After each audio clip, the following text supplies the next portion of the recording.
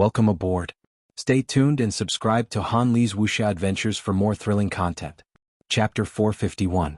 Mu Rong and Zhang Dingtian's battle had shocked everyone's strength, while Qin Qin and Che Han's battle had shocked everyone's reputation. Qin Qin was ranked 88th on the top 100 rankings, while Che Han was not ranked. This was equivalent to a nobody creating a miracle. Although it was not enough to question the authority of the top 100 rankings, many people realized that the universe was vast and that not all powerhouses were famous. There was one more thing. Now that Che Han had defeated Qin Qin, he would replace Qin Qin and become the 88th ranker of the top 100 battle rankings. After the new top 100 battle rankings was released, the rankings after 88th would be pushed back. As for the 100th ranker, he would be kicked out. 7th bro, I think that the most pitiful person on the top 100 rankings is the guy ranked 100. No matter what happens in front of him, that guy will be gone. Don't you think that he's living in fear all day? The monkey cackled. Lu Yin looked at Che Han on the screen. He had clearly seen the 5 rings of the ice plum blossom, and this person was from the Royal Frost Continent. Wasn't it said that the people of the Royal Frost Continent did not interact with the outside world? Why had he appeared? Furthermore, this person's status on the Royal Frost Continent was definitely not simple. 5 Skyfall Cascades meant that 5 powerhouses had been born. Everyone was looking forward to the battle between these 5. Starsibyl's gaze was deep as she looked at the sky, but no one knew who she was looking at. Haida Xiao was not satisfied with any of these 5. He was most satisfied with Zhang Dingtian and Qin Qin, but it was a pity that they had both been defeated. As Che Han walked to the sluice gate, the Skyfall Cascade sluice gate rumbled. Lu Yin's eyes flashed and he raised his hand. He exerted a bit of force and the sluice gate creaked as it opened. He narrowed his eyes and increased his strength as he pushed the gate open. Behind the sluice gate were 5 canals that converged at the center, where the Sea King's trident was located. Whoever could pull it out would be the Sea King's son-in-law. The true Sea King's son-in-law selection had only just begun. Everyone seemed to have forgotten that these people had only qualified based on their strength. There was also a group of people who had qualified based on their looks. They were notified the moment the sluice gate opened, and they all walked into the teleportation device beside the lake. Sun Jiong was very excited as it was finally their turn.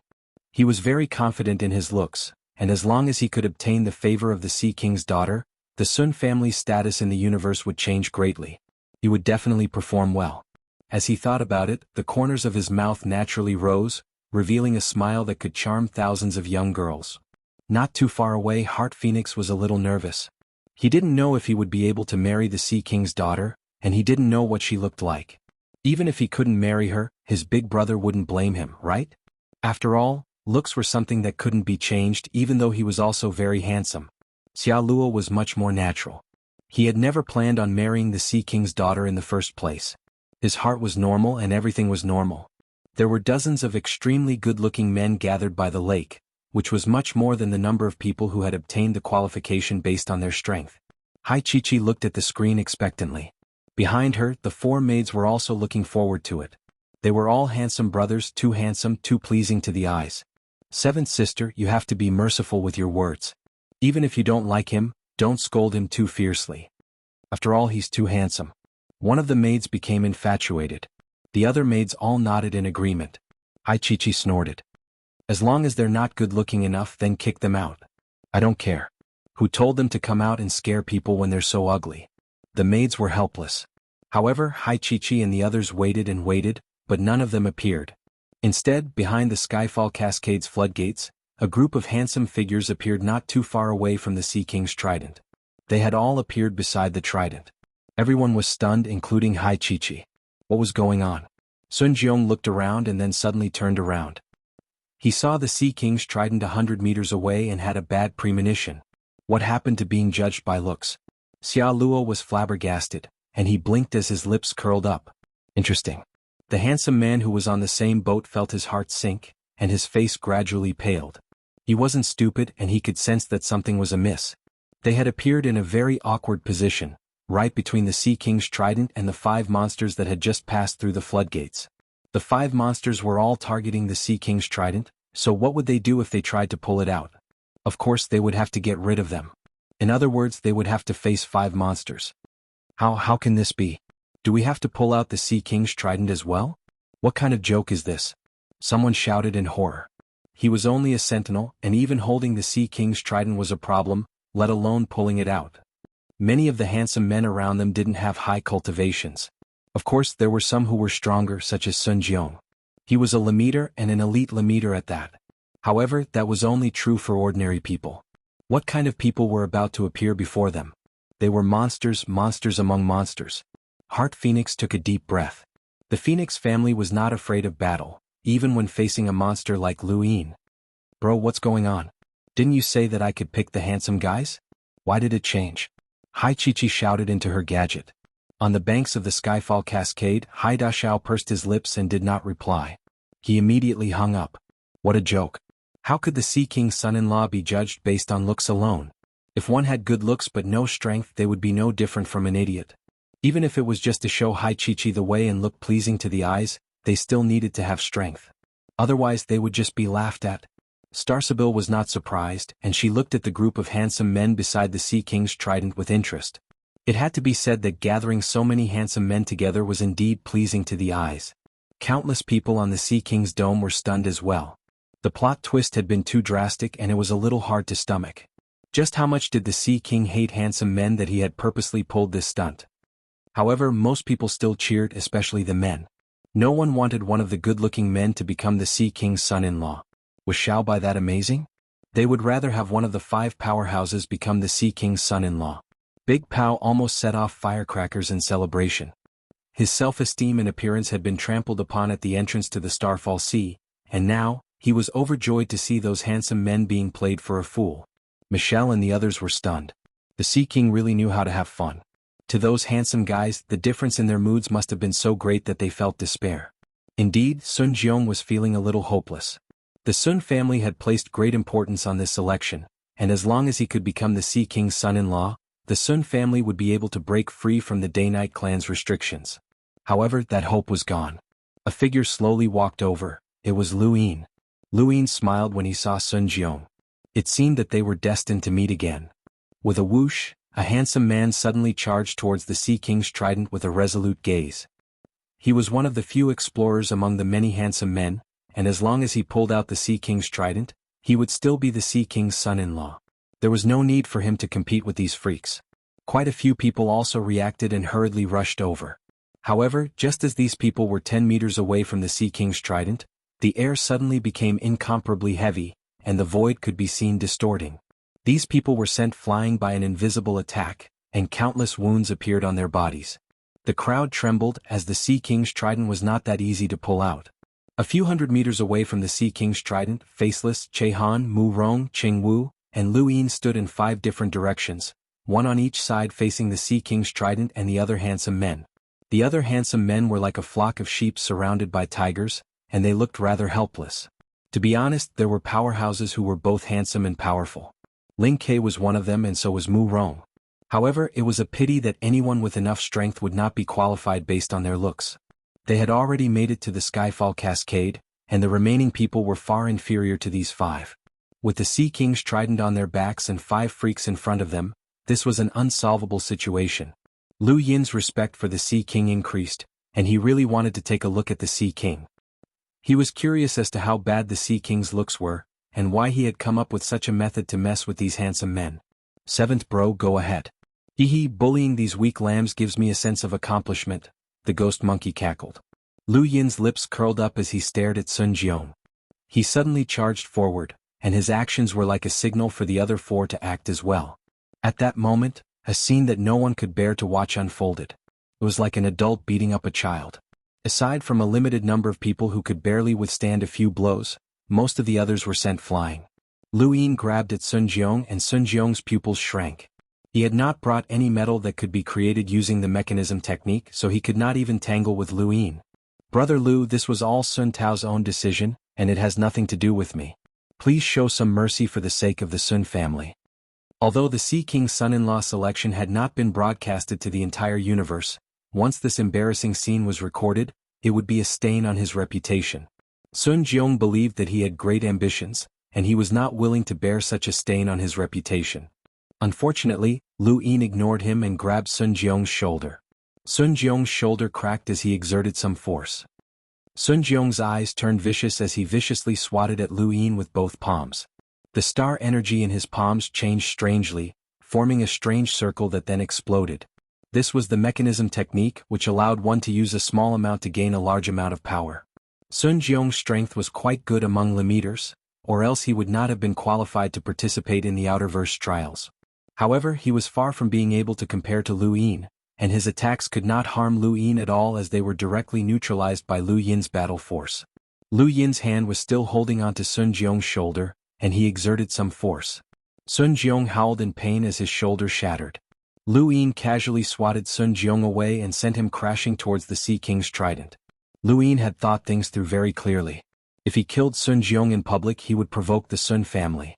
The Sun family was very powerful, and Lu Yin did not want to form an irreconcilable grudge with them. Furthermore, his grudge with Sun Jiong had not reached the point where he had to kill him. However, if Sun Jiong died under the Sea King's trident, then it would have nothing to do with Lu Yin. Although the Sun family would still blame it on Lu Yin would still have his reasons. Half of Sun Jiong's body was numb, and he could not escape. He could only watch helplessly as he crashed into the Sea King's trident and was sent flying 10 meters away. He spat out a mouthful of blood and crashed into a canal in the distance. It was unknown whether he was dead or alive, but he simply followed the current and fell into the Skyfall Cascade. If Lu Yin wanted to find Sun Jiong, he would have to go downstream. In the Sea King's dome, Sun Tao and the rest glared at Lu Yin as they hurriedly headed downstream to search for Sun Jiong. Lu Yin, it's been a while. Heart Phoenix had just sent Sun Jiong flying when the golden undying bird soared behind him. Heart Phoenix had never given up on challenging Lu Yin, and even under such circumstances he still wanted to show off his might. Firstly, he had a desire to fight Lu Yin, and secondly, perhaps the Sea King's daughter would like someone who was unyielding. Thank you. You're awesome. Thank you for your generosity. Thank you, brothers, for your constant support. Add one more chapter, thank you. Welcome aboard. Stay tuned and subscribe to Han Li's Wuxia Adventures for more thrilling content. Chapter 452. Lu Yin turned around and faced Hart. You're getting cocky. You want to challenge me before you even become a Lemeter?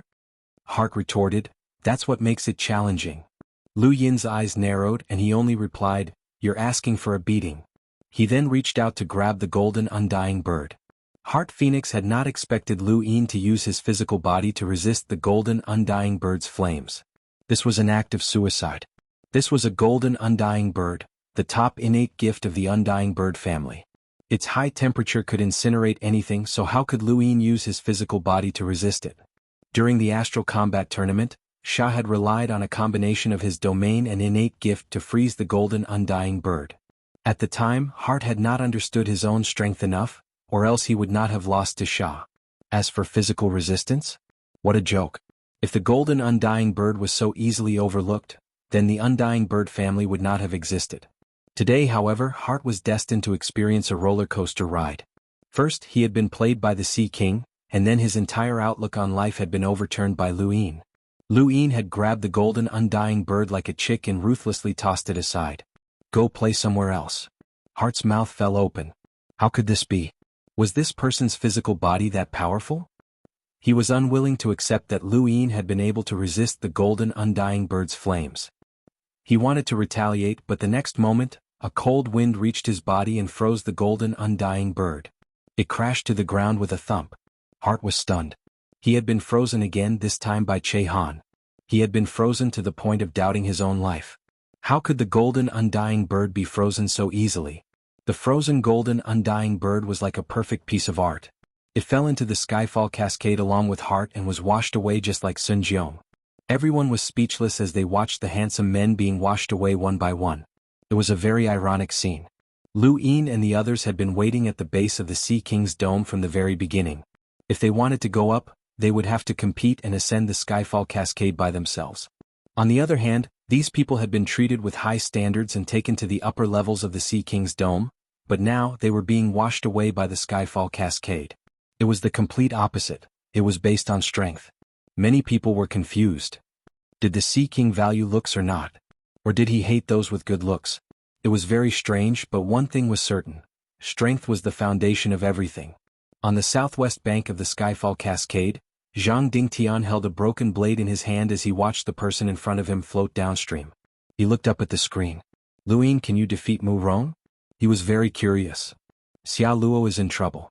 He ran into Mu Rong. Little Pao exclaimed. Michelle and the others looked over at the same time. Sure enough, Xiao Luo and Mu Rong were getting closer and closer.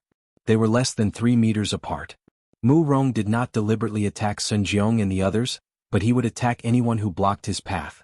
Coincidentally, Xiao Luo was in front of him and his back was facing Mu Rong. He was looking at the faceless man, his eyes deep in thought.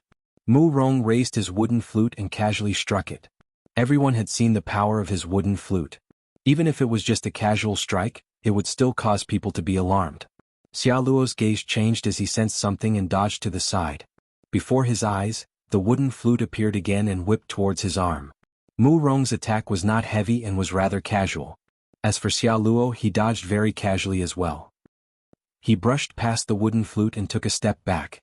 Other than his clothes fluttering slightly, he was not injured at all. Mu Rong was astonished and turned to look at Xiao Luo seriously. His attack was not only reflected on the wooden flute, but also the surrounding space. That was the power of his domain, yet this person had actually avoided it with ease. Mu Rong sized up Xiao Luo seriously. Xiao Luo smiled. Sorry I'm in your way. Mu Rong's eyes darted around as he carefully observed Xiao Luo. His gaze grew more and more surprised. I misjudged you. You're not bad. Xiao Luo shrugged. I can't compare to you. Goodbye. He then turned to leave. Mu Rong did not stop him, and he looked at Xiao Luo's back with a pensive expression. Had he been mistaken? His star energy had just been dissolved. This was not an ordinary lock-breaking technique. Xiao Luo and Mu Rong's brief exchange attracted the attention of many, including Lu Yin. Xiao Luo was indeed strong, and even Mu Rong had taken him seriously. This expression had only appeared on Zhang Dingtian's face before, and even Lan Yu was not worthy of it. Little Pao and the others heaved a sigh of relief. Fortunately, Xiao Luo had not been sent flying. They all had a good impression of Xiao Luo as he was a gentle person. Although they did not know what he was thinking all day, he did not give off a sense of danger and was a suitable teammate. Xiao Luo distanced himself from Mu Rong, but he did not leave. Instead, he walked towards Faceless, the coldness in his eyes growing stronger. His back was facing Lu Yin and the others, so only Faceless could see it. Faceless cut down a handsome explorer with a single slash, and his feet stepped on the blood as he watched Xiao Luo walk towards him. Faceless raised his ugly face, but his eyes were calm. Xiao Luo stared at him with a frown. Lu Yin could not see it, but Michelle and the others could see it through their screens. They had never seen such an expression on Xiao Luo's face before. Hey. Xiao Luo can't be thinking of fighting him one-on-one, right? That guy might be ugly, but he's ranked 72nd on the top 100 rankings. He's even stronger than Qin Qin. Big Pao shouted exaggeratedly. Lulu clenched her fists. Xiao Luo, you can do it. Don't be a coward. Coco was worried and she had taken out a giant syringe at some point. It looked like she was planning on using it to treat Lu Yin, but unfortunately she could not even reach the mountainside, let alone the top. At this moment, aside from Xiao Luo, all of the other handsome men had been eliminated. There were only 6 people left around the Sea King's trident, and Xiao Luo was the odd one out. Of the 6, Che Han was the closest to the Sea King's trident, only 13 meters away. Cheng Wu was the closest to Che Han, while Lu Yin was more than 100 meters away from Cheng Wu and Che Han. However, he was less than 20 meters away from Mu Rong. Mu Rong turned to look at Lu Yin and then back at the Sea King's trident. He still did not take Lu Yin seriously. In his eyes, this person was different from Zhang Dingtian. The moment Zhang Dingtian had held his blade, Mu Rong had sensed his spirit and determination, but this person did not have that kind of determination. Even though they were both equally famous, Mu Rong had never placed too much importance on reputation. There were too many people who fished for it. Of course, he did not underestimate Lu Yin. He admitted that this person was qualified to fight him, and his strength might not be any weaker than Zhang Dingtian's. However, there was not much point in fighting such a person and he would definitely win. Of all of them, only Yi Xingqian interested Mu Rong. A Lemiter who had dared to roam the cosmic sea must have an extraordinary determination and spirit. 7th bro, why do I feel like that guy is looking down on you? The monkey was annoyed. Lu Yin could sense it as well, but he did not care too much about it. Instead, he stared at the Sea King's trident and slowly approached it. There was a whoosh as the blade flashed past Lu Yin and slashed towards the ground. In the distance, Faceless and Xiao Luo had begun their battle. Lu Yin found it strange that Xiao Luo had not retreated and was actually fighting with Faceless. Although Faceless was strong, he should not have reached the level where he could compete with someone in the top 80 of the top 100 rankings. Why was he attacking? On the other side, Chehan was within 10 meters of the Sea King's trident. He immediately felt the sharp spear intent repel everything. The Sea King's trident was clearly stabbed into the ground, but it still emitted an attack that even Chehan was wary of. In the void, sharp attacks shot out and even his clothes were torn apart. This was the innate attack power of the Sea King's trident. The closer one got to it, the more powerful the attacks would be. Fortunately, the attacks were still within Chehan's tolerance range. Since the Sea King's son-in-law selection was about pulling out the Sea King's trident, the attacks would not be too terrifying. Chehan's fireglass frost froze the air in front of him as he slowly approached the Sea King's trident. White scars occasionally appeared on the ice, and the closer he got to the trident, the deeper the scars became. Everyone watched on nervously, as the winner of the Sea King's son-in-law selection would be decided among these six. Suddenly, Cheng Wu entered within 10 meters of the Sea King's trident, and without any warning he punched at Chehan. Chehan had been on guard against Cheng Wu the entire time. The moment the bell enveloped him, he quickly retreated, narrowly avoiding being enveloped by the bell and ending up like Ling Quebec. He turned around and blocked with his spear, but Cheng Wu's fist landed on the spear's body. Sonic Thunder Fist.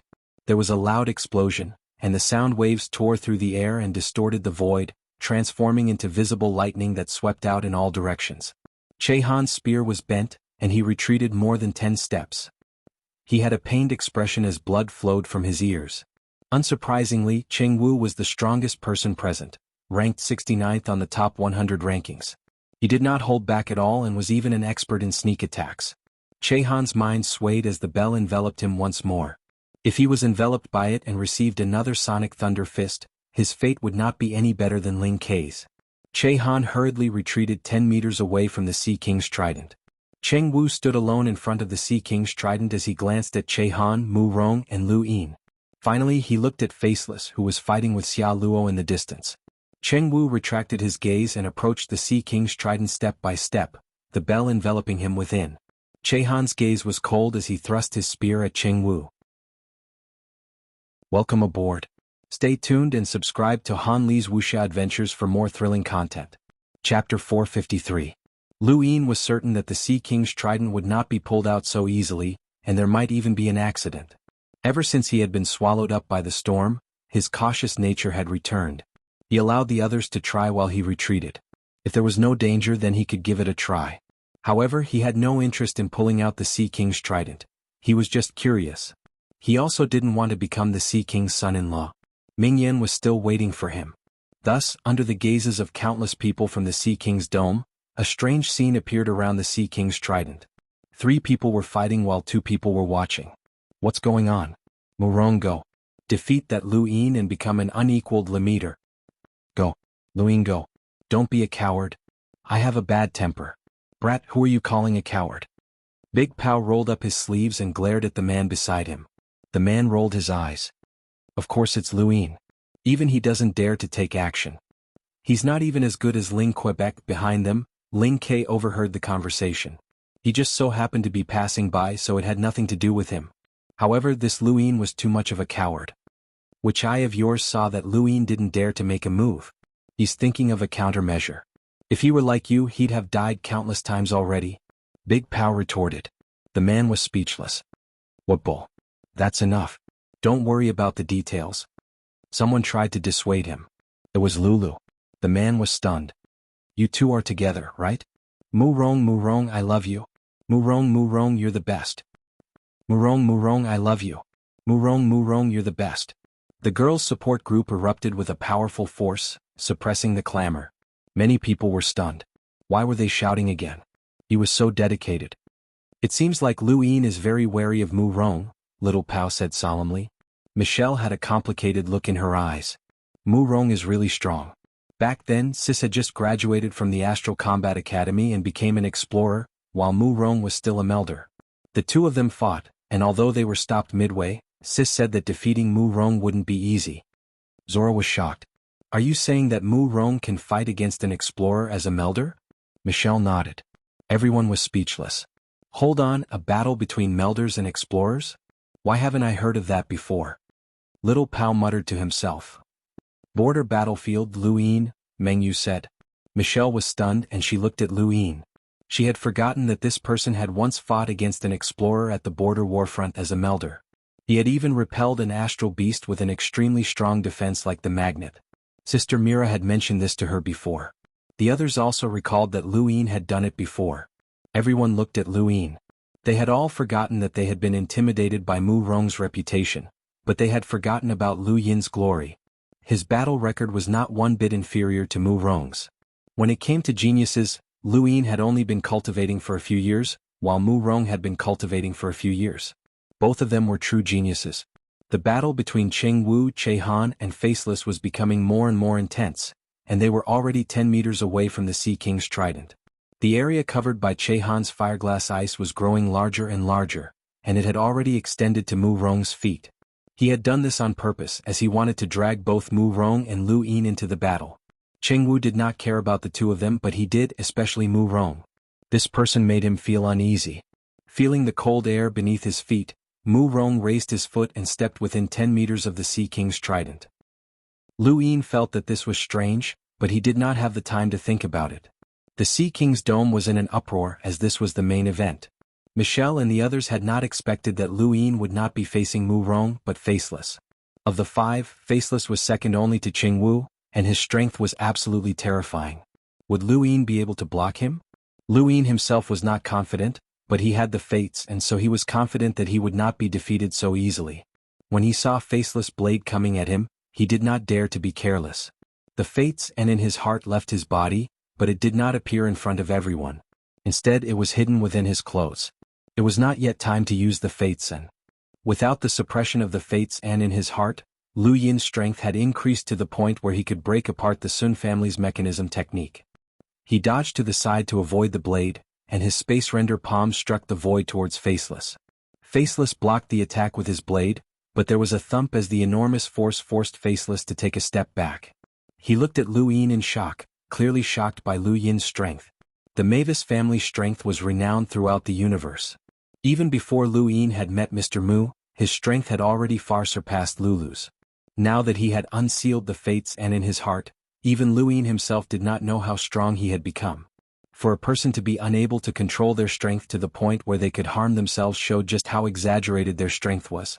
Faceless slashed out with his blade, and the void distorted as if it was about to be torn apart. An enormous blade of light swept past Lu Yin's head and into the sky, splitting the clouds in two. Lu Yin did not dare to be struck by such a blade of light, as the areas that his fates and could not protect would likely be cut off. After all, this person was ranked 72nd on the top 100 rankings, which was higher than Northgate Lai and Qin Chen. Lu Yin did not want to be crippled, so he rushed forward and pressed down with a 30 stacks 40-fold shockwave palm. Faceless blade spun and slashed out from below. There was no blade of light, but all of the power contained within was concentrated on the blade.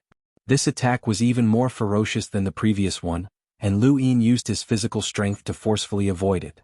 He was using pure strength to drag his body, and although it seemed like he had only moved a small distance, it was so difficult that even Mu Rong might not have been able to accomplish it. Faceless blade was avoided, and Lu Yin's palm struck Faceless abdomen. His palm force exploded, and just as Faceless was about to move, his eyes suddenly widened in shock. He paused for a moment before his body was sent flying towards the Sea King's trident.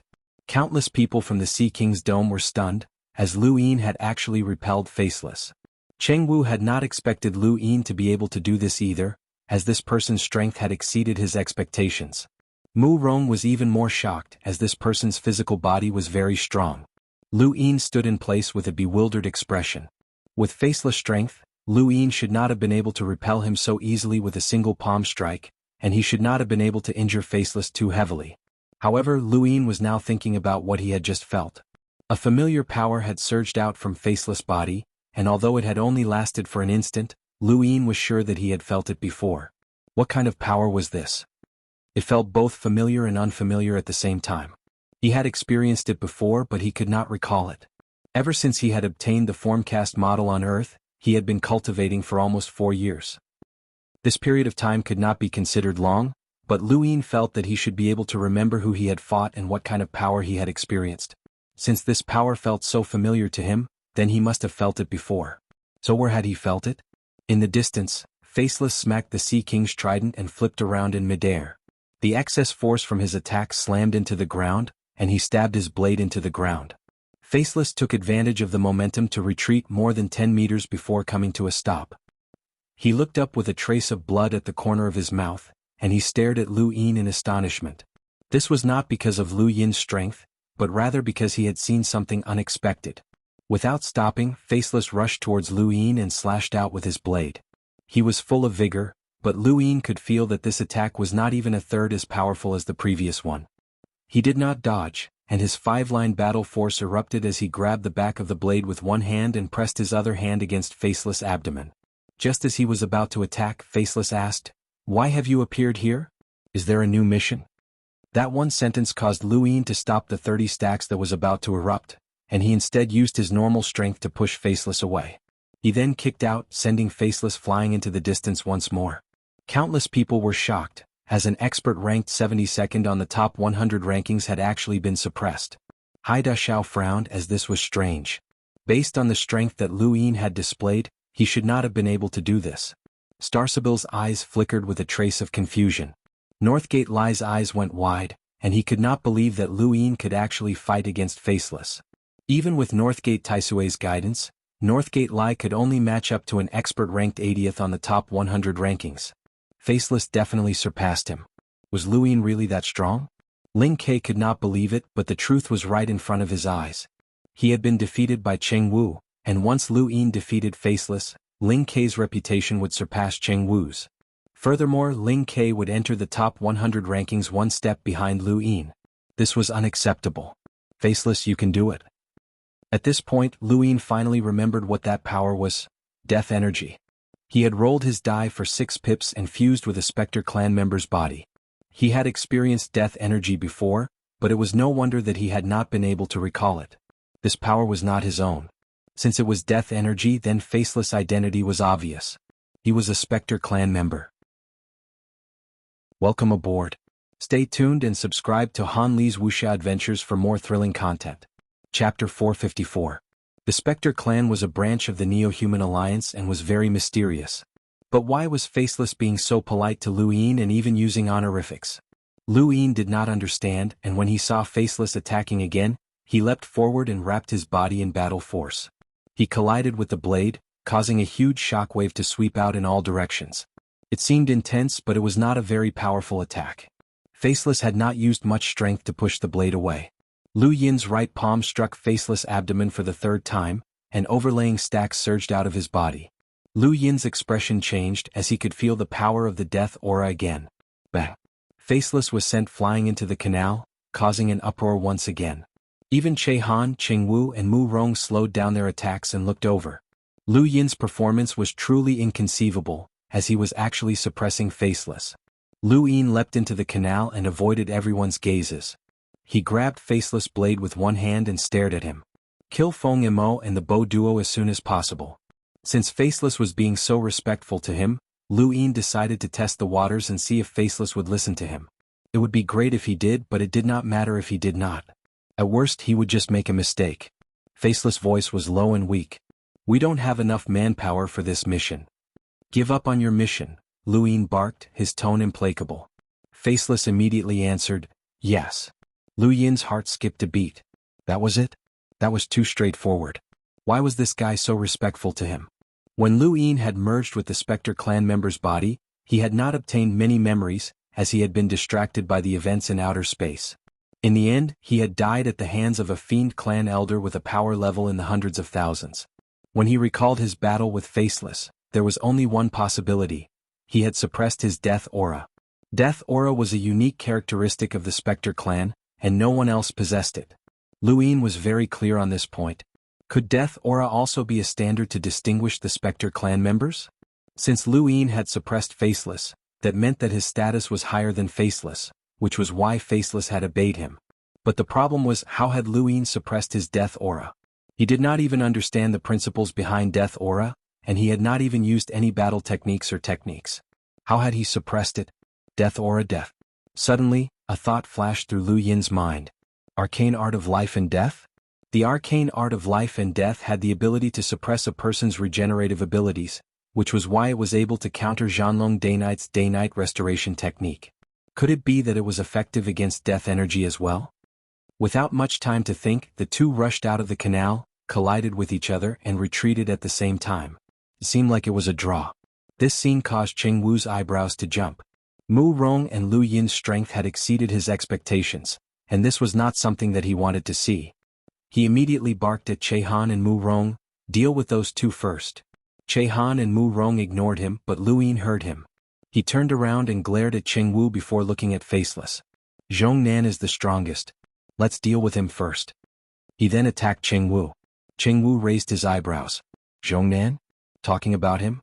The Faceless man did not hesitate and raised his saber to slash at Cheng Wu. Not only them, Mu Rong and Che Han also attacked Cheng Wu at the same time. Cheng Wu felt as if he had just eaten a dead fly. "Stop." However, his words were drowned out by 4 powerful attacks. Che Han's Fireglass Frost, Mu Rong's Wooden Flute, Lu Yin's Skybeast Claw and Faceless Saber.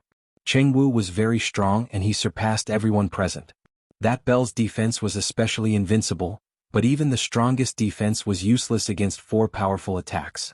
Even with the bell, Cheng Wu was still struck in the chest by Faceless Saber, and a huge wound appeared glaring under the sunlight. Cheng Wu's gaze turned fierce and he growled, "Sonic Thunder Fist." He punched his own bell. There was a loud bang and the sound waves turned into thunder that swept out in all directions. White shock waves that could be seen with the naked eye swept through the air, overturning the water in the canal and causing the ground around them to crack. This was Cheng Wu's strongest attack, and it caused the 4's heads to explode, giving them headaches. Cheng Wu hated Lu Yin the most at this moment, as this person was the reason why the 4 of them had joined forces. He knew that he would definitely lose, but before that he had to kill this person. With that thought in mind, he punched out again, this time directly at Lu Yin. Lu Yin did not move, and Faceless slashed out with his saber, cutting through the powerful sound waves and sending a huge saber beam towards Cheng Wu. Cheng Wu's pupils shrank as the bell enveloped his body, and there was another loud bang. Lu Yin was astonished, as Cheng Wu was indeed worthy of being ranked 69th on the top 100 rankings. That bell's defense was simply astonishing, and it was probably almost on par with Lu Yin's fates but it still hadn't cracked. The bell did not crack, but Cheng Wu, who was protected by it, was not safe. Fireglass Frost spread out from beneath his feet, freezing his legs. Cheng Wu's face went pale, and his star energy surged, shattering the layer of ice. However, the moment the ice shattered, green grass spread out from the ground.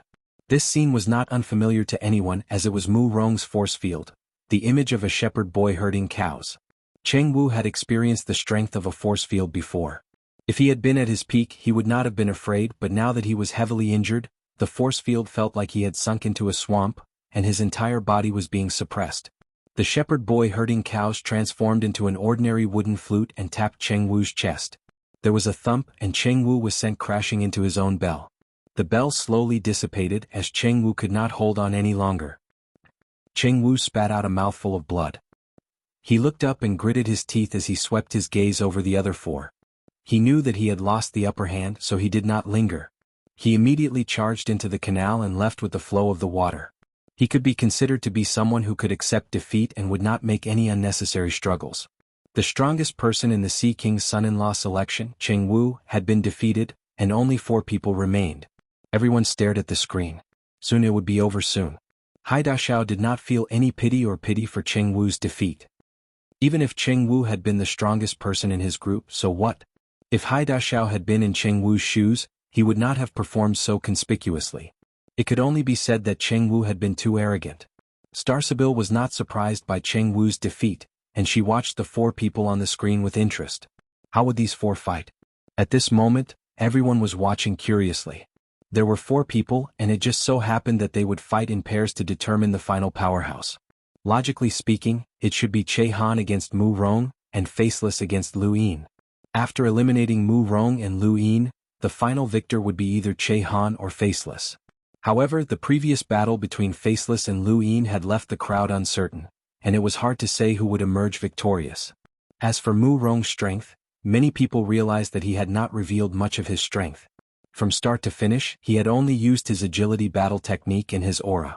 As for his offensive battle techniques and innate gifts, he had not revealed them yet. Mu Rong's strength was unfathomable, and he had hidden it even more deeply than Che Han and Faceless. Michelle and the rest looked at the screen with complicated expressions. They had thought that Lu Yin was just going through the motions, but they had not expected him to reach the final step. At this point they did not wish for Lu Yin to fail. Becoming the Sea King's son-in-law sounded very exciting. Speaking of which, if Junior becomes the Sea King's son-in-law, will we still need to be afraid of Feng Mo and the Bo duo? Little Pao asked in a rather loud voice, deliberately speaking for Bo Jr. to hear. When Bo Jr. heard this he felt uneasy and he nervously looked at the screen hoping that Lu Yin would fail. On the other side Feng Mo and Bo Sr. were also very nervous. So what if Lu Yin was a hunter? Against the Sea King, it would be the same as Lu Yin's group against them. No, Lu Yin's group could still escape from them, but if they were the ones facing the Sea King, they would not even be able to escape. In the lower reaches of the Skyfall Cascade, a group of losers were rescued including Sun Jiong. He had been beaten very badly and had lost consciousness. Under Sun Tao and the others' care, he barely managed to open his eyes and stared at the screen with hatred. I, Sun Jiong, swear that I won't be human if I don't take revenge. Sun Tao was helpless and he could only pray that Lu Yin did not become the Sea King's son-in-law. Otherwise, forget about revenge, he would not even have time to curry favor with Lu Yin. Elsewhere, Hai Chi frantically tried to contact Hai Daxiao, but he did not pick up. The Sea King's trident exuded a sharp spear intent, and the four did not immediately attack. Instead they looked at each other in fear. Faceless suddenly spat out a mouthful of blood and then left without looking back. He had given up. Many were stunned. Chehan watched Faceless leave, and his eyes flashed as he cautiously glanced at Lu Yin and Mu Rong. He was also afraid of repeating Cheng Wu's mistakes and that Mu Rong would join forces with Lu Yin. However, he was overthinking things. At this point in the battle, Mu Rong did not plan on attacking. He did not want to become the Sea King's son-in-law, and he only wanted to clear that person's name. Mu Rong had defeated Cheng Wu with a single blow with his wooden flute and displayed a nearly unparalleled aura, which was enough. Lu Yin did not plan on attacking either, but he was very interested in Mu Rong. He was hesitant about whether or not he should fight Mu Rong and see who was the true unparalleled limiter. Seventh bro, it's time for you to show off. Use your fates and to fight Mu Rong. Beat him until he starts doubting himself. The monkey shouted excitedly, feeling as if he was about to become the strongest academy master of the spiritual academy. Welcome aboard. Stay tuned and subscribe to Han Li's Wuxia Adventures for more thrilling content. Chapter 455. Sun Jiong almost vomited blood when he saw this scene. Since these two bastards didn't want to fight, why did they still hit them? Cheng Wu walked out of the Heavenspan Cascade and when he saw this scene he almost died from anger. These two bastards didn't even want to fight and had even kicked him out. The angriest of them all was Hai Daxiao. The space around his body had become unstable and a crack had spread out. Even though the Skyfall Cascade space had been suppressed, he was still able to tear it apart. What do these fellows think the Sea King's son-in-law selection is? They're courting death. Chehan was the only one who truly wanted to pull out the Sea King's trident, and he did so. No one tried to stop him, and he easily arrived beside the Sea King's trident. He withstood the fierce spear intent and raised his hand to grab the Sea King's trident. It was warm to the touch and there was a strange gentleness to it. It was as if the weapon in his hand was not a weapon meant for killing. Everyone was looking at him as he was only a step away from becoming the Sea King's son-in-law. Hai Daxiao stared at Chehan coldly, but he did not even look at him. Instead, he glared at Mu Rong and Lu Yin, as if he did not care whether Chehan could pull out the Sea King's trident or not. Chehan exerted his strength and tried to pull out the Sea King's trident, but it did not budge at all. He was astonished as he looked at the ground. He exerted force with his feet, causing cracks to appear on the ground and craters to appear that spread out in all directions. However, the area where the Sea King's trident had been inserted did not change at all. The ground had withstood Chehan's strength. He knew that the Sea King's trident would not be pulled out so easily. Chehan exerted his strength once more. His physical strength was not weak, or else he would not have used a spear as a weapon. However, even though he had already used all of his strength, the Sea King's trident did not budge at all. Everyone looked at Chehan. This person had defeated Qin Qin, so he was at least 80th on the top 100 rankings. However, he could not pull out a single spear, which meant that there was something strange about the Sea King's trident. Rumor has it that the Sea King's trident is the Sea King's weapon, and it once caused the universe to bleed. Countless people wanted to snatch it away, and the trident itself is a supreme treasure, someone from the waist of the Sea King's mountain commented. I've heard that the experts under the Sea King's command have all tried to pull out this spear, but none of them succeeded, someone else whispered. The bystanders were puzzled. Is there such a thing? If the Sea King wants to use the Sea King's trident as a criterion for selecting a son-in-law, then isn't he just messing with us? Even the experts under the Sea King's command can't pull it out, so how can those youths possibly do it? Sure, who knows? Look at that group of handsome guys. They're covered in dirt, and it's obvious that they've been played by the Sea King. Maybe the Sea King likes to play tricks on people. That shouldn't be the case. I've heard that the Sea King is in seclusion all year round. He doesn't have the time for that. It's because I'm always in seclusion that I'm bored. It can't be that boring, right? Hearing the discussions around him, Big Pow was left speechless. I didn't expect the Sea King to be such a person. Lulu, the seniors of your Mavis family have been in seclusion for too long. Are they bored to the point of fooling people? Lulu rolled her eyes. Of course not. Our clan's seniors are very strict. Big Pow nodded. At most, we'll raise the price of goods and let everyone feel how difficult it is to make money, Lulu continued. Big Pow was speechless. Lulu, your words are so infuriating. Coco's eyes widened as she stared at Lulu. So the reason our Windrift Hall's medical fees are increasing is because of your Mavis family. Lulu blinked. Little girl, what does your price increase have to do with us? Don't blame everything on the rich. Coco pursed her lips and looked at the screen worriedly. Will Brother Lou fight Murong? Lulu grew excited at the mention of this. It'll be best if they fight. Let's see who's the unrivaled Lemeter in the universe. Murong, I love you. Murong, you're the best. Murong, I love you. Murong, you're the best. In the distance, the cheerleaders were still guarding their posts and excitedly watching Murong on the screen. Chehan had completely exploded, and his fireglass frost distorted the void as he gripped the Sea King's trident with both hands. With a low growl, he forcefully pulled it out. Lu Yin and Murong exchanged glances when they saw this scene. They both had a bad feeling. If Chehan failed, the two of them would have to fight. If they were unlucky and managed to pull out the trident, they would become the Sea King's son-in-law. Lu Yin didn't hesitate to fight Murong and instead decided to retreat first. Murong reacted even faster than Lu Yin, and he took the lead to rush into the distance, intending to withdraw from the competition. Lu Yin cursed under his breath and rushed in another direction. He had to leave before Chehan was completely defeated. However, while his thoughts were good, he couldn't do it in the end. Two loud sounds rang out, and both Lu Yin and Murong were sent flying back by an attack. Lu Yin retreated 100 meters and his arms were in intense pain. Just as he was about to leave, a shadow flashed in front of him, followed by a ferocious attack. Fortunately, he had reacted quickly and used battle force to block the attack with his arms. Otherwise, that attack would have landed on his face. However, even with battle force, his body had nearly been torn apart. What a powerful attack. He looked up and saw a youth with an angry expression on his face. To the side, Murong had suffered the same fate as Lu Yin. He had also been sent flying by an attack from the same youth. Two unrivaled Lemeters of the younger generation had been sent flying by the same youth, which shocked both of them. This person was terrifyingly strong. At the waist of the Sea King's peak, someone exclaimed, "It's Hai Da Xiao. Hai Da Xiao has made his move." No one had expected Hai Da Xiao to appear at the last moment. Michelle and the others were astonished as that person was Hai Da Xiao. They had long since heard of his name, and he was ranked 7th on the top 100 rankings. He was one of the people closest to the 10 arbiters, and it was no wonder why he had been able to send Murong and Lu Yin flying. With his strength he could easily crush the two of them. "Who are you?" Lu Yin stared at the youth in front of him. The youth clasped his hands behind his back, and his gaze swept past Lu Yin and Murong before landing on Chehan. Chehan held his breath, but he still couldn't pull out the Sea King's trident. He helplessly let go with a dejected expression on his face. "Give up. If you can't pull it out, then you can't. You can leave now," the youth said arrogantly. Chehan frowned and looked at the youth. "Why?" The youth was cold and arrogant. "This opportunity is destined by the heavens.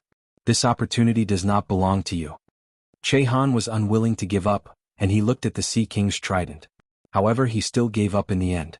He had tried his best, but just as the youth had said, if he couldn't pull it out, then he couldn't. There was no point in forcing it. After Chehan retreated, the youth's gaze landed on Lu Yin and Murong, and his gaze gradually turned cold. "What do you two think the Sea King's son-in-law selection is? A game? If you want to leave, then leave." Murong asked, "You're Hai Da Xiao?" Lu Yin was stunned. Hai Dashao. 7th on the top 100 rankings? Hai Dashao raised his head. Since you know that it's me, then obediently go back and pull out the trident. Otherwise, there's no need for you to leave the Sea King's dome. No one can save you. Why can Faceless withdraw? Why can't we? Luin couldn't help but ask. Hai Dashao's lips curled up. If I say that someone can't do it, then that person can't. If you're not convinced, then you can challenge me. 7th bro, this guy is too arrogant, but you should just admit defeat. 7th bro, it's not that I'm looking down on you, but don't even think about fighting this guy before you become an explorer, the monkey said. Luin was helpless. 7th on the top 100 rankings was someone that even his fates and could not withstand. Hai Dashao's strength was enough to challenge and even defeat a hunter. Facing him would not be much different from facing Feng Mo. Mu Rong did not hesitate and turned to walk towards the Sea King's trident. He understood Hai Dashao better than Luin, and there was no need to waste words with this person. All he had to do was follow his orders. Otherwise, even if that person came, he would not be able to take Mu Rong away. Che Han had not been able to pull out the Sea King's trident, and Hai Dashao should not be able to do so either. Luin did not say anything else and simply walked towards the Sea King's trident. Hai Dashao's eyes narrowed as he did not expect these two to be able to pull it out. However, the Sea King had the Sea King's prestige, and it would be child's play for him to leave the Sea King's son-in-law selection. Even if he was just putting on an act, he had to make sure that it was done properly. Mu Rong grabbed the Sea King's trident with both hands, and his eyes went wide as he pulled with all his might. With Hai Dashao beside him, he could not act too fake.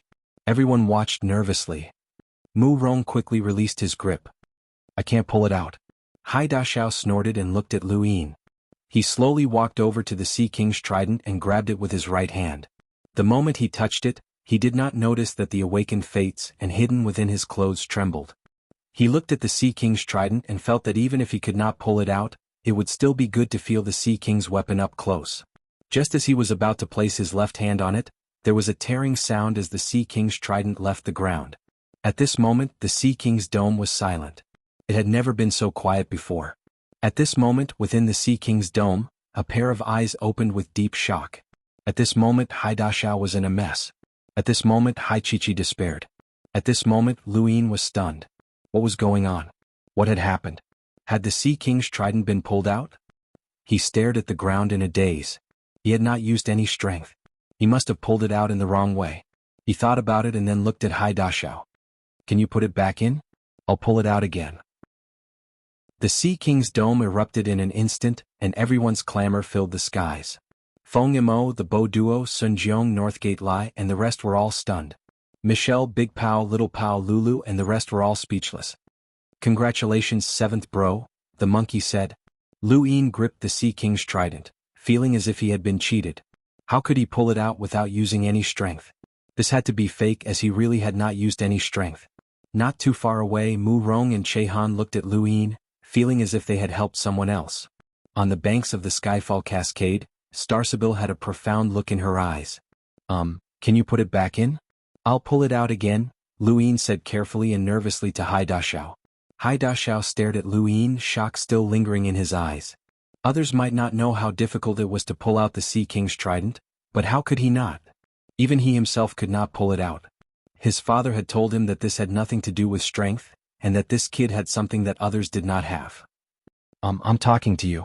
Actually, Che Han and Mu Rong might have pulled it out, but there was a delay, and it just happened to land in my hands, Luin explained, but even he did not believe his own words. You don't want to marry my sister? Hai Dashao's tone was cold, and his attitude was rather nasty. Luin felt awkward. That's not it. It's just that this is a misunderstanding. Hai Dashao sneered and waved his hand, dispersing all of the screens in the sky. He took a step forward and appeared in front of Luin. Come with me to see Chi-Chi. He then grabbed at Luin. Luin wanted to block, but he hesitated for a second before giving up. He could not block the attack, so he allowed Hai Dashao to grab him by the shoulder and leave through the void. The Sea King's trident was still in Lu Yin's hand. Welcome aboard. Stay tuned and subscribe to Han Li's Wuxia Adventures for more thrilling content. Chapter 456. As he watched Hai Dashao leave with Luin, Mu Rong calmly turned around and left as well. Che Han had a complicated look in his eyes. He had not expected things to turn out this way, and he had even gained a favor. Michelle and the others looked away and exchanged glances. I feel like we have a powerful backer now, Little Pal muttered. Suddenly he thought of Bo Jr., and he quickly turned around, only to find that the man had disappeared. There's no need to look anymore. Feng Mo and the Bo duo must have already left the Sea King's dome. They're not stupid and they won't wait for the Sea King to kill them, Michelle said as she looked at the highest point of the Sea King's dome with a complicated expression. Once Lu Yin became the Sea King's son-in-law, his status would change drastically, and his status would not be any lower than Night Queen Yanqing's. Michelle was right. Feng Mo and the Bo duo were currently fleeing the Sea King's dome in a panic. They felt like they had been sent to kill Lu Yin, but in the blink of an eye he had become the Sea King's son-in-law. Even the Blackbeard pirates would not dare to make a move against him, let alone them. The Sea King's reputation was quite terrifying. Zhang Dingtian looked away and felt that it was a pity that Lu Yin had not fought Mu Rong. Ling Ke also felt that it was a pity. Sun Jiong was so angry that he almost fainted. Who would have thought that Lu Yin would be the one to become the Sea King's son-in-law? No matter how noisy the Sea King's dome was, Haida Xiao grabbed Lu Yin and tore through the void in the blink of an eye. They appeared in a pavilion on a cliff, and he saw a familiar face staring at him with dissatisfaction. It was the beautiful maid from before. The two looked at each other. "Little sister, I've brought you your son-in-law. Let's have a chat," Haida Xiao said before tearing through the void to leave. It felt like he was running away as if he was afraid of being caught. The pretty maid tried to grab him but all she could grab was air. Haida Xiao had already run away. "If you run fast, I don't believe that you'll never appear again. Just you wait." Lu Yin stared blankly. He would be too stupid if he still could not understand. This pretty maid was the Sea King's daughter and Haida Xiao's younger sister, Hai Chi-Chi. The Sea King's daughter had personally come to the border of the Starfall Sea to find a son-in-law, which was a little shocking. Furthermore, Hai Chi-Chi was completely different from what Lu Yin's expectations. Rumor had it that the Sea King's daughter was incomparably ugly, which was why she was looking for a handsome man to change her family's genes. Of course, Lu Yin didn't believe such a rumor, as no great power's descendant was ugly. But then again, what was up with that poisonous tongue of hers? The more he changed, the more creative he became. "Lu Yin, did you know that there's an eternal truth in the universe?" The beautiful maid, No Hai Chi-Chi, looked at Lu Yin with a solemn expression. Lu Yin was stunned. "Truth?" He looked at Hai Chi-Chi seriously. Was this related to the Sea King's dome? "What truth?" he asked seriously. Hai Chi-Chi looked up at the sky with melancholy. "A fresh flower stuck in a pile of cow dung. You're a pile of cow dung after all." Pucci not far away, the four maids couldn't help but chuckle. Lu Yin choked for a moment, unable to think of a rebuttal.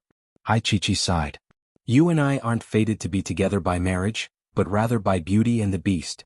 This is an ill-fated relationship, so..." Hai Chi-Chi looked at Lu Yin seriously. "You should give up.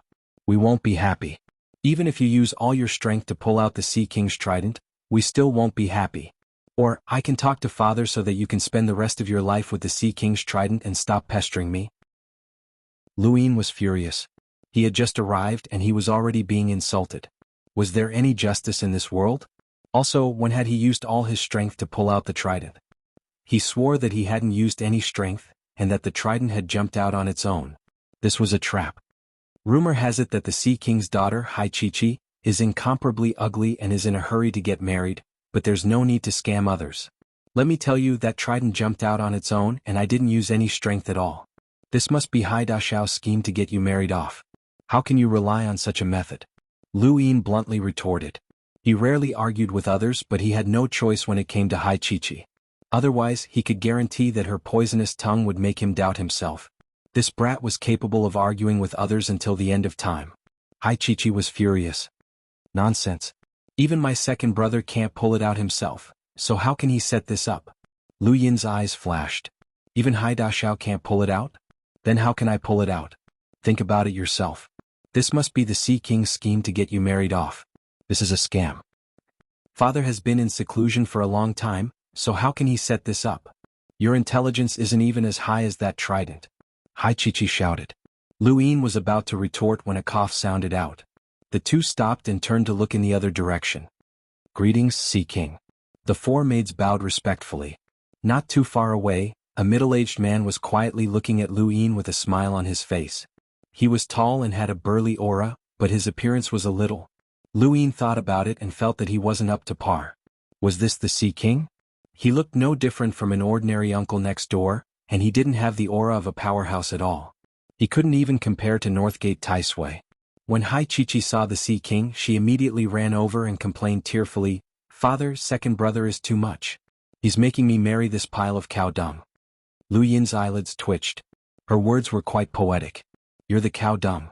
Your whole family is cow dung." The Sea King patted Hai Chi's back in distress. "Good girl, don't cry. Be good and don't speak nonsense. He's not cow dung. Look at how ugly your words are." Hai Chi wiped the corners of her eyes, but there were no tears at all. She muttered obediently, "All right, then he's not cow dung. He can barely be considered a human." "Ah, that's right. You have to be polite when you speak." The Sea King was very happy and he looked at Hai Chi with gratification. Lu Yin was dumbfounded. He finally knew where Hai Chi had learned her venomous tongue from. The Sea King was truly disgusting. After comforting Hai Chi, the Sea King looked at Lu Yin with a smile. "What's your name, kid?" "Lu Yin." "Oh." The Sea King's eyes flashed and his lips curled up. "That doesn't sound nice. Change it to Hien." Lu Yin was speechless as he no longer had any desire to speak. "Were you the one who pulled out my Sea King's trident?" the Sea King asked. At the same time, the Sea King's trident returned to his hand and was put away. Beside him, Hai Chi glared at Lu Yin threateningly. Lu Yin helplessly replied, "I didn't pull it out. That trident jumped out on its own. Sea King, why don't you put it back in and let me pull it out again? I guarantee that I won't be able to pull it out." Hai Chi's eyes lit up, and she hurriedly tugged on the Sea King's sleeve. "That's right, father. Look at him. He's yellow and emaciated, and it would take him a lot of effort to kill a chicken. How could he have the strength to pull out the Sea King's trident? Something must have gone wrong." Even though Hai Chi's words were unpleasant, Lu Yin still accepted them. What he wanted to do the most right now was to get as far away from this father and daughter as possible. The Sea King beamed at Hai Chi. "Good girl, father understands. Go back first and I'll think about how to deal with this matter." Hai Chi expectantly said, "Father, you can't put your daughter in a pile of cow dung.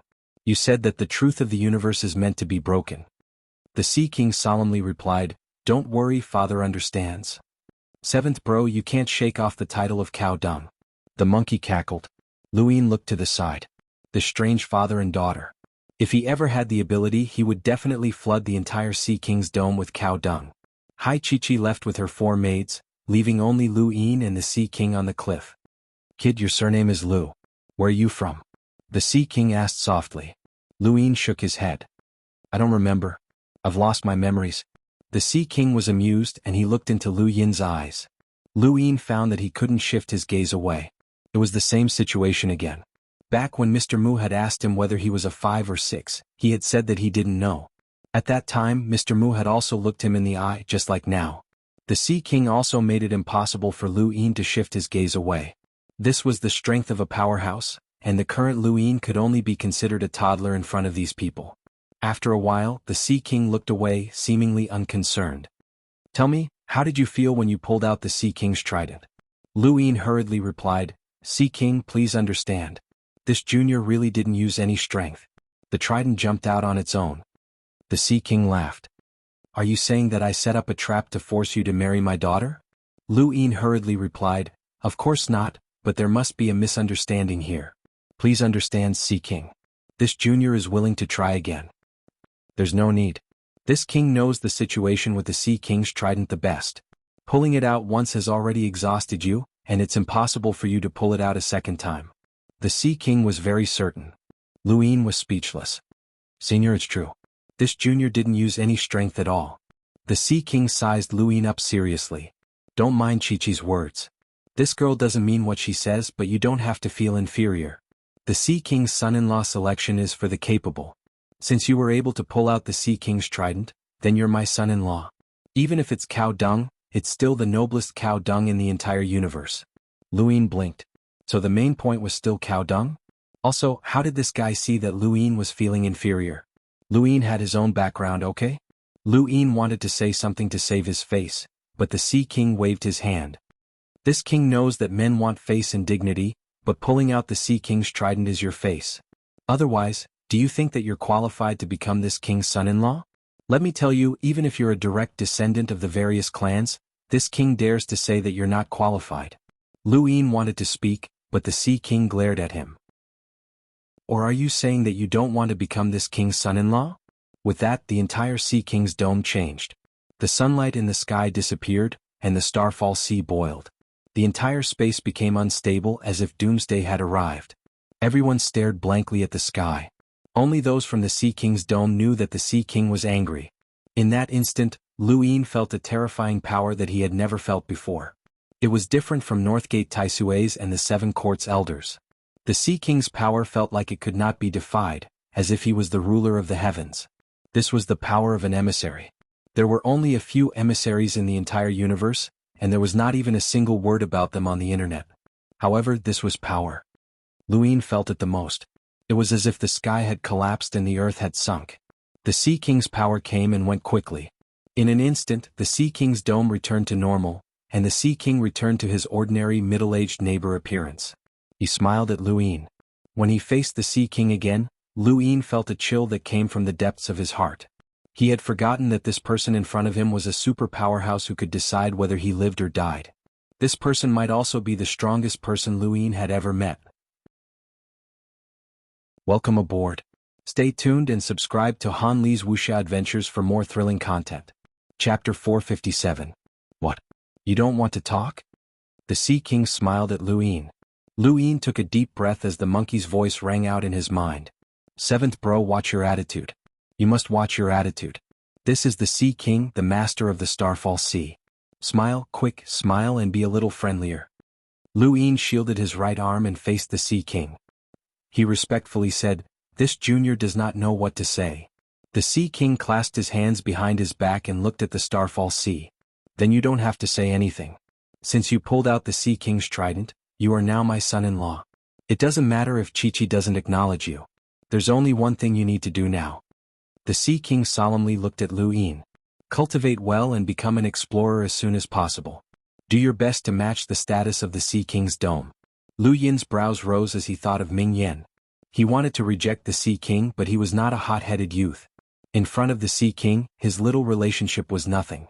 The Sea King might even destroy Shenwu continent in a fit of rage, which would be a disaster for Ming Yen and the entire continent.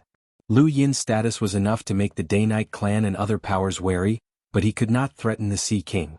The Starfall Sea was very special, and the Sea King was an emissary. Neither the Lockbreaker Society nor the 10 Arbiters Council dared to question an emissary. As for Leon's Armada, Luin did not know much about them, and he did not want to expose his relationship with Heizage Leon. As for Mr. Mu, Luin was not sure. This was a true powerhouse who did not need to worry about anything. This was the true freedom of the universe. Luin had no other choice, but there was something strange. What did the Sea King see in him? Luin did not understand. He had only pulled out the Sea King's trident, and his previous accomplishments were nothing to the Sea King. Perhaps the 10 Arbiters were nothing to the Sea King as well, so why did the Sea King value him so much? It was not just Luin, even Hai Dashao and Hai Chi-Chi did not understand. Could one really become the Sea King's son-in-law with just the Sea King's trident? Many people thought that this was child's play. Luin was grounded and thrown under a waterfall by the Sea King. "Don't think of going anywhere until you become an explorer." These were the Sea King's last words. The Sea King's reaction made Luin suspect that Hai Chi-Chi was really unwanted and that this was a forced marriage. The problem was that he really wanted to contact Zhang Dingtian and have a chat with him. Not far away, the waterfall let out a huge roar. There was a wooden house next to it, which was his residence. Sighing, he walked towards the wooden house.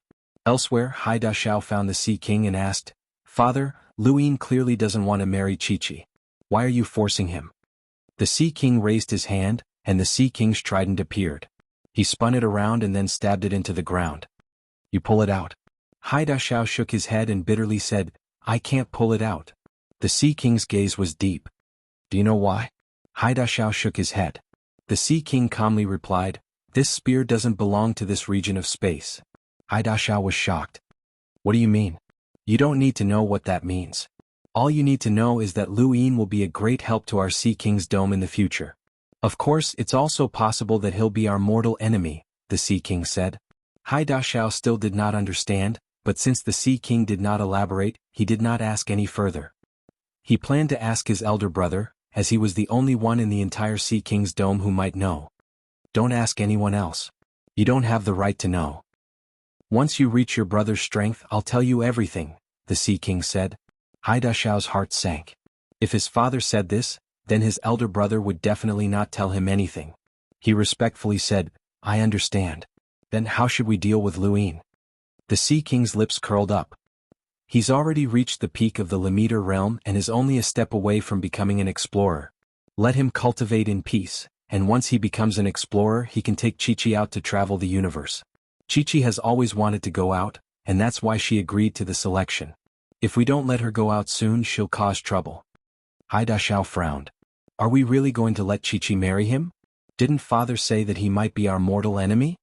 The Sea King had a complicated expression. We'll talk about that later. By the way, father, you've been in seclusion for too long. There's something I need to report to you, Haida Xiao said as he activated his gadget. A star chart appeared on his screen, but it did not depict the inner verse or the outer verse. Instead, it depicted the astral wilderness. The astral wilderness had always been a target of exploration for the three major astral domains, and each great power had their own star charts. Although the Starfall Sea did not meddle in the affairs of the inner verse and outer verse, they still had their own ways of obtaining star charts. A few years ago, a substance was discovered in the astral wilderness. It's a naturally formed material that's extremely compressed. It's called pyrolite and its explosive power is quite terrifying. A single gram can unleash a destructive power of over 10,000, Haida Xiao said. The Sea King's eyes went wide. A single gram can unleash a power level of over 10,000? Yes. Ever since this material was discovered, the great powers of the inner verse and outer verse immediately sent people to explore the astral wilderness. The Sword Sect, Divine Great Hall, Day-Night Clan, and even the Lingling Clan, Sun Family, Yo Court, Wen Family, and other powers all sent people to the astral wilderness. Should we take action? Haida Xiao asked. At that moment, the star chart on the screen disappeared, and an irregular substance appeared in its place. This was pyrolite. Pyrolite's appearance was far more sensational than Haida Xiao's introduction. Ordinary people did not know about it, and only the powers that had stationed people in the astral wilderness knew that a single gram could unleash a power level of over 10,000. Pyrolite was very, very light, but even so, based on its weight, if a thumb-sized piece of pyrolite was developed into a weapon, the destruction it could cause would be enough to make a hunter apprehensive. How many hunters were there in the universe? It seemed like there were many, but in reality, there were far too few of them scattered throughout the universe. The Great Yu Empire, which was close to ruling over Frostwave Weave, only had a handful of hunters, and this was the destructive power of a thumb-sized piece of pyrolite. Welcome aboard. Stay tuned and subscribe to Han Li's Wuxia Adventures for more thrilling content. Chapter 458. Luin sized her up. It's easy for you to lose friends if you talk like that. You're not worthy, Hai Qiqi replied bluntly. She then walked to the waterfall and paddled in distress. Luin pursed his lips and retorted, Let me tell you, even if the Sea King forces you, you won't have me. Hai Qiqi rolled her eyes. Narcissism is an illness that needs to be treated. I have medicine. For narcissism? For you. My illness is that I'm too benevolent. I actually let you onto my ship. Hai Qiqi grit her teeth. Fine, here's your medicine. Eat it, it's for your benevolence. Luin spread out his hands and tossed a pile of mud to her. Hai Qiqi was furious and she glared at Luin. Let me tell you, even if my father wants me to marry you, I won't agree. Give up. Don't even think about boarding the ship that is the Sea King's dome. Luin seriously replied, I think so too. What do you think I should do to get your father to agree to me breaking off the engagement? Hai Qiqi's eyes lit up. You want to break off the engagement? Luin nodded with a serious expression. Hai Qiqi was delighted. That's great. Suddenly, she felt that something was amiss and her expression turned ugly. You're breaking off the engagement? What a joke. I'm the one breaking off the engagement. I came here to talk to you about this. Go on, Luin casually said. Hai Qiqi moved closer. It's actually very simple. I just need to make 2 cuts on your face and disfigure it. My father won't allow me to marry someone without good looks. Luin was surprised. You're saying that my looks pass? That's not the point. Also, your looks don't pass. Luin sneered. Don't deny it. Your eyes have already revealed everything. You're spouting nonsense. Shameless. Hai Qiqi was furious. Luin rolled his eyes. Alright, contact Haida Xiao for me.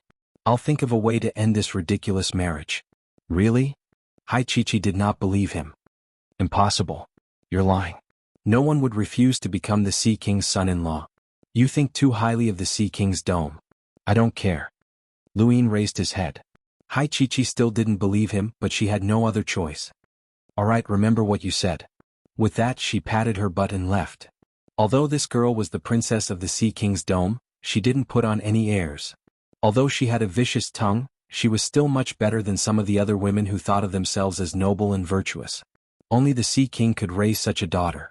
Not long after Hai Dashao arrived. His face was cold and there was even a hint of arrogance in it. This was the attitude that a descendant of the Sea King's dome should have. What's the matter? Hai Dashao asked coldly.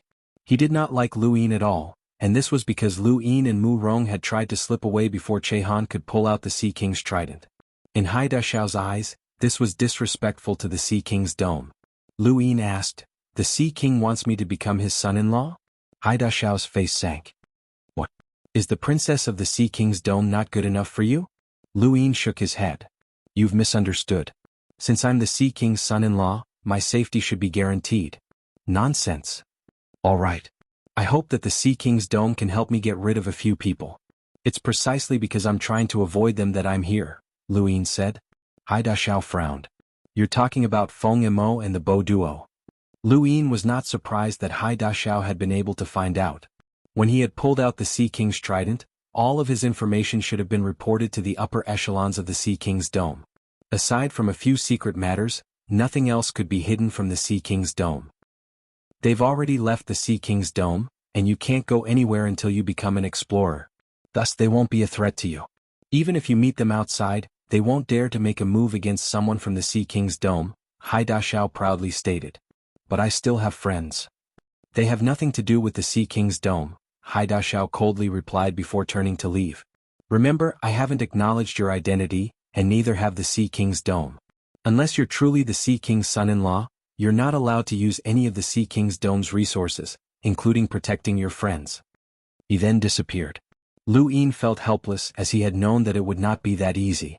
If there was really no other choice, then he would have Big Pow and Little Pow remain at the Sea King's dome while the rest of them left.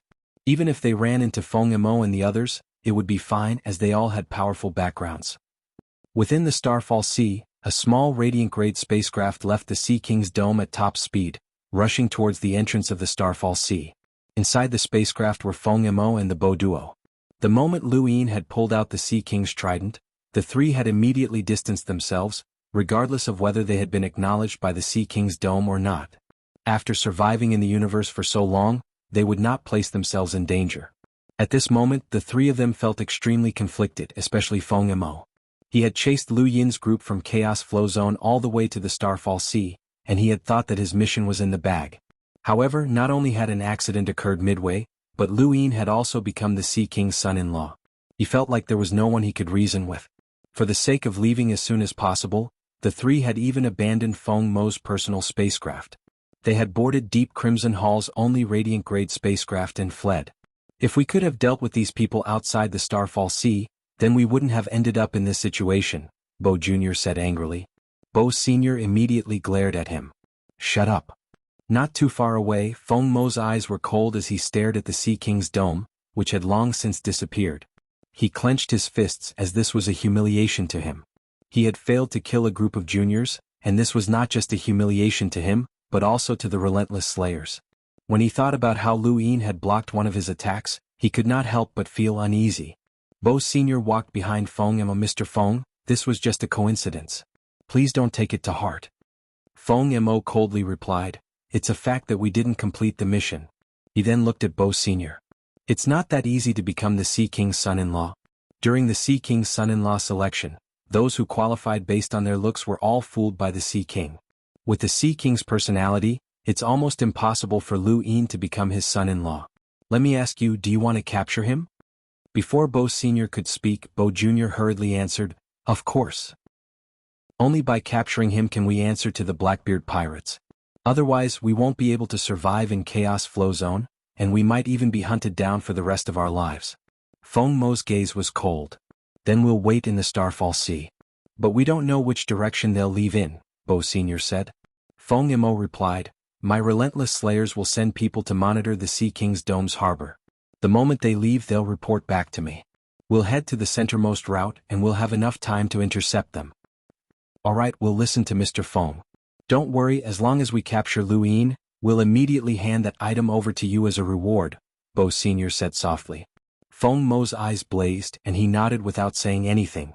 At the bottom of the small spacecraft, a black shadow crawled and stuck close to the spacecraft. Feng Mo and the Bo duo did not notice that there was someone hiding beneath their feet. 2 days had passed and Lu Yin had already spoken to Michelle and the others. The Sea King's dome was determined not to help them, but there was nothing they could do. In the end, Big Pow and Little Pow decided to stay at the Sea King's dome while Michelle and the others decided to leave. Big Pow was reluctant to part with Lulu, as she was too rich and straightforward. With money, everything was simple. Why hadn't he built a good relationship with Lulu back at the academy? This was Big Pow's greatest regret. Xia Luo reminded Lu Yin once again to not forget about their agreement at the Cosmic Sea. However, it would not be that easy for them to leave. They had come via the Sea King's dome, and if they wanted to leave, they would have to either take a merchant ship from the Sea King's dome or buy a coded spacecraft. Lulu was very rich and did not care about money, but that did not mean that she liked to waste money. They already had a Radiant-grade spacecraft, and buying another one would be too wasteful. Thus, the group decided to wait for a merchant ship to head to the Starfall Sea's entrance. They did not know how long it would take, but it should be within a few days. Over the past few days, news that Lu Yin was about to become the Sea King's son-in-law began to spread throughout the universe. The Starfall Sea's waters submerged the heavens, and a spacecraft could travel through the water as well as the surface of the sea. Feng Mo and the Bo duo had already reached the center of the Starfall Sea. As long as Lu Yin and the others set off from the Sea King's dome, they would be able to intercept them no matter which direction they took. 3 hunters were trying to capture a Lemur, and as long as the Sea King's dome did not interfere, no one would be able to save them. The Bo duo did not have the time to think too much, as the Blackbeard pirates were like a blade that could fall at any moment. The small spacecraft was not large, but it was enough to accommodate dozens of people. Bo Jr. looked up at the sky and quietly cultivated as he absorbed a boundless amount of star energy into his body. He also held a star essence in his palm. He had a power level of 110,000, and his body needed to absorb more than 6,000 star essence to complete a cycle in order to maintain his life. Otherwise, he would enter a period of exhaustion. With his current rate of star energy absorption, it was impossible for him to rely on just absorbing it. He could only rely on star essence. In fact, this was also the method that most space-exploring powerhouses chose, as the amount of star energy in the universe was not enough for them to maintain their lives. Fortunately, completing a cycle took a few dozen years, and as long as he could absorb enough star energy during that time, it would not be too difficult for him to complete. Only a few people with extraordinary innate gifts could easily enter a period of exhaustion because they progressed too quickly and needed to work hard to earn more star essence. Welcome aboard. Stay tuned and subscribe to Han Li's Wuxia Adventures for more thrilling content. Chapter 459. Seeing this pair of eyes, Bo Lauer's heart trembled. The blood on his face receded like the tide, and his expression became confused in an instant. His pupils became unfocused. With a swoosh, the head flew into the air and smashed into the metal wall of the room. Blood gushed out from the body and splashed all over the room. With a bang, the door to Bo Lauer's room shattered. Bo Lauer was standing outside. Inside the room, it was like a scene from hell. The pale-faced figure slowly turned around. The soles of his feet were covered in scarlet blood, and behind him stood a headless corpse. Second bro.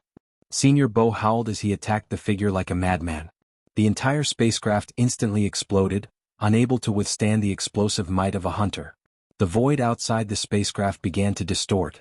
The figure did not move. In front of him, the black air current swept towards Boda. Boda's attack was drowned in the black air current without any ripples. This scene caused Boda to be shocked. His scalp went numb and he retreated at top speed. At the same time, Feng Mo arrived. When he saw the black stream of air, his pupils constricted. This is... The figure walked out of the room, its white eyes staring at Feng Mo. Feng Mo immediately turned his back to the figure and shouted, "Spectre Clan! You're from the Spectre Clan." The Relentless Slayers had infiltrated the Dark World, and they were the strongest assassin organization in Chaos Flow Zone. In fact, they were even one of the top assassin organizations in the Interverse, and they knew many secrets that others did not. Feng Mo had barely managed to enter the upper echelons of the Relentless Slayers, so he knew a few things including the Spectre Clan. The Relentless Slayers had clashed with the Spectre race and the Neo-Human Alliance more than once, resulting in heavy casualties. If Chaos Flow Zone was said to be the gathering of the Innerverse's dark side, then the Relentless Slayers were the darkness within the darkness. The Spectre clan was the deepest darkness, and even the fearless Relentless Slayers did not dare to provoke them. Each of the three Dark Hands was powerful enough to topple the human domain, and they were truly colossal existences. There were countless matters in the universe that excluded the three Dark Hands, such as the 10 Arbiters evaluation and the top 100 rankings. Facing the Spectre race expert, Feng Mo's first thought was to flee. He did not even dare to look him in the eye. He did not even dare to make eye contact. Bo Sr. did not understand the Spectre clan at all, and he had never even heard of them. He only wanted to avenge Bo Jr. Mr. Feng, help me kill him. He's also a hunter and he won't be able to stop the two of us. As long as you kill him, I'll immediately give you that item. Feng Mo's eyes flashed. The risk is too great unless you hand it over to me first. Bo Sr. had already been blinded by hatred, and he did not even think about it before retrieving something from his cosmic ring and handing it over to Feng Mo. At this moment, the Spectre race being was slowly approaching the two of them. Black streams of air had already filled the entire cabin, and the spacecraft was rapidly descending. It was no longer possible to continue flying. Mr. Feng, make your move. Old Bo barked as he ferociously attacked the Spectre race member. His hunter's strength completely exploded, and the spacecraft was instantly destroyed. A huge energy vortex stirred up the surrounding seawater. Although the spaceship was destroyed, the surrounding black air currents did not dissipate. Seeing Boda attack, Feng Mo raised his hand and attacked the surrounding black air currents. The Spectre race clansman's eyes met Bo Lao's. Bo Lao's mind instantly went blank, just like Bo Lao's. However, he was much more vigilant than Bo Lao's. Feng Mo's reaction to the Spectre race clansman had caused him to be on guard. In the instant that his mind went blank, he tore open the flesh on his thigh. The intense pain caused him to regain consciousness, but the Spectre race clansman still managed to close in on him and land a palm on his chest. Bo Lauda spat out a mouthful of blood, and his eyes were filled with shock. His opponent's battle prowess was about the same as his own, yet he was able to crush him. He had never heard of the Spectre clan before. He turned to look at Feng Mo, only to find that Feng Mo was attacking the black air currents. Mr. Feng, are you going to break your promise? Bo Lauda barked, his tone full of resentment. Feng Mo ignored him and used his strongest strength to tear open a gap and escape. Bo Lao roared and tore through the void to chase after Feng Mo, but the Spectre race clansman waved his hand, causing the black air currents to instantly disappear. Then they reappeared even further away and expanded their encirclement to form a sphere that completely sealed Feng Mo and Bo Lao within. Feng Mo's face was deathly pale, and he looked at the Spectre race clansman in horror. Let's work together and kill him. Bo Lao roared at Feng Mo. Feng Mo trembled. Bo Lao had never seen a powerhouse with a power level of 150,000 like Feng Mo before, but he had no time to think. The Spectre race clansman had already closed in on him, and the Spectre race clansman raised a hand, causing the black air currents to transform into a scythe that slashed down. It was very slow, but Bo Lao could not avoid it. There was nowhere for him to dodge, so he could only face it head-on. Blood splattered everywhere as Bo Lao was cleaved in two. Before he died, his eyes were filled with malevolence and confusion. He did not know why such a monster had appeared to chase after him, nor did he know who he had offended. If he had stayed in the Sea King's dome, such a monster would not have dared to show itself. Not far away, Feng Mo's scalp was about to explode. He recalled the scene of the Relentless Slayers Sr. being killed, and his fear surged like a tide. He slowly retreated until he was at the edge of the black air current's encirclement. The Spectre race clansman slowly closed in like a grim reaper. He raised his giant scythe and viciously slashed down, just like how he had faced Bo Lao. Feng Mo suddenly took out a mirror and raised it to clash with the scythe. This mirror was something that Bo Lao had given him. The black scythe viciously slashed at the mirror and a strange scene occurred. The mirror reflected another scythe, which was exactly the same as the first, and it slashed through the void at the Spectre race clansman. For the first time, the Spectre race clansman revealed a look of shock, and he immediately retreated.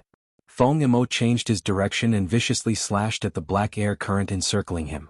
The black air current was sliced apart, and another gap appeared. Feng Mo fled without looking back. The Spectre race clansman did not pursue him as there was a planet in front of them. In the Starfall Sea, a planet meant that there was an old monster with a power level in the hundreds of thousands. He could not be exposed to sunlight. When Feng Mo saw the planet in front of them, he heaved a sigh of relief. His eyes burned with passion as he looked at the mirror. That idiot Bo Lao did not understand how powerful this mirror was, and of course, neither did Feng Mo. However, he was very clear about its origins.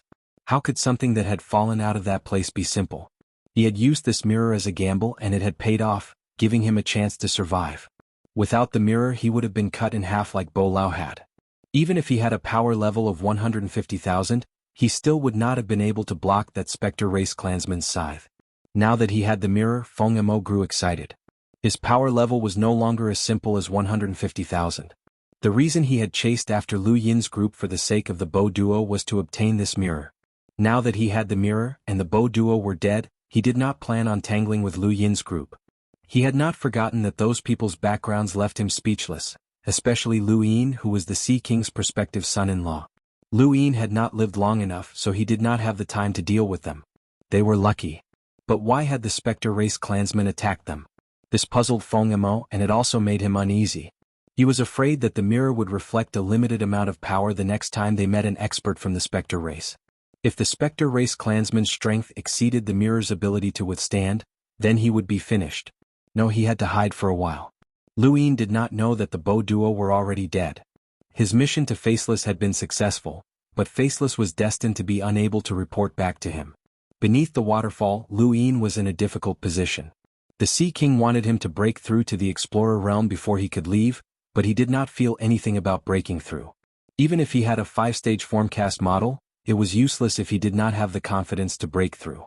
The consequences of failure were severe. He did not know when he would be able to break through. Was he going to be trapped here forever? Also, he had not forgotten what had happened to him when he had broken through to the Melder realm. Although he had fainted from the pain of breaking through, he still had some recollection of it. His breakthrough had not been as easy as other people's breakthroughs, even if he had felt the sensation of breaking through. This was also why he had come to the Rain Observatory to break through. Breaking through to the Explorer realm required a powerhouse to protect him. The Sea King could do that, but the problem was that Lu Yin could not just be trapped here for a few years. The fates in that had fused into his left arm and right leg had awakened, and just as Mr. Mu had said, they had all awakened Earth. The 3 grains of fates and could fuse together to form an even larger Earth. Lu Yin was speechless, but the Earth's defenses were astonishing. Even if he were to fight Cheng Wu alone, he could guarantee that he would not lose. Cheng Wu would be so shocked by Lu Yin's defenses that he would start doubting himself. Of course, it would not be easy for him to break through Cheng Wu's bell. Lu Yin wanted to test his physical strength at his peak, and he did not know how many times his shockwave palm could increase by. If he used the Fates N in his heart, he could unseal his physical strength and increase his shockwave palm by 50 times. If he unsealed all 3 grains of Fates N, he might be able to increase it by 60, 70, or even 80 times. Unfortunately, he could not test it out here, or else the Sea King would notice.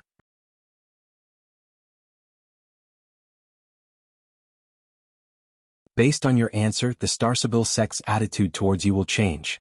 Lu Yin raised his brows. What? Will the Starsibyl sect still hunt me down if my answer is not good enough? Starsibyl's expression turned solemn. Of course not. However, you know the 10 Arbiters scholar Wensansi, and his answer satisfied the sect master. Thus, the Starsibyl sect has opened its doors to him, and he can use the Starsibyl sect's divination abilities. You're a smart person, so you should know what it means for the Starsibyl sect to open its doors to someone. Lu Yin's expression turned serious. The Starsibyl sect was a mysterious sect and no one knew how powerful it was. It had existed since ancient times, and it seemed that everyone trusted the sect's divination abilities. Even the top 100 rankings were said to be set by the Astral Combat Academy, but in reality, there were rumors that the Starsibyl sect was the one behind it. Only the Starsibyl sect had the ability to divine the entire universe, including the top 100. The Starsibyl sect was a sect that everyone trusted and could divine the future, but it was not coveted by the Day-Night clan or the Sword sect. Just this point alone was enough to prove how terrifying it was. If he could obtain the Starsibyl sect's help, then his influence would be much greater than if he became the Sea King's son-in-law. Although the Sea King was powerful, he was the master of the Starfall Sea. The Innerverse and Outerverse did not dare to provoke him, but they still feared him. On the other hand, the Starsibyl sect had the ability to influence the entire universe. Regardless of whether Lu Yin believed it or not, as long as others believed it, then the so-called divination would be valid. It had to be said that Starsibyl's words had moved Lu Yin's heart. He looked at her seriously and considered her question. Seventh bro, if you can obtain the Starsabil sect's help, then you'll be awesome. The Starsabil sect is as famous as the Astral Beast Domain Skymender, and they're an existence that makes people feel helpless.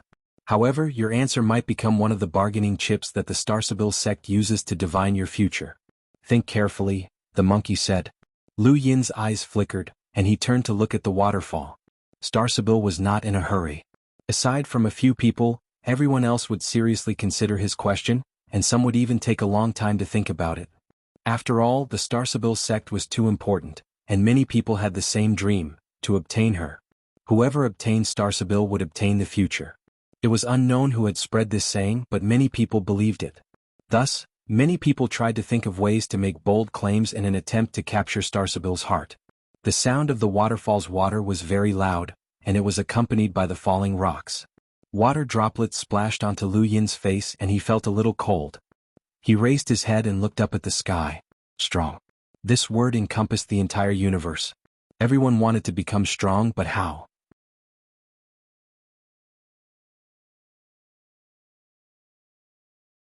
Welcome aboard. Stay tuned and subscribe to Han Li's Wuxia Adventures for more thrilling content. Chapter 461. Seventh bro, I can see that you want to use money to buy the universe. Work hard and one day go to the Starsabil sect and buy this Starsabil to be your maid. The monkey snickered, but he did not mock Lu Yin as he could sense that Lu Yin was serious. Everyone had their own goals and Starsabil had seen all sorts of answers. However, Lu Yin's answer left her somewhat confused. Those who were qualified to be asked questions by her were all top geniuses, and the sons of major corporations and businessmen did not even have the qualifications to meet her. Thus, they would not be able to talk about something as refreshing as earning money. Lu Yin was the first to do so. She was now a little confused as she felt that this man's answer was the least imposing, but it could also be the most imposing. Is my answer strange? Lu Yin asked with a probing look. Starsabil looked at Lu Yin and could only say, everyone has their own goals. Lu Yin grunted. How does my answer compare to Winsansi's? Starsabil was shocked as she had not expected Lu Yin to dare to ask such a question. Was there even a comparison? One was studying while the other was earning money. Even a fool would be able to make a comparison. She did not know where Lu Yin had gotten the confidence to compare himself to Winsansi. Starsabil did not answer. Instead she said, Brother Lu, I still have matters to attend to, so I'll take my leave. Lu Yin nodded. All right. Starsabil turned to leave, but Lu Yin suddenly thought of something and shouted, Right, I saw your grandpa Gio. Starsabil paused and turned around with an ugly expression. Brother Lu, please watch your words. Lu Yin replied, Xianjiu? Not your grandpa Gio? He's carrying a large banner with the word Starsabil's grandpa Gio written on it. Starsabil frowned as she rarely treated others with such an attitude. She always had a mysterious smile on her face. This person has nothing to do with me, so please don't mention him in the future. She then tore through the void and left. Lu Yin stood in place and muttered to himself. He was not trying to anger Starsabil, but rather he was trying to probe Xianjiu's situation. Xianjiu had once told him that he could look into the eyes of the dead. He had not understood it before, but this time, he had encountered a specter and had even fused his Dai's possession into a specter's body. Betchy. If that was the case, then what Xianjiu had told him back then wasn't the past but the future. Lu Yin wanted to know if this Xianjiu had the ability to perform divination. Judging from Starsabil's attitude, this Xianjiu was definitely not simple. Starsabil clearly did not want to bother with this person, but she did not intend to pursue the matter. That's right, I think I saw Hai Daxiao just now. He should have heard my answer and hoped that he would be disappointed and ask the Sea King to let me go. Seventh bro, I have a question that's been bothering me, the monkey said. You want to know why I want to earn so much money? Lu Yin asked. The monkey replied, No, I just wanted to ask you where the money you earned went. Lu Yin pursed his lips as this was a difficult question to answer. That's a private matter. Don't ask. The monkey was speechless. Speaking of which, seventh bro, did you spend money when you blocked me? You need to block me? Could it be that you went to that place? Lu Yin was stunned. Where? I've heard that humans are very fond of such places, and many people crazily yearn for them. Seventh bro, you should be the same, right? But can such places really cost that much money? The monkey guessed. Lu Yin frowned. What kind of place are you talking about? It's the place where humans release their most primal instincts and get excited and excited. Lu Yin knew what the damned monkey was talking about.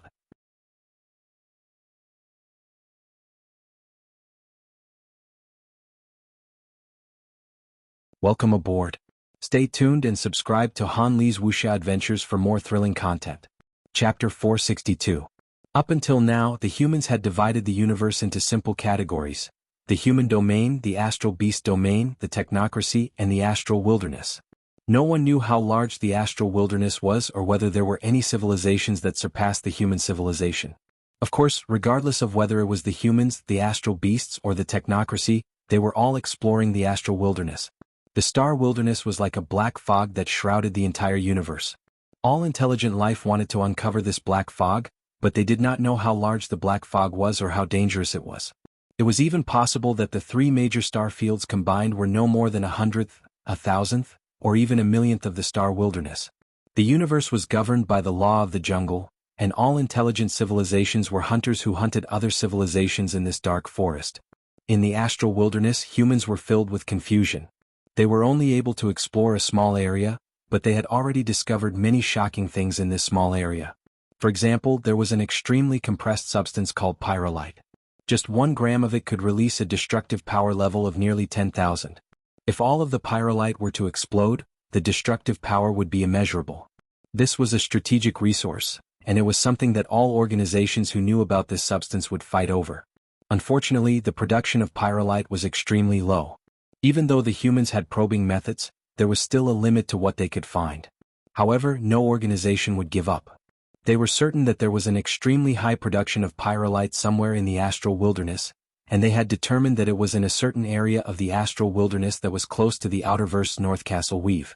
North Castle Weave was not famous in the human domain, but many people knew about it because it was one of the 72 weaves in the outerverse that was closest to the astral wilderness. To its south was Frostwave Weave. In the darkness of outer space, 2 giant astral beasts were moving about.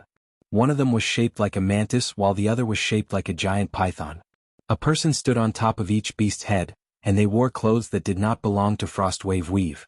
They stared arrogantly at a fleeing figure in front of them. There's no need to struggle. Your entire dynasty has been destroyed, so what's the point of leaving you behind? Commander Anfield allowed you to join the 2nd grade hall because of your power level of 60,000. Why aren't you grateful? The man on top of the mantis beast shouted, his voice echoing throughout outer space. 2nd grade hall, there will come a day when I, Ding Xing, will have my revenge for the destruction of my dynasty. What a joke. Forget about a mere cruiser from North Castle Weave. Even if your entire North Castle Weave worked together, you still wouldn't be able to deal with my 2nd grade hall. Since you don't know how to appreciate my kindness, then you can just die. The man then exerted force with one of his legs, causing a strange undulation to spread out. Beneath his feet, a mantis-like astral beast raised its scythe and slashed forward. Its slashing wind tore through space, and its attack, which had a power level of over 50,000, even sliced apart a planet. The impact of the planet's explosion was quite large. Ding Xing used the force of the explosion to charge forward and spit out a mouthful of blood. The mantis-like beast waved its scythe and tore apart the aftermath of the planet's explosion. It charged at Ding Xing, raised its scythe and slashed down. Ding Xing's pupils shrank. Only now did he realize that this expert from the 2nd grade hall had been toying with him. With the mantis's speed, there was no way he could dodge it. I can't accept this. My greatsword dynasty shouldn't be destroyed like this. The man from the 2nd grade hall sneered. You're just an ant. The scythe slashed down, and just as it was about to behead Ding Xing, grains of sand appeared in outer space and drifted in front of Ding Xing's eyes. Ding Xing's face turned ashen. Was he already dead? Was this an illusion? Was there sand in hell? Bang. The huge collision forced both the mantis and Ding Xing back, and fine grains of sand floated between them. Ding Xing had survived the desperate situation, but he was still in a daze. Across from him, the 2nd grade hall expert's face sank as he looked to his right. There, a figure quietly floated with a single hand raised. The grains of sand had come from that person, and it was his innate gift. Who are you? How dare you interfere with the 2nd grade hall's matters? The 2nd grade hall expert on top of the mantis asked coldly. The next moment, the giant python-like astral beast appeared, and there was also a man standing on top of its head who was coldly staring to the right. The grains of sand drifted and gradually shrank back into the figure's body. The figure looked up and said, Great Yu Empire, 8th Captain of the 13 Imperial Squadrons, Shalash. Ding Xing was ecstatic. The 13 Imperial Squadrons had appeared. Right, this was Frostwave Weave. The two second-grade hall experts looked at each other with arrogance in their eyes. You're from Frostwave Weave? I advise you to leave immediately. We're from the Interverse Beast Tamers Flow Zone's second-grade hall. You have no right to interfere in our matters. Shalash's face sank. This place belongs to the Great U Empire, not the Beast Tamers Flow Zone. The man on top of the giant python sneered. You actually dare to talk back? It seems like the Innerverse hasn't made a move against the Outerverse in a long time. These border natives really dare to take advantage of us. Fine, I'll kill you and bring your head back to the so-called Great U Empire. Let's see if your ruler has the guts to avenge you. He then urged the giant python-like astral beast to roar at Shalash. Shalash spun his hand, and the grains of sand split into 2, then 4, and finally formed a giant sandstorm that filled the entire region. It swept towards the second-grade hall expert. This was no ordinary sandstorm, but rather one that contained Shalash's star energy. Every grain of sand was capable of piercing through an explorer. This was something that Undying Yushan had taught him, and it was also his trump card. The man on top of the giant python's head paled when he sensed how terrifying the sandstorm was. He hurriedly retreated, but the mantis-like astral beast rushed forward and slashed out with its scythe in an attempt to cut through the sandstorm. However, the scythe only thing that came into contact with the sandstorm was sparks. It tore through the void, but it was unable to cut through the sandstorm. This result shocked both of them. Since when had cruisers in the Outerverse become so strong that they could even fight 1 against 2? No one could understand the strength of the 13 Imperial squadrons. They were the embodiment of Undying Yushan's ambition to dominate Frostwave Weave and even the surrounding weaves. They did not have much power, but the strength of each captain had been personally selected by Undying Yushan. Undying Yushan had roamed the Innerverse and entered the top 30 of the top 100 rankings. His foresight was not something that the Outerverse could compare to, and he had even taught them the battle techniques of the U family. It could be said that the captains of the 13 Imperial squadrons were powerhouses that surpassed the common understanding of the Outerverse, and they were comparable to the Innerverse elites. If not for the Neo-Human Alliance's intervention, then Zhu Lang, D.O. Batson, and Falut would not have died. The blind monk had single-handedly suppressed a hunter from the Ross Empire, which showed how terrifying the captains were. The second-grade hall was the lowest level power in the Beast Tamers Flow Zone, and above them were the first-grade hall and the strongest, the Divine-grade hall. The cruisers of the second-grade hall could only represent the Innerverse average strength, and they were not at the level of elites. The two second-grade hall experts looked at each other and then split up to attack Shalash from 2 different directions. Shalash's face was cold as he flipped his hand, causing the sandstorm to split into 2 that enveloped him and Ding Xing. At the same time, the sandstorm swept out in all directions, and its area of effect grew larger and larger. Soon it began to clash with the mantis and python beasts. The 2 beasts howled at the same time and retreated, looking at Shalash in fear. This is the territory of the Frostwave Weave's Great U Empire. Retreat immediately, Shalash said coldly, and his eyes were filled with killing intent. The enormous sandstorm formed a ghostly image that was abnormally terrifying. At this moment, Shalash was so terrifying that even the surrounding planets trembled. The 2 second-grade hall experts looked at each other unwillingly, and then they looked at Shalash. The Great U Empire. The second-grade hall will remember this. Ding Xing sighed in relief as blood trickled from the corner of his mouth. He ignored his injuries and hurried over to Shalash, bowing respectfully. Ding Xing of the Greatsword Dynasty requests an audience with His Majesty, Undying Yushan of the Great U Empire. Shalash frowned. His Majesty, Undying Yushan, has long since passed away. Currently, the 5th Princess, Wendy Yushan, and the Royal Regent is Lu Yin. Ding Xing was shocked. His Majesty, Undying Yushan, has passed away? Shalash nodded. Ding Xing was shocked as he remembered that domineering emperor. He had met him once by chance, and those eyes had definitely not been looking at Frostwave Weave, they had even looked at North Castle Weave. Because of this, the powers in North Castle Weave had never established diplomatic relations with Frostwave Weave, as they were afraid of Undying Yushan. They had never expected that the Emperor would die when they had come to ask for his help. North Castle Weave was close to the Astral Wilderness, and the focus of its development had been placed in the north. They had built a flourishing star system that led to the Astral Wilderness, and they had gradually neglected the situation in the surrounding weaves. They had even stopped asking about what was happening in the universe, so to a certain extent, they had closed themselves off to the outside world. They did not even know about Undying Yushan's death. If not for this unexpected incident, they would have closed themselves off again. I would like to request an audience with the fifth princess, Her Highness, Ding Xing said.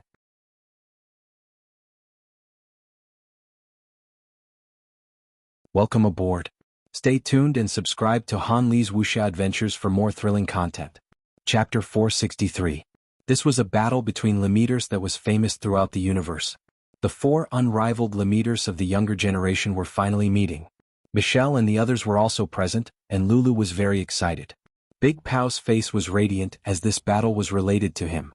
A few days ago, during the Sea King's son-in-law selection, he had urged Lulu to spend money to poach Ling Kei's fan club to cheer for Mu Rong. After the Sea King's son-in-law selection, this matter had originally come to an end. However, for some reason Ling Kei had forcefully taken the fan club away. In his own words, he would not be in his best condition if there was no one to cheer him on. The problem was that the fan club had been captivated by Mu Rong. Although they had been lured away by Ling Kei's offer of money, Mu Rong had just happened to pass by, and the fan club could not help but shout. This had not only startled Mu Rong, but it had also startled Ling Quebec. In addition, rumors had been spreading that Ling Kei was inferior to Mu Rong over the past few days. In the distance the fan club felt very wronged. They liked both Ling Kei and Mu Rong and they were somewhat conflicted. They did not know who to cheer for. I'm not interested in fighting you, Mu Rong said indifferently as if he did not care about anything. Ling Kei snorted. What? You're not going to admit it? Don't try this with me. During the Sea King's son-in-law selection, you secretly poached my fan club, and I haven't settled this debt with you yet. If they hadn't been poached by you, I wouldn't have been in a bad mood, and I wouldn't have been ambushed by Cheng Wu that day. It's all because of you. Mu Rong frowned. You're unreasonable. Ling Kei was furious. You're still pretending? Today I'm back in my best condition. I'll let you know the consequences of pretending in front of me. He then raised his hand and confidently waved it a few times. Ling Kei, I love you. Ling Kei, you're the most handsome. Ling Kei, I love you. Ling Kei, you're the most handsome. The fan club had professional ethics. They had accepted Ling Kei's money, so they could only cheer for him. The people around them were startled and they hurriedly moved away. This group of lunatics. Ling Kei enjoyed listening to the cheers. Star energy erupted from his body and crushed the ground, causing the void to tremble. An intense wind pressure swept up from the ground and even blew away the clouds. This scene was like a rising smoke signal that attracted even more attention from the Sea King's dome. Northgate Lai, Che Han, Cheng Wu, Qin Qin, and the others who had yet to leave had all arrived, including Lan Yu and Zhang Dingtian. This was Ling Kei going all out, and the terror of an unequaled Lemeter was on full display. Many people felt that it was a pity that Ling Kei had been ambushed by Cheng Wu during the Sea King's son-in-law selection, and he hadn't even been able to use the Lingling clan's inherited battle technique, soul-splitting. Now, the moment that they had been waiting for had finally arrived. The battle power that Mu Rong had displayed during the Sea King's son-in-law selection had left everyone gasping in amazement. Even Cheng Wu had found it difficult to defeat him, and Mu Rong had even hidden his strength, making him somewhat mysterious. It was a pity that Mu Rong had not been able to fight Lu Yin in the end. However, many people believed that Lu Yin would not be Mu Rong's opponent. They were both users of 30 stacks and Lan Yu was an explorer, but he had still been easily defeated by Mu Rong. This proved that the overlaying stacks technique was ineffective against Mu Rong, and Lu Yin's chances of victory were too low. Of the four of them, Mu Rong was probably the strongest because he had been acknowledged by the 10 arbiters. With a whoosh, Ling Kei tore through the void with extreme speed as his Kei's mighty slash appeared in his hand. He slashed downwards, causing a thunderous explosion to ring out. A sudden clap of thunder rang out from the ground, causing the air to explode as visible shockwaves swept out in all directions. Mu Rong's gaze turned cold as he could not afford to be careless against Ling Quebec. Thunder and sound waves swept out at the same time as the Kei's mighty slash approached him. Mu Rong spun the wooden flute in his hand as he shifted his body to the side, easily dodging the blade's attack. At the same time he shifted to the side again to avoid the explosion of thunder and sound waves. The Lingling clan could absorb other people's innate gifts and solidify them into their own eternal innate gifts. Ling Kei's mighty slash contained the power of thunder and sound, which was quite terrifying. Seeing that his attack had failed, Ling Kei sneered. Mu Rong, don't think that I don't know that you've cultivated the floating swim technique, which allows you to dodge and dissolve your opponent's attacks. It's similar to a lock-breaking technique, but even the floating swim technique has its limits. His eyes flashed as his entire body froze in place for a second. In the next moment, everyone's gazes changed, and they were filled with disbelief. Ling Ke had split into two. This was soul-splitting, a battle technique that the Lingling clan had passed down since ancient times. No one knew how long this clan had existed, whether it had been 100,000 years or 1,000,000 years. Aside from themselves, no one knew. Humans had experienced the destruction of their civilization and the destruction of the universe. Generation after generation had died, and no one knew whether this clan had developed from the destruction of the universe or had continued to exist to this day.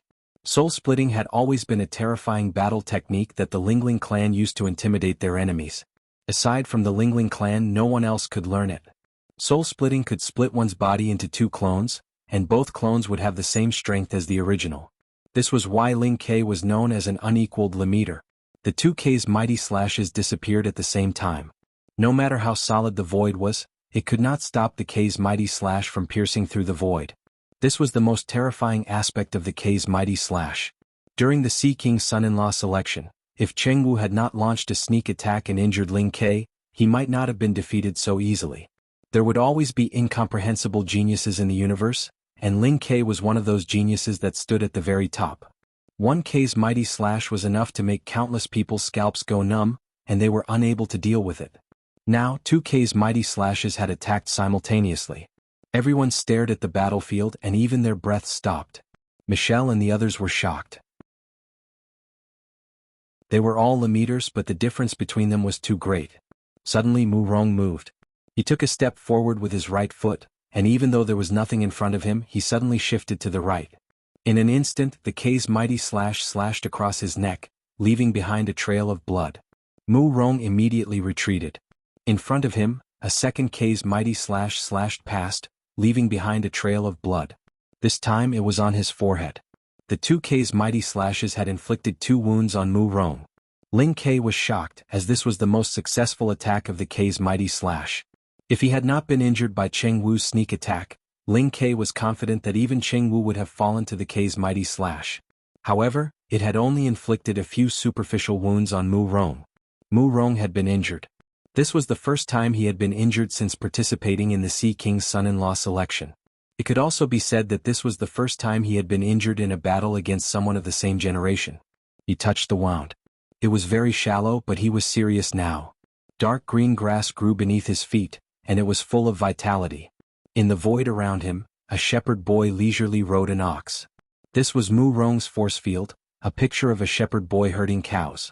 The moment the force field appeared, Ling Ke's mighty slash was expelled from the void and circled around the two Ling K's.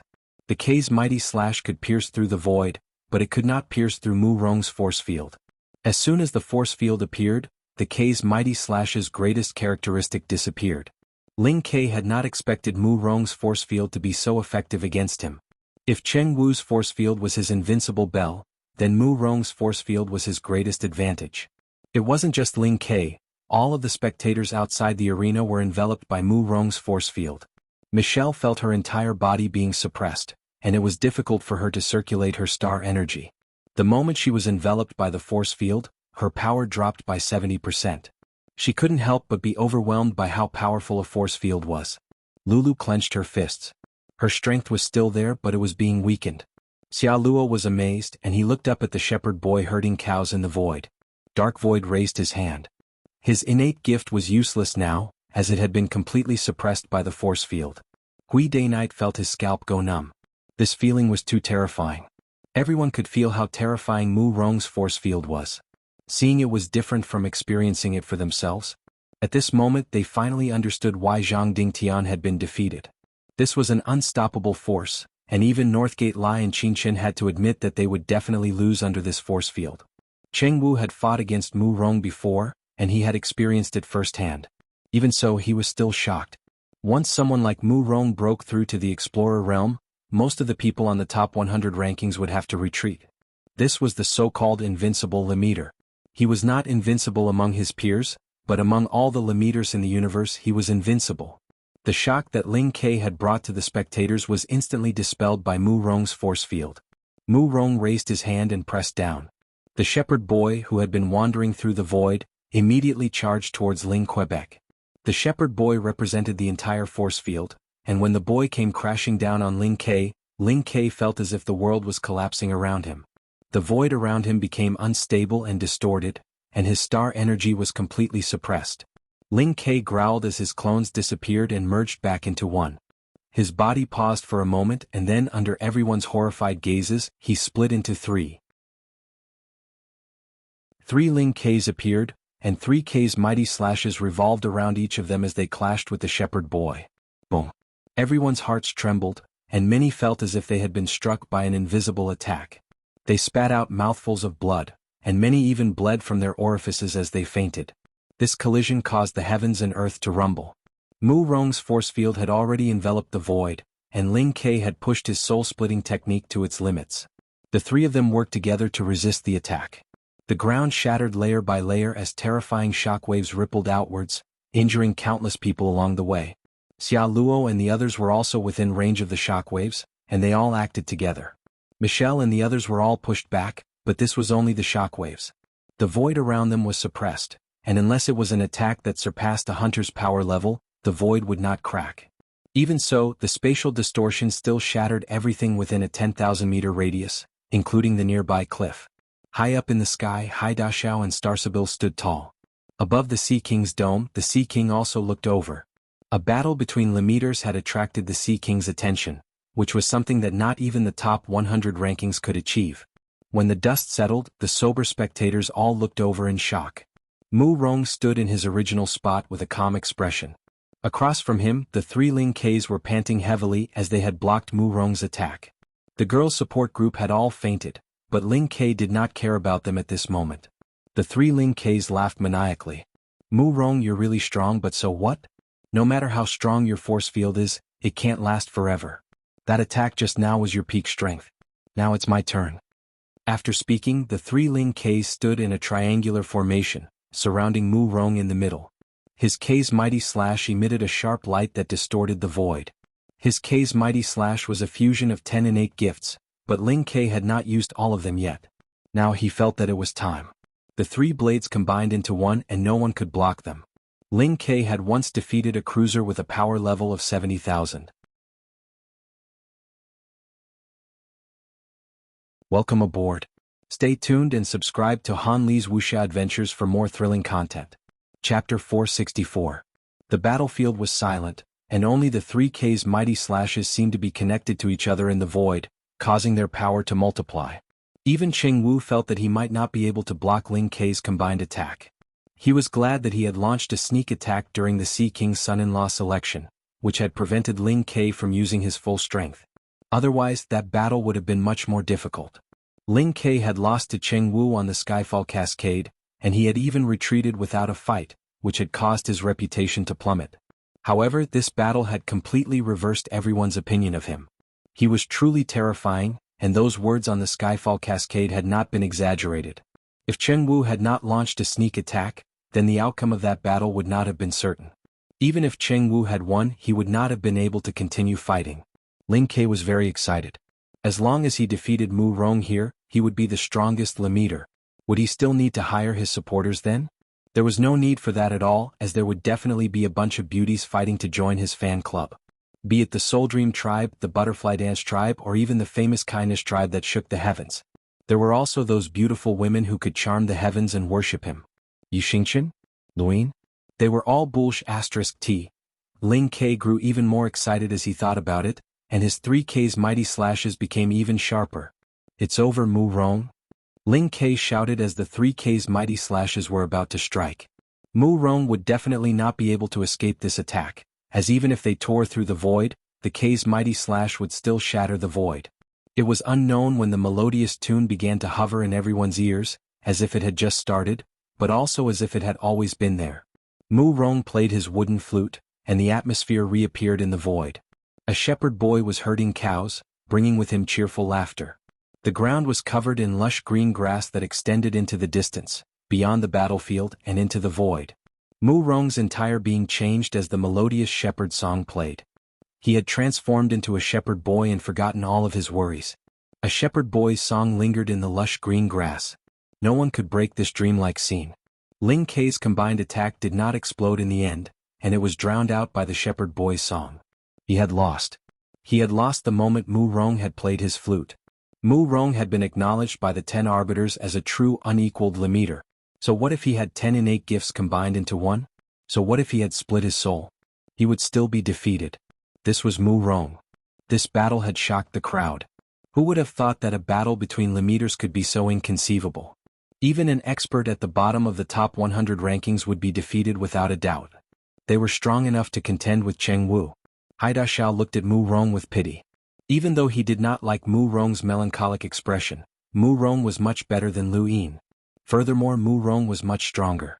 Haida Xiao felt that he should ask his father to give Mu Rong another chance to pull out the Sea King's trident. Speaking of which, could it be that Mu Rong had pulled it out the last time and then refused to marry Chi-Chi, which was why Lu Yin had taken advantage of the situation? The more Haida Xiao thought about it, the more he felt that it was possible. Starsabil looked at Mu Rong's departing figure and recalled his answer. Why do I need to become stronger?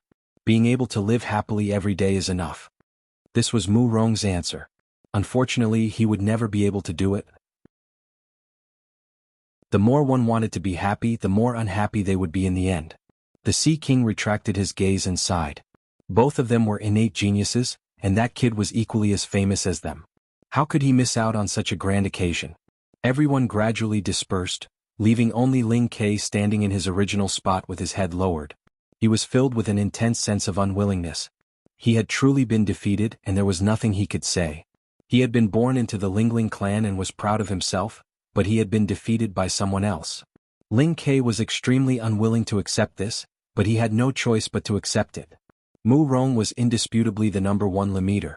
Michelle and the others left, and Coco worriedly looked towards the upper levels of the Sea King's dome. That Mu Rong is really powerful. I hope that Brother Lu won't fight with him. Big Pao felt the same way inside. If I had known this would happen, I wouldn't have gotten involved. Knowing is far more painful than not knowing. Once news of this battle spreads, Mu Rong will definitely become the strongest limiter. I hope that Junior will be more open-minded and not challenge him. Xia Luo smiled. Luin, I don't know how far you can go. Along the way you've defeated too many opponents that everyone thought were impossible to defeat. Would Mu Rong be one of them? Xia Luo looked forward to it, as he had a premonition that the two of them would have a battle soon. Mu Rong's defeat of Ling Ke had given the Sea King's dome a lot of topics to talk about, and the most talked about topic was the rankings of the 4 limiters. The most mysterious one was actually Yi Xingqian, who had always stayed in the Cosmic Sea. No one could say anything about his strength, but everyone still ranked Mu Rong first and almost no one objected. In second place was either Ling Ke or Yi Xingqian. Although Lu Yin's performance during the Sea King's son-in-law selection had been dazzling, and he had even fought Faceless to a standstill, he was still ranked last. There was nothing he could do about it, as he really did not have any special abilities. His overlaying stacks had already been broken by Mu Rong, and many people predicted that if Lu Yin fought Mu Rong using his overlaying stacks, he wouldn't even be able to force out Mu Rong's force field. However, if he fought Ling Ke using his overlaying stacks, Ling Ke would only need to split his spirit into 2. One would block while the other would attack, and Lu Yin would definitely be defeated. Thus, it was indisputable that Lu Yin was ranked 4th. Even if he was the Sea King's son-in-law, he could only be ranked 4th. This was a publicly acknowledged fact. Not long after, Big Pao contacted Lu Yin and described the battle between Mu Rong and Ling Ke in detail. Lu Yin had been below the waterfall, so he had not been able to detect the battle at all. The Sea King's dome was just too big, and unless a battle between hunters could shake the entire Sea King's dome, the impact of a battle between a hunter would not be enough to shake the entire Sea King's dome. The battle between Mu Rong and Ling Ke had attracted so many people mainly because of their fame. Lu Yin put down his gadget, as he had not expected that the battle for the rankings would come so quickly. When people had started to describe the 4 of them as unequaled limiters, he had known that there would be a day when they would be ranked, but he had not expected it to come so suddenly. There was no such thing as first place in literature, and there was no such thing as second place in martial arts. Cultivators were hot-blooded and would not admit that they were inferior to others. The stronger they were, the more this was true, and this was especially true for the younger generation. He stood up and looked into the distance. To be honest, he was looking forward to his battle with Mu Rong and Ling Quebec amongst his peers, only they were qualified to fight against him. His enemies were the 10 arbiters, and his greatest threat was the Day-Night clan. There were many others as well. Fame was an indispensable part of his future plans for revenge. He did not know if Leon's armada would take revenge for Big Sis and the 72 lives that had been lost, but he would not place his hopes on others. He would take his own revenge. Becoming a true unequaled leader would bring him great fame, but Mu Rong would not be so easy to deal with. Only Ling Ke knew exactly how powerful his battle techniques, innate gifts and domains were. Lu Yin was confident that he could use his fates and to block powerful physical attacks, but Mu Rong's final move that had defeated Ling Ke had clearly been manipulated, and it was not something that could be blocked by someone with a strong physical body. Lu Yin was not confident that he could defeat Mu Rong, so even if he wanted to fight, he would have to do so under the premise that he had a solid grasp of the situation. He would not be like Ling Ke who had rushed forward on a whim. Ever since he had been swallowed up by the storm, Lu Yin had become much more cautious. While Lu Yin was pondering over Mu Rong's strength, at the Sea King's dome, news of Lu Yin's upcoming battle with Mu Rong spread. This news immediately shook the Sea King's dome. Lu Yin really dares to challenge Mu Rong. He's not afraid of losing too badly, and he's doing it right in front of the Sea King. He's too blind. He thinks that he's invincible just because he pulled out the Sea King's trident. Apparently Mu Rong was the one who pulled it out, but he didn't want to become the Sea King's son-in-law, so he didn't pull it out completely.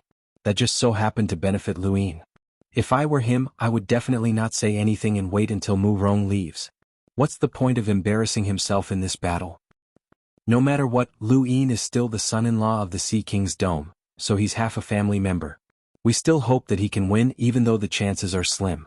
Some powerhouses have already analyzed that Lu Yin's chances of winning against Mu Rong are less than 1%. His overlaying stacks, speed and physical strength are all useless against Mu Rong. It can be said that he's completely restrained by Mu Rong, and even Ling Ke can restrain him. What a pity. He's too arrogant, someone lamented with his hands clasped behind his back. He had the demeanor of an expert when someone suddenly said, "He's still better than you in every aspect." Everyone looked over and that person was dumbfounded. He had actually been insulted. He looked at the red-lipped, white-toothed youth standing not too far away and blankly asked, "Brother, have I ever offended you?" The youth snorted. "You haven't offended my mother. If you had offended me or my mother, you would have died a long time ago." She then turned and left. She was Hai Chi-Chi and she had disguised herself to go shopping. She had just happened to overhear these people discussing Lu Yin's challenge to Mu Rong. Although she did not like that person and liked to mock him, she was still annoyed when others mocked him. If she was annoyed, she had to fight back. When Michelle and the others heard the news, they immediately contacted Lu Yin. Lu Yin was dumbfounded. "When did I say that I wanted to challenge Mu Rong? It wasn't you? Then who spread the news?" "They're obviously trying to harm you," Michelle said gravely. Everyone immediately thought of Feng Emo and the others, but it was impossible. There was no need for them to do such a thing and they would not benefit from it. The first person that Lu Yin thought of was none other than Hai Chi-Chi, who had always disliked him. He had a feeling that this brat would do anything when she went crazy, not just with her venomous tongue. "Brother Lu, news of your battle with Mu Rong has spread throughout the Sea King's dome, and even the location has been confirmed. It's halfway up the mountain near Half Willow Lakeside. The date will be in 2 days. Are you confident?" Xia Luo asked, his tone carrying a trace of amusement and anticipation. Lu Yin was helpless. This was not a matter of whether or not he was confident, but rather that he could not even leave. He did not waste time arguing with the crowd and instead shouted towards the sky, "Senior Sea King, this junior requests an audience." The entire Sea King's dome was enveloped by the Sea King's pressure. While the Sea King might not be watching everyone, Lu Yin was certain that he was being watched. Very quickly, the scene in front of him distorted as the Sea King's unimpressive face appeared. He looked at Lu Yin indifferently. "What is it?" Lu Yin respectfully asked. "Senior, do you know who spread the news that this junior is going to battle with Mu Rong?" The Sea King grunted. "Meh." Lu Yin had thought that it was Hai Chi-Chi who had spread the news, but he had not expected the Sea King to be the culprit. He was stunned. "What?"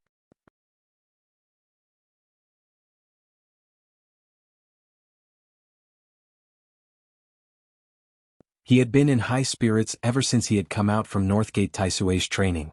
He had wanted to challenge Qin Qin and enter the top 90 of the top 100 rankings, but the battle at the Sea King's dome had completely overturned his understanding. Even a Lemiter could match someone in the top 80, and he did not even dare to show his face. "Hey, isn't that Northgate Lai who's ranked 93rd on the top 100 rankings?" someone nearby exclaimed, and Northgate Lai immediately became the center of attention. No, he's ranked 94th now. Che Han defeated Qin Chen, so his ranking will drop in the next round. It's not just 94th. With Mu Rong, Ling Ke and Lu Yin's strength, once they challenge someone on the top 100 rankings, he'll drop to 97th. If there are two more hidden experts like Che Han, he'll drop out of the top 100 rankings. Northgate Lai was furious when he heard this. He hadn't even dropped out of the rankings yet, but these bastards were already mocking him. He did not argue and instead changed locations to continue watching. Another person had changed locations at the same time as him, Qin Chen. Compared to Northgate Lai, Qin Chen was much more low-key and had covered his face, but Northgate Lai still recognized him. Qin Chen, I challenge you to a duel, Northgate Lai said solemnly. Qin Chen immediately rejected the challenge and then turned to leave. Northgate Lai hurriedly chased after him, as he was also worried about being kicked out of the top 100 rankings. It was better to enter the top 90 first. Many of the experts participating in the Sea King's son-in-law selection had also arrived, including Sun Jiong. Sun Jiong's hatred for Lu Yin had already surpassed Night Queen Yanqing's, and when news of this battle had spread, he had even sought out Mu Rong to gift him a weapon that had been created using the Sun family's mechanism techniques. It was the same weapon that the short explorer had used to ambush Lu Yin. Sun Jiong had not been able to use it in time, so he had wanted to give it to Mu Rong so that Lu Yin would suffer a tragic defeat. Unfortunately, Mu Rong had rejected Sun Jiong's offer and refused to say a single word to him. This caused Sun Jiong to hate Mu Rong even more. However, compared to Lu Yin, Sun Jiong still hoped that Mu Rong would win in a clean and decisive manner. The Sea King's Dome's grand events were happening one after another, and many people from the Sea King's Dome were excited. At this moment, Lu Yin's expression was extremely solemn. There was already a video of the battle between Mu Rong and Ling Ke on the internet, but ordinary people could not see it. Lu Yin could only watch it with his honor points. Mu Rong's movement technique, the way he had neutralized Lu Yin's attack, his domain, and his final move were all shocking. Ling Ke's innate gift, his soul-splitting battle technique, and his defensive techniques were equally shocking. It would not be strange for either of them to emerge victorious. What Lu Yin was most concerned about was Mu Rong's final move, the Farmer Boy song that he had played. Was it a mind control attack or a forceful control attack? The moment the Farmer Boy song was played, Ling Ke's three blades combined into one had been unable to be released. Lu Yin could not understand what was going on in the video, and he would have to experience it for himself to understand. Lu Yin's eyes flickered. If the Farmer Boy song was really that powerful and was a mind control attack, then it might not be effective against Lu Yin himself. After reciting the Stonewall scriptures for so long, Lu Yin's spiritual force resistance had become extremely strong. There was still one day left, and he used his honor points to search for videos of strange innate gifts on the internet. He wanted to understand as much as possible. One day later, at the mountainside of the Sea King's Dome, Half Willow Lakeside was already packed with people. There were even more people that could not be seen, but this time the Sea King's Dome did not show the battle on a screen. This was just a competition between the younger generation, and it was not a grand event organized by the Sea King's Dome. However, those who were supposed to be here had already arrived. Even Faceless was hidden in the crowd, as were Lan Yu and Zhang Dingtian. Zhang Dingtian was undoubtedly looking forward to this battle, and he was very curious about Lu Yin's current strength. He had exchanged blows with Mu Rong before, and he was well aware of how terrifying that person was. Now it was up to Lu Yin to see how far he could go. Ling Ke hid in a corner and looked at Mu Rong unwillingly. He wanted to challenge Mu Rong one more time and break through the Farmer Boy's song. When the sun shone down on the lakeside, it reflected the lake's sparkling surface. Mu Rong appeared on the west side of the lakeside with a calm expression, as if he did not care about the upcoming battle. On the east side of the lakeside, the void tore open and Lu Yin walked out. His appearance shocked the crowd. Half Willow Lakeside was also a place where the heavens were suppressed, and battles were permitted there. Only powerhouses with power levels above 100,000 could tear open the void here, and Lu Yin obviously could not do so. In that case, the only person who could help him was the Sea King. Aside from the Sea King, no one else dared to destroy the void here, not even Almighty Enlighters. In other words, Lu Yin's participation in the battle had been approved and supported by the Sea King. Welcome aboard. Stay tuned and subscribe to Han Li's Wuxia Adventures for more thrilling content. Chapter 466. Countless spectators from the Sea King's dome had complicated looks on their faces. They wanted to support Lu Yin as he was considered one of their own, but the chances of him winning were not high. Sun Jiong stared at Lu Yin with jealousy. This kind of treatment should have been his. As long as he became the Sea King's son-in-law, he would be able to tear through the void of the Sea King's dome and travel through it as he pleased. Half Willow Lakeside was huge. One was in the west while the other was in the east. They were about 10 kilometers apart and normal people could not see the other side. Only cultivators could. When he saw Mu Rong's calm expression, Lu Yin did not know if the man was looking down on him or if he did not care about this battle at all. Lu Yin's eyes flickered, and then he charged towards the center of the lake under everyone's watchful eyes. Across from him, Mu Rong also moved towards the center of the lake.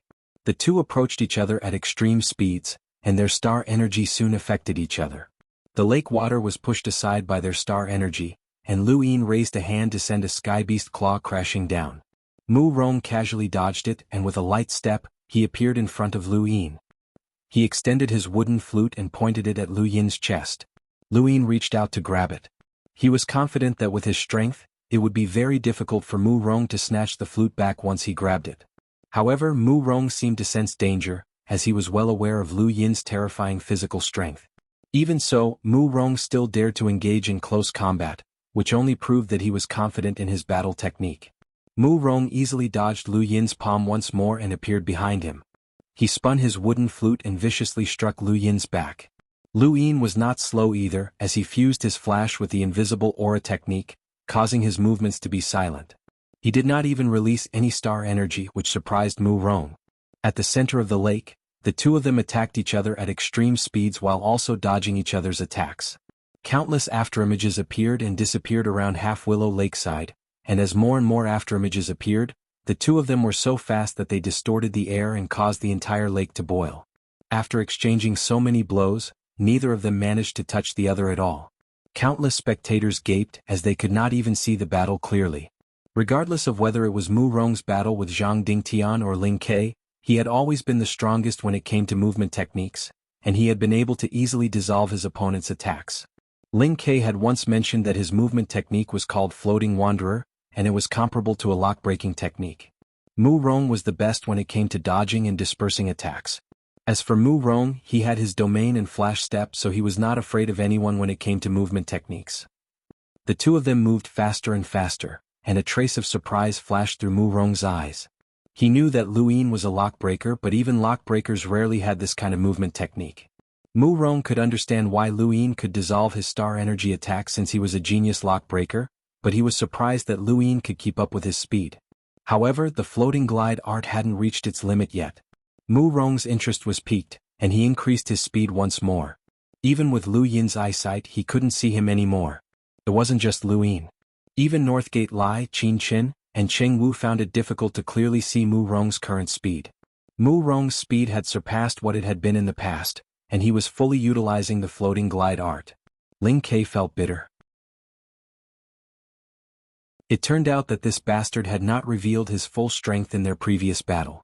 However, there was no need for that, as no matter how fast Mu Rong was, he would not be faster than Ling Ke's mighty slash piercing through the void.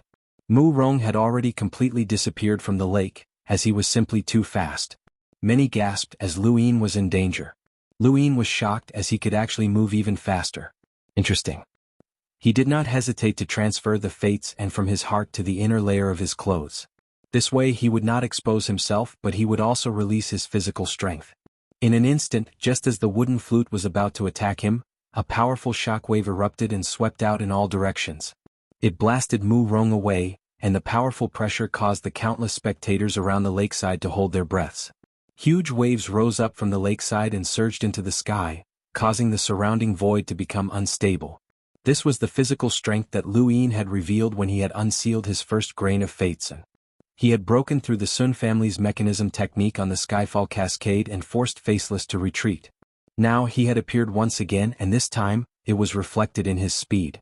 Flash Step was a movement technique that relied on one's physical body as a foundation.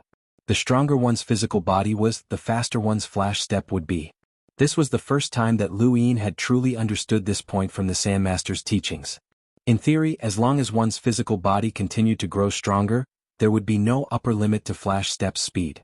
Lu Yin had even fantasized about the day when his speed would surpass that of time. Lu Yin and Mu Rong could no longer be seen from Half Willow Lakeside. The two were simply too fast, to the point that even explorers could not see them clearly. Just based on this speed alone, the two of them had completely surpassed their peers. Everyone was speechless, as they had not thought that Lu Yin would be able to last much longer. They had not expected him to be so fast. Speaking of which, how were they supposed to watch if he was so fast? This was completely unreasonable. Michelle and the rest were equally shocked, as they had not expected Lu Yin to be so fast. Furthermore, the pressure that he brought about made it difficult for them to breathe. When had the gap between them become so great? Xia Luo's eyes lit up, and he had a look of admiration on his face. Lulu was envious. If she had this kind of speed, she would have been able to beat up Grand Ini. In the distance, Haidashao watched seriously. For a Lemiter to be able to reach this level, this Lu Yin was quite capable. There were not many people in the entire universe who could do this. It was no wonder that Star Sibyl had specifically asked him that question. He was definitely qualified. There was a loud bang that shook everyone. They looked towards the lake and saw that the lake water had already been expelled. In the center of the lake, Lu Yin and Mu Rong stood facing each other. Beneath their feet was a huge crater with countless cracks spreading out in all directions. The lake water flowed into the cracks, but no one knew where it led to. This was the first time the two had collided since the start of their battle. Judging from the traces left behind, Lu Yin had not retreated a single step, while Mu Rong had been forced back 5 steps. It was obvious who had the upper hand. No one was surprised by this result, as Mu Rong was indeed inferior to Lu Yin in terms of physical strength. Lu Yin could use 30 stacks, which required a terrifying physical body. Not many explorers could do this, let alone Lemeters. Mu Rong could use 30 stacks, which made him one of the top experts of the Greyweed continent's younger generation. Mu Rong's true strength lay in his domain, his force field, and that mysterious farmer boy's song. Mu Rong's expression was no longer as calm as it had been before the battle, and he looked at Lu Yin in shock. "Your physical body is really strong." Lu Yin smiled. "Thank you for the compliment. Let's try again." Mu Rong shook his head. "There's no need for that. It's not my style to use my weakness to counter my opponent's strength. Although I don't care if I win or lose this battle, since it's a battle, I'll give it my all. You have the qualifications to make me give it my all." As soon as he finished speaking, the lake water began to flow back. Lush green grass began to grow from the bottom of the lake to the shores of Half Willow Lakeside. In an instant, Lu Yin's domain collapsed. His domain was too weak and it was immediately crushed. He had experienced this feeling more than once before, and the one that had left the deepest impression on him was the space with the Golden Sea.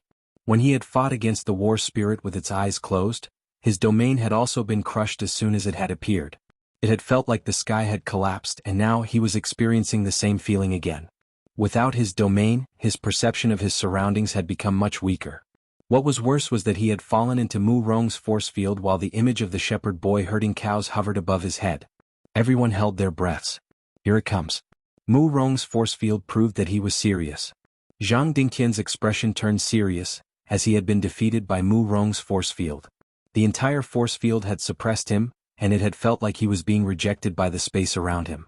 Even the heavens and earth were being suppressed, and that irresistible strength was something that he would never forget for the rest of his life. Ling Kei's expression also turned serious, as he had only been able to block Mu Rong's force field after using his soul-splitting technique to its limit of 3. No one knew better than him just how terrifying that attack had been. To a Lemeter, it was like the sky had collapsed. Lu Yin had experienced the feeling of the heavens and earth collapsing as the shepherd boy charged at him. Under Mu Rong's force field, no matter how fast Lu Yin was, he felt like he had fallen into a swamp. He had to endure this attack and there was no way to avoid it. But did he need to dodge it? Lu Yin looked up. He had never considered how to block Mu Rong's force field during his battle with him, as there was no need for it. He could take it head-on, and this was his confidence in his physical strength. No Lemeter could suppress his physical body, not even Yi Xingqian, who was rumored to have the innate gift of the stars. Boom.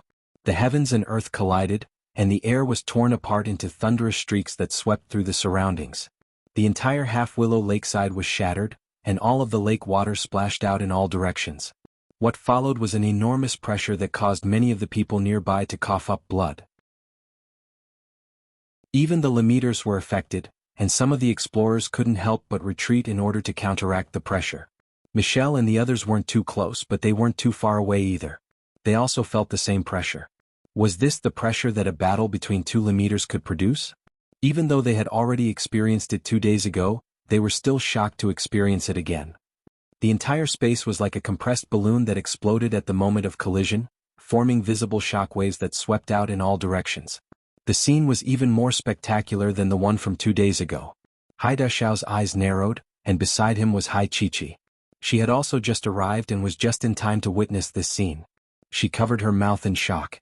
Was this a battle between leaders? Because the battle had taken place on the lake, the collision of star energy had created a high temperature that caused the lake water to evaporate and form a white mist. When the mist dissipated, everyone stared at the lake and the first person they saw was Mu Rong. Many people noticed the look in Mu Rong's eyes, which were filled with shock and astonishment.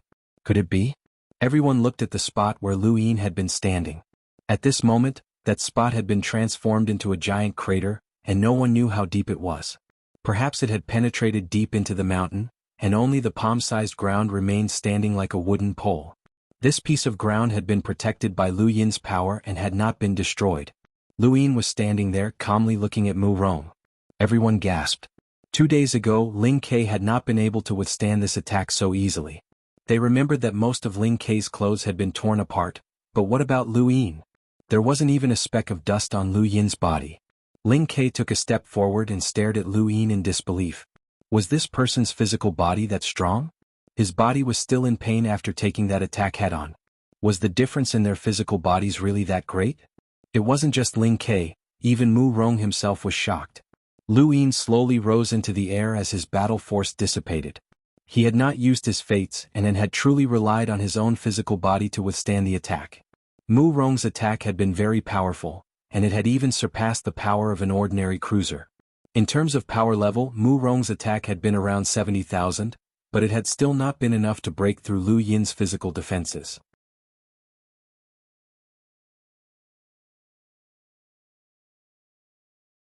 Seeing rune lines wasn't a good thing as it was easy to be injured by the backlash. At this moment, Half Willow Lakeside was completely silent as everyone stared blankly at Lu Yin. He had just hit Mu Rong. This was the first time that Mu Rong had been hit by Lu Yin, and it had even been with 30 stacks. Wasn't Mu Rong supposed to restrain Lu Yin? What was going on? Most people couldn't understand what was going on, but there were a few who saw it, and the shock in their eyes was indescribable. Secret sidestep. It's actually the secret sidestep. Ling Ke was stunned. The secret sidestep wasn't about speed, but rather a supreme evasion technique. It was a top-notch technique that lock breakers wanted to comprehend in order to avoid the dangers of lock breaking. To be able to avoid the dangers of lock breaking, which couldn't be seen, showed just how powerful the secret sidestep was. Northgate Lai, Qin Chin, Qing Wu and the rest were all shocked. The current leaders were simply too monstrous. Michelle and the rest had not expected Lu Yin to know the secret sidestep. Only those who had participated in Xinwu Continent's trial and the lock-breaking event on the Savage Ape planet were aware of his secret sidestep. Even if those people were to announce it publicly, they wouldn't be able to spread it throughout the entire universe, as they didn't have the status to do so. Thus, Lu Yin's display of the secret sidestep was extremely shocking. Even Hai Daxiao was shocked. Even in the entire Lockbreaker society, there were only a few people who could use the secret sidestep. There were also lockbreakers in the Sea King's Dome, and the average person's knowledge of the secret sidestep was far inferior to that of a lockbreaker. At this moment, Lu Yin's status was rapidly rising in the eyes of these lockbreakers, and they were certain that there would be a place for him in the Lockbreaker Society in the future. Most people didn't understand the secret sidestep, and they were more concerned about Mu Rong's situation. Mu Rong hadn't been hit head-on since the start of the battle, and even the K's mighty slash had only caused a flesh wound. His endurance was still unknown. Lu Yin looked down and saw that the lake was gradually submerging the area where Mu Rong had fallen. He wanted to fill his eyes with star energy to see how many rune lines Mu Rong had left, but he didn't. There wasn't much point in looking as he didn't believe that Mu Rong would be defeated just like that. This battle would continue, but if Mu Rong had been hit, then even if he wasn't severely injured, he wouldn't be doing much better. Up until now, Lu Yin's performance had already surpassed Ling Ke's. This was because Ling Ke hadn't been able to cause much damage to Mu Rong. At most, Mu Rong's skin had been scraped, while Lu Yin had taken a direct hit. Of course, this didn't mean that Ling Ke was inferior to Lu Yin. It was just that their battle styles were different and the results were different. The lake gradually rose, completely submerging the area where Mu Rong had fallen. Everyone stared, but Mu Rong still hadn't appeared. Was his endurance that weak? That made sense, as who could easily withstand an attack from 30 stacks? That was Lu Yin's strongest attack, and even a normal cruiser would find it difficult to completely withstand it. Many people gradually began to overlook 30 stacks, as even if overlaying stacks were fierce, if they couldn't hit their target, then the result would be completely different. Lan Yu's eyes flickered. Mu Rong has been defeated. The might of 30 stacks isn't something that someone with a weak physical body can withstand. To the side, Zhang Dingtian had a different opinion. He had been knocked out of the arena by Mu Rong's flute, and in that instant he had experienced something extraordinary. Although Mu Rong's physical strength couldn't compare to Lu Yin's or Lan Yu's, he was definitely not weak. The next moment, green grass began to grow on the surface of Half Willow Lakeside, and the same scene repeated itself. Mu Rong's force field appeared once more, and this time not only was there a picture of a shepherd boy herding cows, but there was also a melodious shepherd boy's song. A shepherd boy's song, lingering among the green grass. This was a dreamlike scene that no one could break. Everyone was enveloped in the shepherd boy's song, and their bodies and minds experienced another sensation.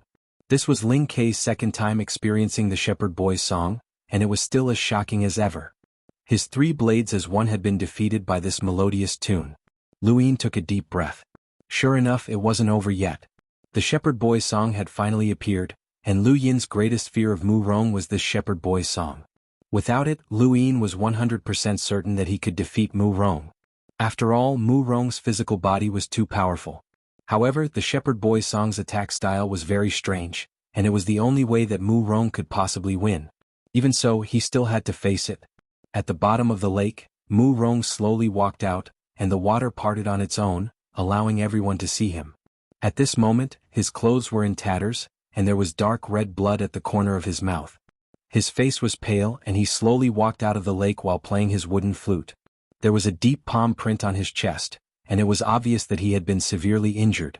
Lu Yin landed on the surface of the lake and listened to the shepherd boy's song. His star energy had been suppressed and his body could not move. The shepherd boy's song was not a spiritual force attack, but rather a direct manipulation of the human body. This was Mu Rong's innate gift, and it was a terrifying innate gift. This was the reason why Mu Rong had been recognized as an unequaled limiter by the 10 arbiters. Only those who surpassed Mu Rong by too much could break free from this innate gift. Otherwise they could only be manipulated, and there was no one in the same realm who could surpass Mu Rong by too much. In other words, the moment the shepherd boy's song played, Lu Yin had won. Outsiders could not understand this, and Ling Kei had not publicized it either. Thus, no one could understand how terrifying the shepherd boy's song was. At this moment, only Lu Yin could experience it. Lu Yin stared at Mu Rong in shock. Mu Rong actually had such an innate gift, which allowed him to directly manipulate the human body. It was too terrifying. Gradually, Lu Yin's star energy dissipated as the shepherd boy's song dispersed it, reducing him to a pitiful cultivator who had exhausted all his star energy. At this moment, Lu Yin could not use anything other than his physical strength because he had no more star energy. Ling Kei's eyelids twitched. As expected, Lu Yin could not block the shepherd boy's song. This innate gift was truly terrifying. In the video of Mu Rong and Ling Kei's battle, Ling Kei's mighty slash was the first to disappear, followed by Ling Kei's clone. At that time, Ling Kei had decisively admitted defeat, but Mu Rong did not immediately attack, which meant that he was giving Lu Yin a chance to admit defeat. He had not sealed Lu Yin's ability to speak. What a terrifying innate gift. No wonder you're an unequaled limiter, Lu Yin praised. Mu Rong played his wooden flute and looked at Lu Yin. You want me to admit defeat? Lu Yin asked, but then he shook his head. But I want to try and see if I can break through this unstoppable power. As he spoke, Mu Rong's melody rose sharply, and Lu Yin suddenly raised his left hand to slap his own head. Everyone was stunned. Suicide? Lu Yin's eyes went wide as he unsealed the fates and in his left arm infused with the fates and in his heart. The next moment, his physical strength erupted, shaking the void as visible ripples spread out. Even from far away, the crowd could feel Lu Yin's strength at this moment. His strength was on the verge of erupting, and even Half Willow Lakeside could not withstand it, causing it to crack open. The void had been suppressed, and only powerhouses with power levels over 100,000 could destroy the void and create cracks. But at this moment, Lu Yin's physical strength was causing the void to become unstable and distort. At this moment, not only were Hai Da Xiao and the rest shocked, but even the Sea King, who had been observing all this while, was astonished. A mere Lemeter could actually explode with such powerful physical strength. When Lu Yin had faced that war spirit with its eyes closed, the moment it had opened its eyes, he had felt an irresistible suppression. At that time, Lu Yin's strength had not been inferior to Mu Rong's, and he had only lacked an innate gift similar to the shepherd boy's song. In other words, even with its eyes open, the war spirit could still suppress Mu Rong. This was an extreme gap.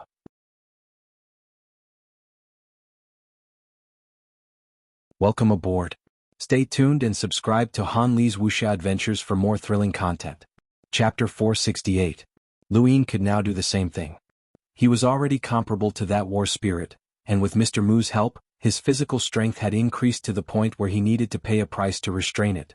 He was the same as that war spirit when it closed its eyes. Lu Yin was already on the same level as that war spirit and had reached the pinnacle of a certain aspect. Mu Rong, on the other hand, had yet to reach that level. The farmer boy's song came to an abrupt end as Lu Yin's left arm stopped a centimeter away from his head. He had used his powerful physical strength to directly negate the control that the song had over him. He looked up at Mu Rong and saw a puzzled look on his face. This was the first time Mu Rong had shown such an expression. Mu Rong could not hide the shock in his heart. The moment he had broken free from the farmer boy's song, he knew that he had lost. The shock that Lu Yin had given him was too intense. He had only felt this kind of shock from the 10 arbiters before. Back then, many people had said that Lu Yin's strength was comparable to the 10 arbiters when they were Lemeters, but Mu Rong had disdained them because he knew how terrifying the 10 arbiters were. They were 10 monsters that could not be imagined by the average person. Their strength could topple a cultivator's understanding, and even with the farmer boy's song, he did not dare to compare himself to the 10 arbiters. This was also why he had looked down on Lu Yin, as Lu Yin was too much like Zhang Yang. He had been called a 10 arbiters candidate during the Astral combat tournament, and after the tournament of the strongest, he had been like the sun at noon. 30 stacks had made him the most dazzling candidate, but from Mu Rong's point of view, this person did not understand the 10 arbiters' strength and was just a clown. But now, Mu Rong truly understood that this person was not a clown but a true powerhouse. There were very few people in the universe who could rival the 10 arbiters. He was truly invincible within the same realm, and Mu Rong was certain that not even Yi Xingqian would be a match for this person. This person's strength within the Lemeter realm was unfathomable. Lu Yin had allowed Mu Rong to witness the birth of a new monster. He had been recognized as an invincible Lemeter by the 10 arbiters, which represented the 10 arbiters' foresight. Lu Yin had surpassed their foresight and reached the same level as the 10 arbiters when they were Lemeters. If he had met Mu Rong before entering the space with the Golden Sea, then he would have definitely been defeated. The universe was truly vast and there were all sorts of geniuses. Now that he had defeated Mu Rong, he could truly be considered to be standing at the peak of the Lemeter realm. However, he secretly warned himself that he could not be careless, as this was only a Lemeter. His opponents were the 10 arbiters, and they were monsters whose bottom lines could not be ascertained. Everyone stared blankly at this scene. Half Willow Lakeside was completely silent. Not long after, a voice rang out, "I admit defeat." This was Mu Rong's voice. The moment his voice fell, the wooden flute cracked and then disappeared. Countless people were shocked, but they soon cheered. Before the battle, no one had been optimistic about Lu Yin's chances. Because of this, when Lu Yin won, the cheers were even louder. Furthermore, Lu Yin was the future son-in-law of the Sea King's Dome, which meant that he was half a family member. This made everyone in the Sea King's Dome feel honored, as the Sea King's Dome was the strongest. Lu Yin quietly placed the fates and back between his left arm and his heart. His physical strength was rapidly weakening. The only variable in this battle had been the farmer boy's song. If he wanted to chat with Zhang Dingtian, he would have to wait until later. At Half Willow Lakeside, Zhang Dingtian looked at the empty space in front of him and then silently turned to leave. The entire Sea King's Dome was talking about the battle between Lu Yin and Mu Rong. As for the rankings of the 4 participants, Lu Yin had taken first place, while Ling Ke had taken 4th place. This made Ling Ke very unhappy, as he admitted that he could not defeat Lu Yin or Mu Rong. However, he could not accept the fact that Yi Xingqian was ranked above him.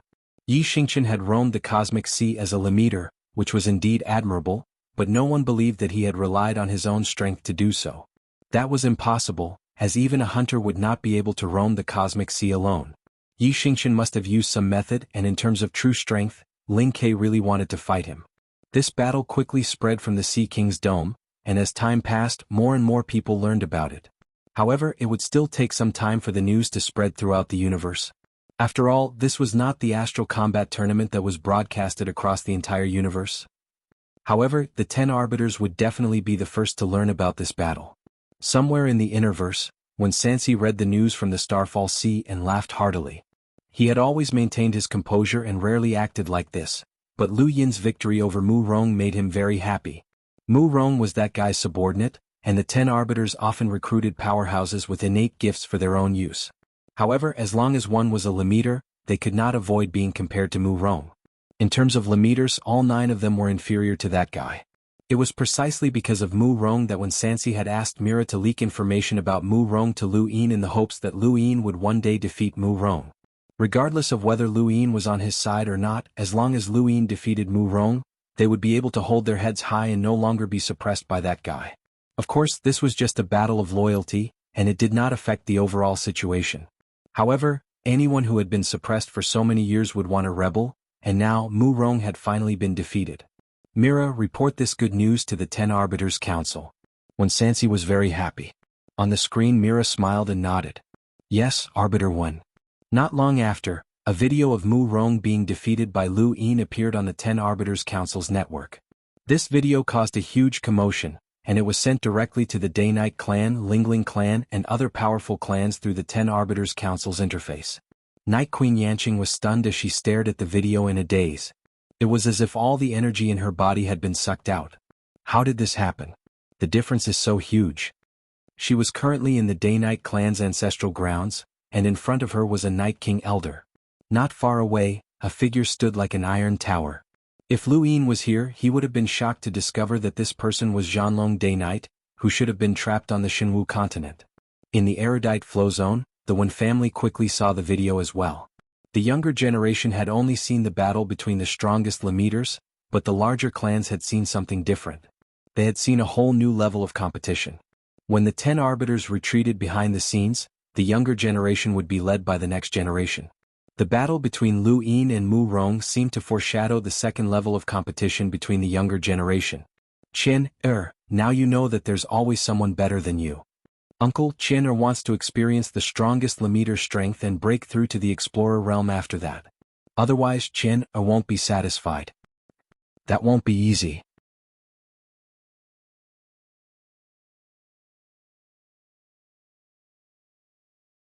Welcome aboard. Stay tuned and subscribe to Han Li's Wuxia Adventures for more thrilling content. Chapter 469. Star Sibyl had also watched the battle, and Lu Yin's answer kept appearing in her mind. She did not know what his answer was, but she felt that she needed to return to her sect. Lu Yin, Mu Rong, and the others represented a certain stage of the younger generation. Once the 10 Arbiters left the younger generation, the top 10 of the top 100 rankings would be about done, and Lu Yin's generation would take their place. Lu Yin was clearly at the top of this stage, and his answer was very important. Hai Chi held back for a few days, but she finally came to find Lu Yin. Hey, what's the use of that farmer boy's song? This was what Hai Chi was most curious about. Lu Yin opened his eyes and looked at her. Controlling people. If it's that powerful, then why weren't you controlled? Hai Chi's eyes widened as she blinked. Lu Yin pursed his lips.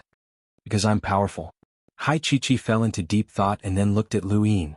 After a while she asked, do you think that cultivators are more prone to domestic violence? Lu Yin was speechless. The monkey sighed. Seventh bro, I suddenly feel that Ming Yan is more suitable for you. You're just trying to ride her coattails, so there's no need to sacrifice yourself. Let's find someone else. With your looks, there's bound to be someone blind who'll fall for you. At that moment Lu Yin's gadget beeped and he tapped it open. Lillian was on the screen. Congratulations brother Lu.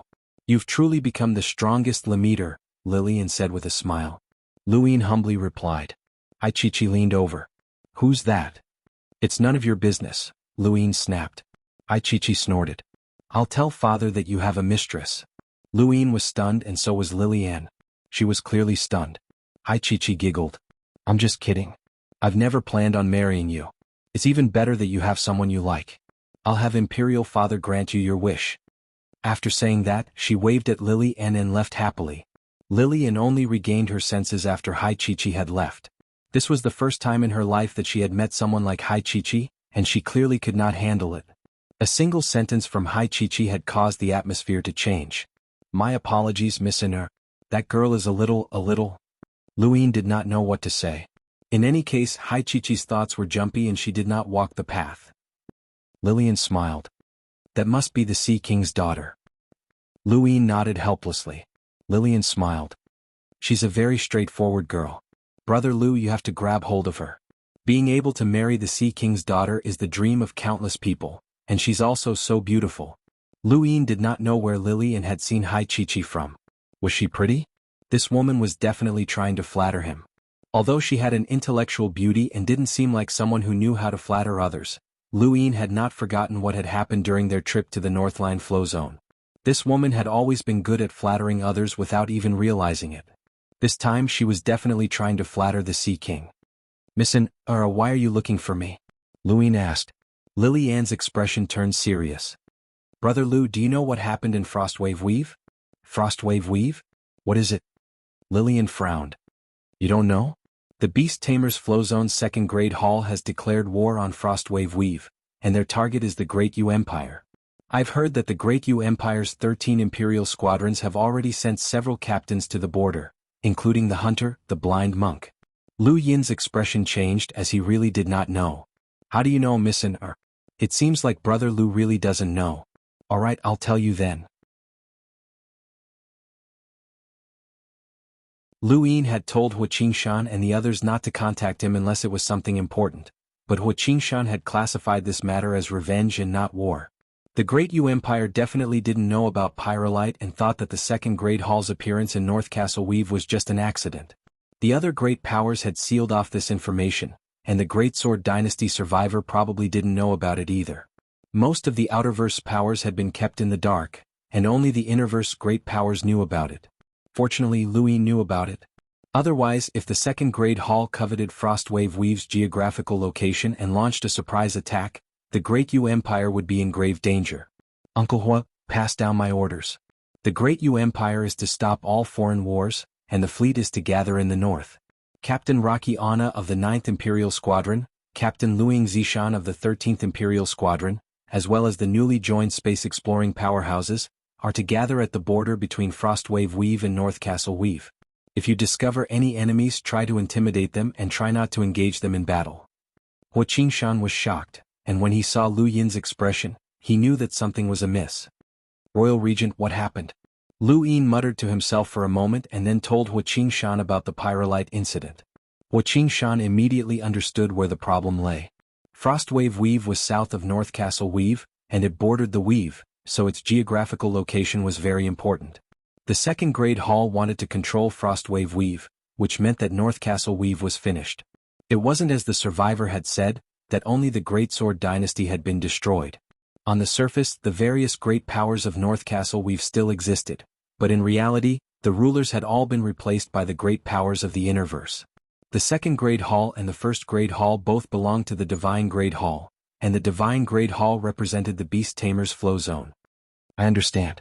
Rest assured, Royal Regent, Hua Qingshan said solemnly. Lu Yin nodded, but just as he was about to end the call, he suddenly thought of something.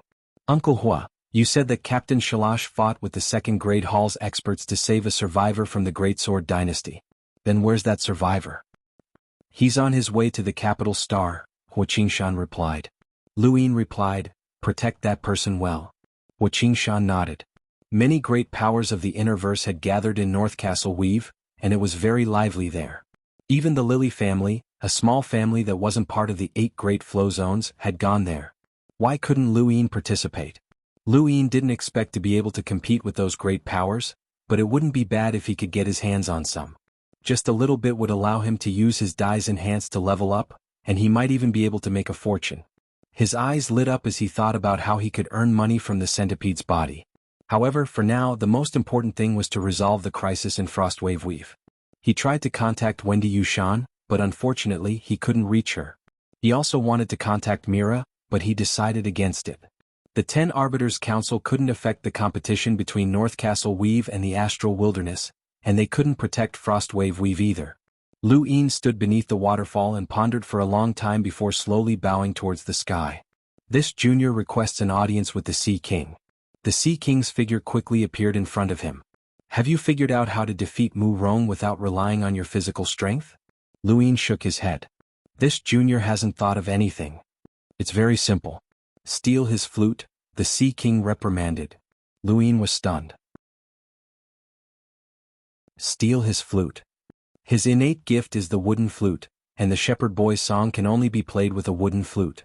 If you steal his flute, won't you be able to stop him from playing the song? Since you were able to hit him once, you can hit him a second time. Although you'll have to pay a price, it'll be worth it compared to defeating him, the Sea King explained. Lu Yin blinked.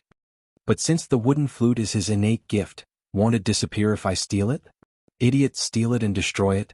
Using an innate gift too frequently will exhaust a person's body, and no one's innate gift can be used endlessly. Similarly, if you destroy the wooden flute, it'll hurt him as well. Techniques like the shepherd boy's song aren't that easy to use. Otherwise, he wouldn't have given Ling Kei a chance to combine his 3 blades. After all, the shepherd boy's song might not be able to be used again once he's hit by all 3 blades, the Sea King explained. Lu Yin recalled Mu Rong's battle and realized that the Sea King's words were true. Mu Rong wouldn't give Lu Yin a second chance to attack and had impatiently used the shepherd boy's song. Perhaps the requirements for the song were too high, and once Mu Rong's injuries reached a critical point, he wouldn't be able to use it. Destroying the wooden flute would indeed damage his innate gift. Lu Yin looked at the Sea King in admiration. Thank you for your guidance, senior. Thank you, brothers, for your tips. Here's the 4th update.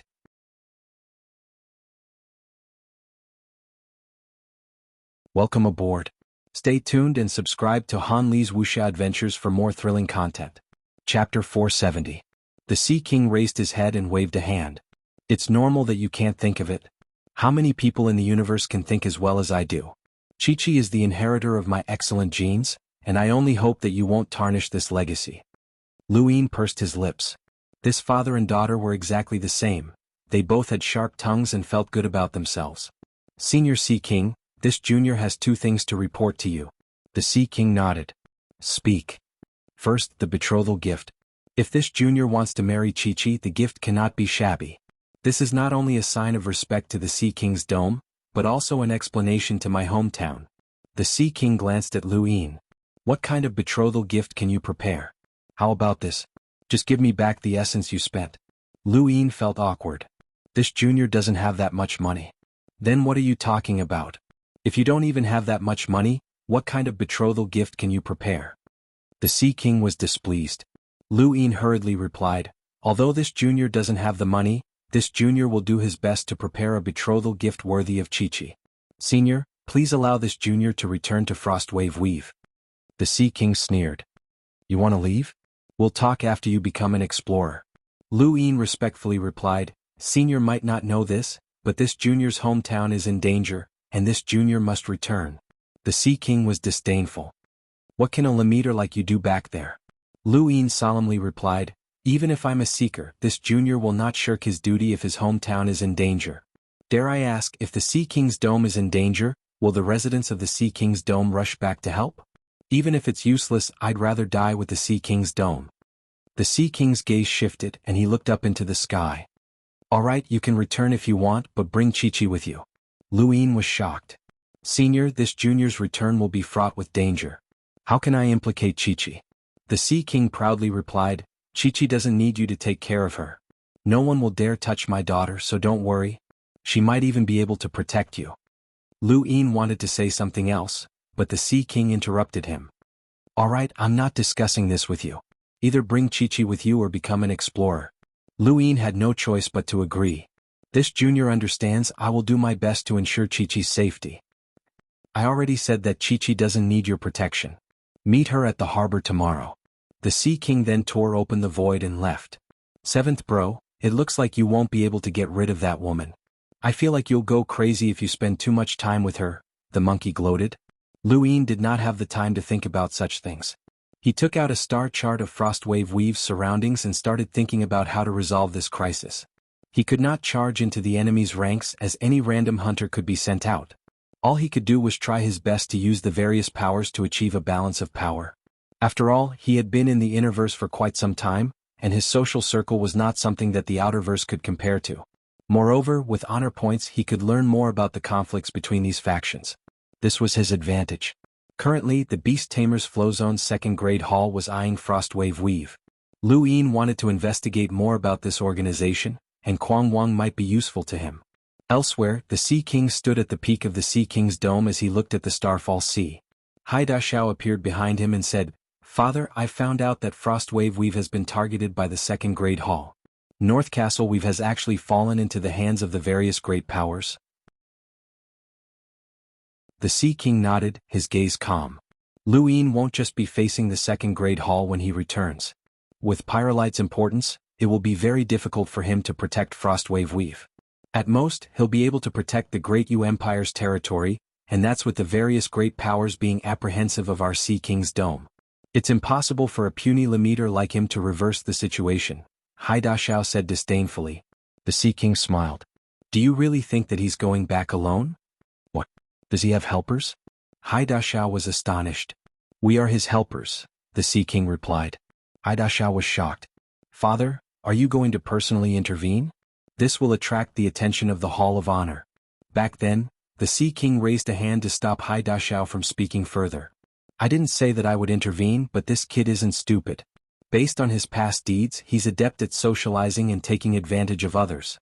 Why do you think he proposed to prepare a betrothal gift? I can guarantee that if he can't hold on any longer, this kid will definitely use the excuse of preparing a betrothal gift for our Sea King's dome to intimidate the various great powers and try to protect Frostwave Weave. He might even give Frostwave Weave to our Sea King's dome as a betrothal gift. Haida Xiao was furious. Is this kid really that bold? Father, you can't let him do as he pleases. We have an agreement with the Hall of Honor. The Sea King did not care. So what if we have an agreement? No one in the universe can stop me.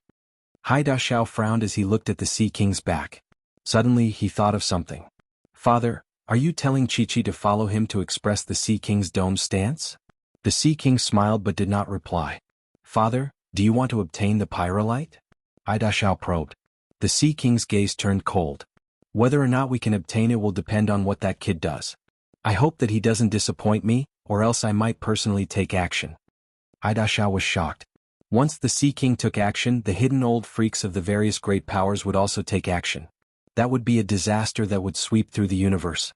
Was Pyrolite really that important? He did not understand. Even if Pyrolite was a strategic resource, no one in the universe dared to provoke the Starfall Sea, and no one dared to provoke the Sea King's dome. Was there a need for them to leave the Starfall Sea for such a resource? Once the Sea King took action, the Neoverse would not remain silent, and the entire universe would be thrown into chaos. Haida Xiao suddenly realized that Lu Yin's return this time was very important. He had to obtain a sufficient amount of Pyrolite that the Sea King was satisfied with, or else a disaster would descend. No one besides him and the Sea King knew what would happen. Lu Yin naturally did not know that the Sea King needed Pyrolite, and it would be good enough if he could even protect Frostwave Weave. Hold on, Haida Xiao thought of another possibility.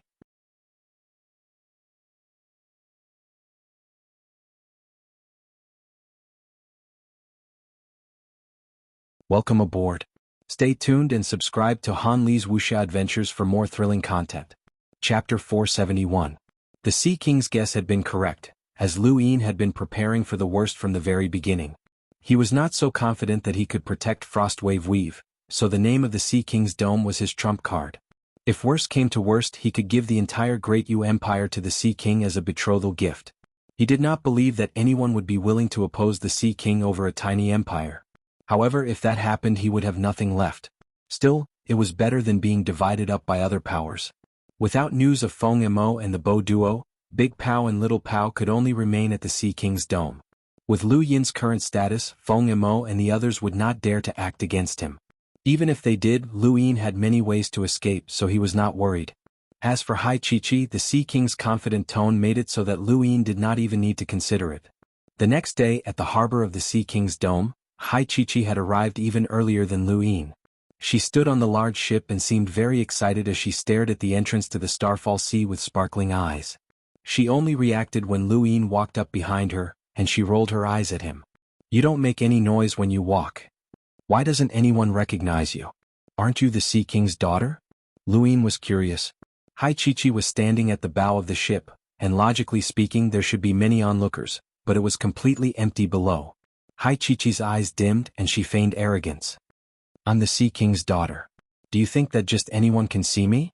Luin did not mind. At that moment, a voice rang out from behind them. Princess Chi, the spacecraft is ready. The voice was very sudden, and it gave Luin a fright since it had come from right next to his ear. He subconsciously took a few steps forward and vigilantly stared at the old man who had appeared out of nowhere. The old man looked at Luin and smiled kindly. Oh, got it? Hai Chi replied and excitedly ran into the ship. The old man watched Hai Chi leave and then looked back at Luin with a smile. Kit, take good care of Chi. Although she doesn't speak well, she's very kind and pure. Luin nodded. The old man smiled. I've seen your battles. Not bad at all. Continue to work hard and I hope that one day, we'll be able to go against the tide together. He then left. Luin watched the old man leave, not understanding of what he had just said. Hai Chi's voice. Hey, what? Let's go. The spacecraft that the Sea King's dome had provided had a very unique design, and the manufacturer was the Aurora Spacecraft Company. It was a miniature, foldable spacecraft that could seat up to 3 people. When not in use, it could be folded and shrunk to its smallest size before being stored in a cosmic ring. The moment he saw this spacecraft, he decided that he had to buy one. He did not have many spacecraft left, and he only had one Aurora left on Deep Crimson Planet. However, in Hai Chi's words, Luin wouldn't be able to afford a foldable spacecraft even if he sold himself. Luin refused to accept this, as he had spent nearly 20,000 star essence on his cultivation.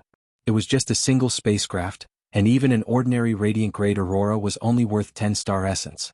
However, when Hai Chi reported the price to him, he felt that he had overestimated himself and that he really could not afford it.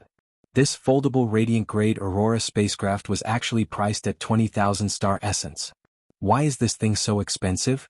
Luin asked in surprise. Hai Chi rolled her eyes at Luin. Calling you ignorant is already a compliment. Have you ever heard of a foldable spacecraft being sold anywhere? This is a technology that transcends time.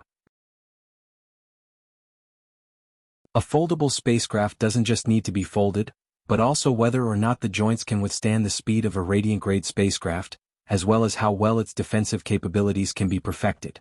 Just this technology alone is worth a lot of money, not to mention a radiant-grade spacecraft that can be used to escape at any time. Do you think 20,000 is expensive? Luin was speechless. Not expensive? It was too expensive for him, and it was no wonder that he had never heard of anyone using it. Even the heirs of the great powers that he had come into contact with could not afford it. Only a wastrel like Hai Chi would not have cared. However, her words made sense. If he had had a spacecraft like this back then, he would not have been trapped in outer space and could have escaped at any time. This thing could have saved his life if he had used it well. Even so, it was still not worth such a high price. The rarer something was, the more valuable it was. This thing was not only sold for the spacecraft itself, but also for its grade, a grade that ordinary people could not even lay their eyes on. Let me tell you something else. There aren't many of these spacecraft in the innerverse or outerverse, and the Aurora Corporation produces a limited number each year. You can't buy one even if you have the money, Hai Chi said arrogantly. Are you saying that even the Mavis family can't buy one? Luin teased. Hai Chi's expression changed. Who told you about the Mavis family? The Mavis family is synonymous with money. Don't try to confuse me. I wasn't talking about the Mavis family, I was talking about you. Someone like you can't buy one even if you have the money. How do you know that I'm rich? Let me tell you, we have to separate our assets before marriage. Hai Chi gritted her teeth. Why would this princess care about your money?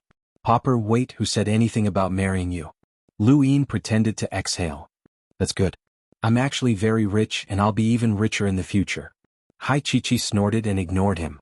The radiant-grade spacecraft was very fast, but even so, it still took more than 2 months to travel from the Sea King's dome to the outerverse Frostwave Weave.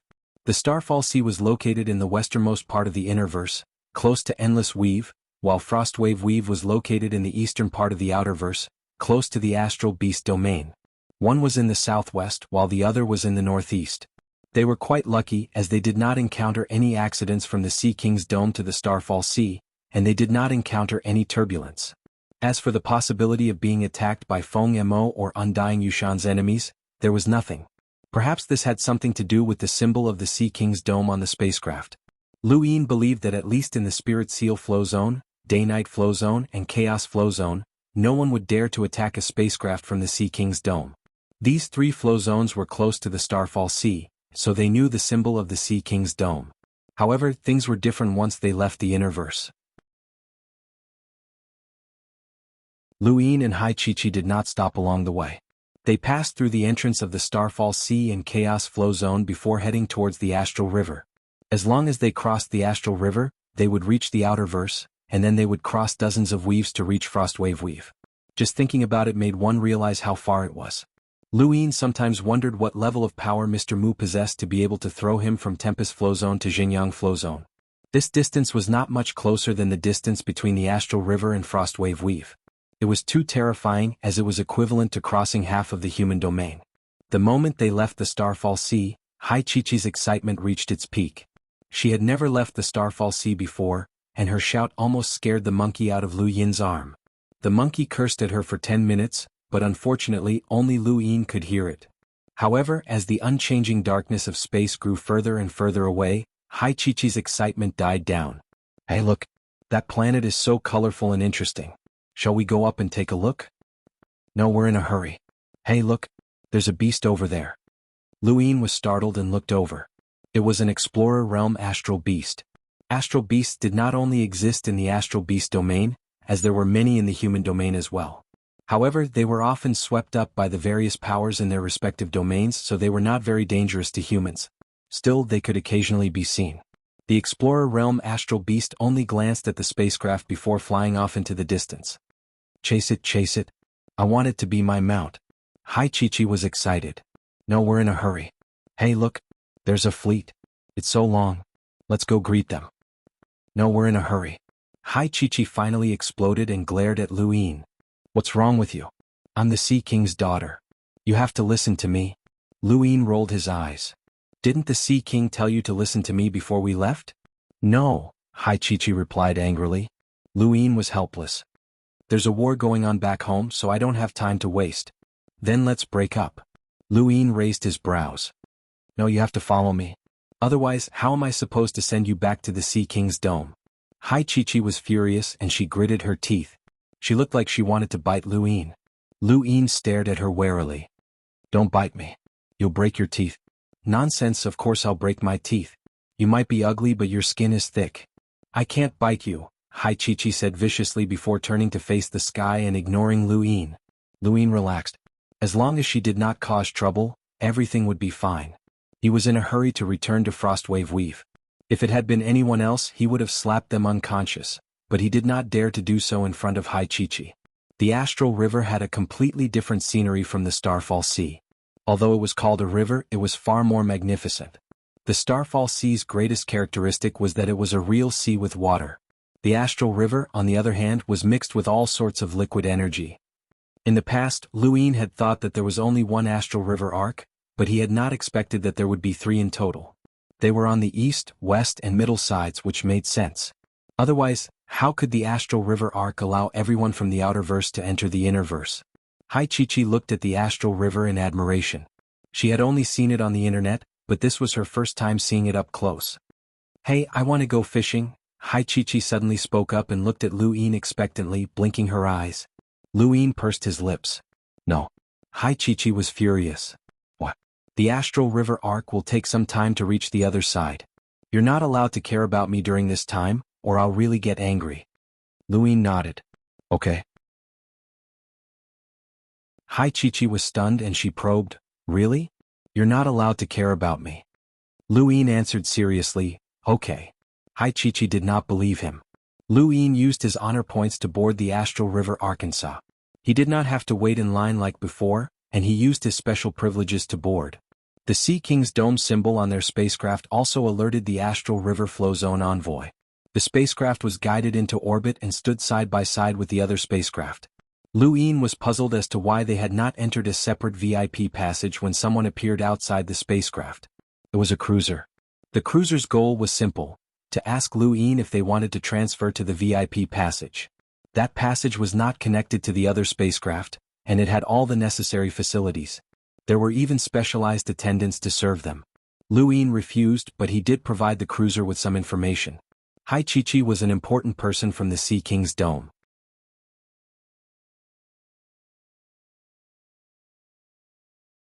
Welcome aboard. Stay tuned and subscribe to Han Li's Wuxia Adventures for more thrilling content. Chapter 472. The cruiser's expression immediately changed, and he became even more respectful and humble. After that, Hai Chi's fishing dream came to an end. Ordinary people could not fish in the Astral River. With Lu Yin's strength, even old Guda and the others had thought that he would be dragged into the Astral River and die.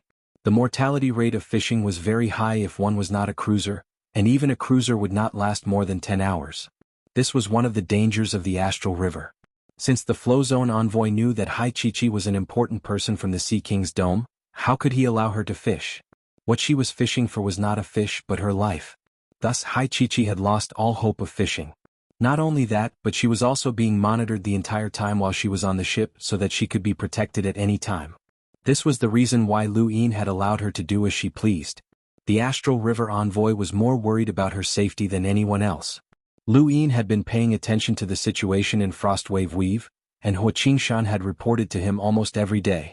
During this time, the second grade hall had actually stopped sending experts to Frostwave Weave, and they had even withdrawn their previous experts. This strange phenomenon was hard to fathom. In the Outerverse, at the border between North Castle Weave and Frostwave Weave, dozens of giant astral beasts soared through space.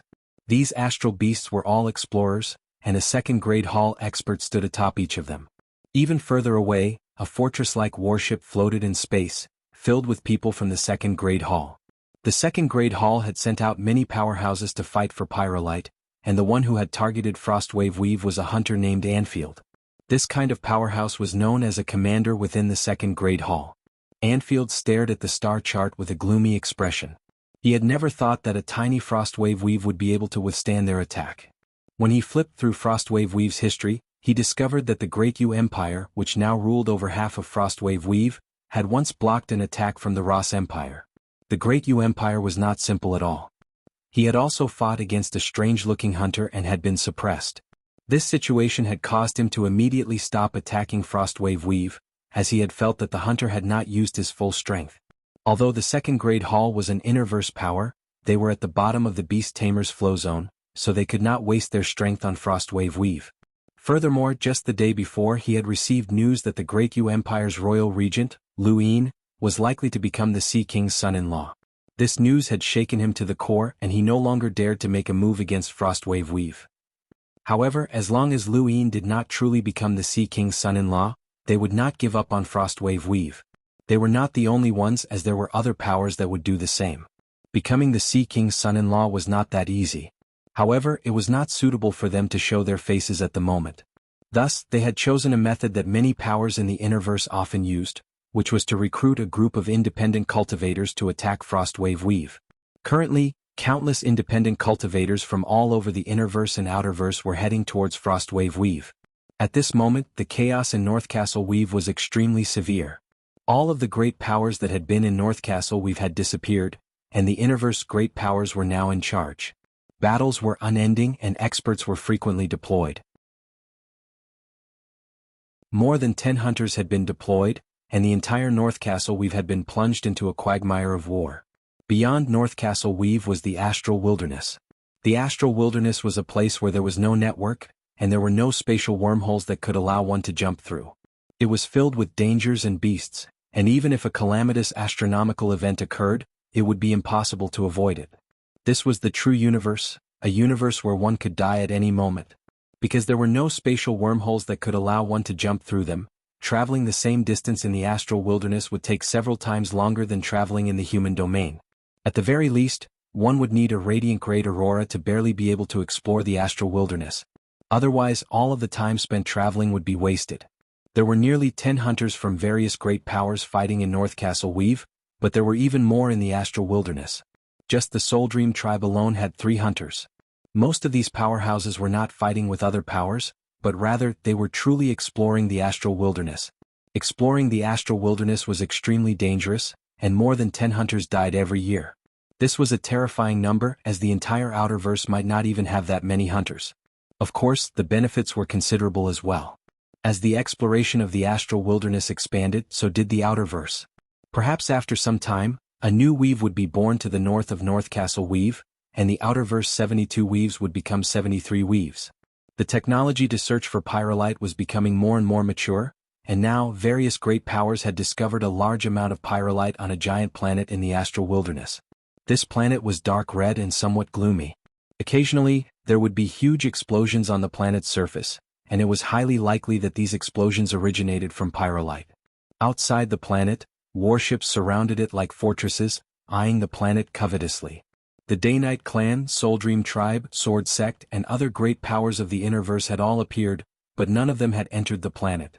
In the far reaches of outer space, there would occasionally be powerful undulations sweeping through the planet.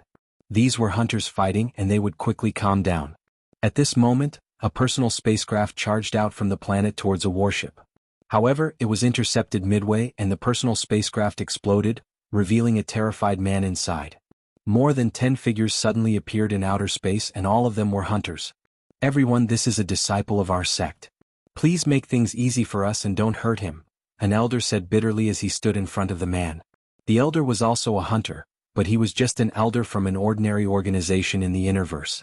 The Day-Night Clan, the Sword Sect, and the One Family were all people that he did not dare to oppose.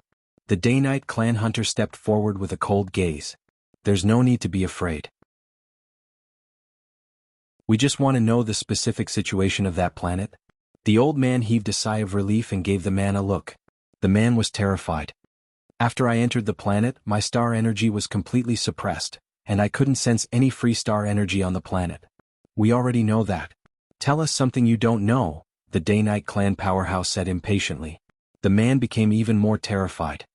"I was lucky. When I landed on this planet, I landed not too far away from the pyrolite ore. That's why I didn't go too deep.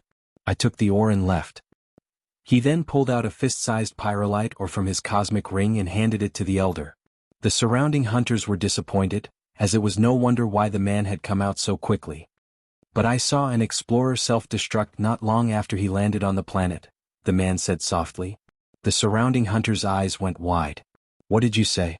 Self-destruct?" "Yes," the man replied softly with his head lowered. Not long after, the various great powers received news that any explorer or above who had entered the planet had self-destructed without exception. When the planet had been discovered, the various great powers had sent hunters to enter, but they had discovered that the moment they entered the planet's atmosphere, the planet had exploded violently. The planet was filled with a large amount of pyrolite, and the hunter's strength had caused a backlash. This was why the hunters from the various great powers had not entered, for fear of detonating the entire planet. If that happened, everyone would be doomed. However, no one had expected that even explorers would experience such a thing. After several days of research, the various great powers finally understood that there was a large amount of pyrolite in the planet's atmosphere. Not only did it repel star energy, but it also automatically fused into the bodies of breathing organisms. There was no problem for those below the explorer realm, but for those above the explorer realm, their bodies resonated with the universe. The pyrolite would enter their bodies and begin circulating just like how star energy circulated through their bodies. Pyrolite was extremely unstable, and once there was enough of it, it would explode. A single gram of pyrolite could cause destruction with a power level of over 10,000. Explorers only needed to stay on the planet for a while to absorb more than a gram of pyrolite, and it would explode from the inside out. Even a cruiser would not be able to withstand it, let alone an explorer. In other words, only cultivators below the explorer realm could safely explore this planet, and the best choice was to be a Lemmeter. This was proven by the spacecraft that occasionally entered and exited the planet. The Lemmeters who had stayed on the planet for a few days had all had their bodies examined. Although they had absorbed quite a bit of pyrolite, the pyrolite had been expelled from their bodies along with their bodily functions. "It's been confirmed. We can only send Lemmeters to explore the planet. Immediately contact the clan and have them send a large number of Lemmeters over. Notify the sect to send Lemmeters over." The exploration of the astral wilderness had nothing to do with Lemmeters, but at this moment, because of this strange planet, Lemmeters had become the main force for exploration.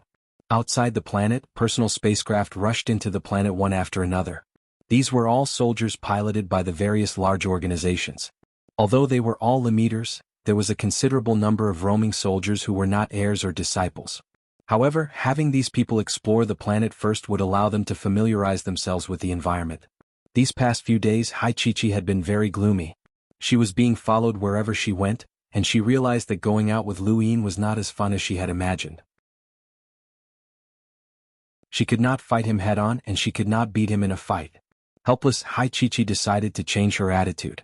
"Brother Lu, I don't know why, but I suddenly feel that you're very handsome today."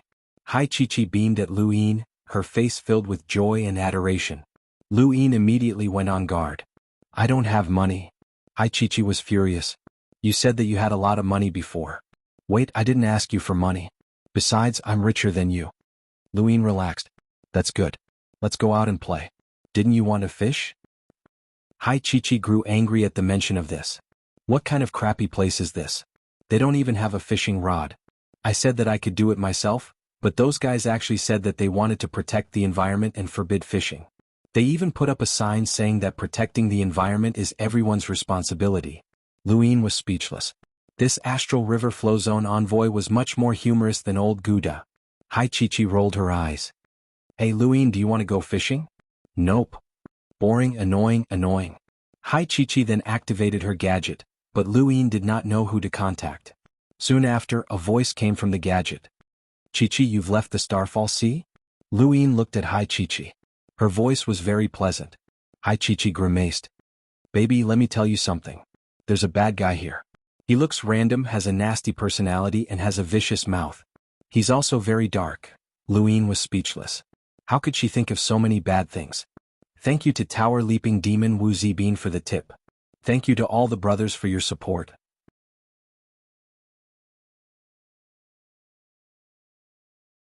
Welcome aboard. Stay tuned and subscribe to Han Li's Wuxia Adventures for more thrilling content. Chapter 473. The gadget listened in silence until Hai Chi stopped talking. "Chi, don't be willful. If the Sea King wants you to follow that person, then he's not a bad person. Speak properly and he'll treat you well." Hai Chi glared at Lu Yin and snorted. She muttered something into her gadget before running out. Lu Yin found it funny. Although this brat had a venomous tongue, she wasn't a bad person. She didn't use her status as the Sea King's daughter to pressure others, unlike the heirs of those large organizations who were all arrogant. She was actually quite cute, but who was she talking to?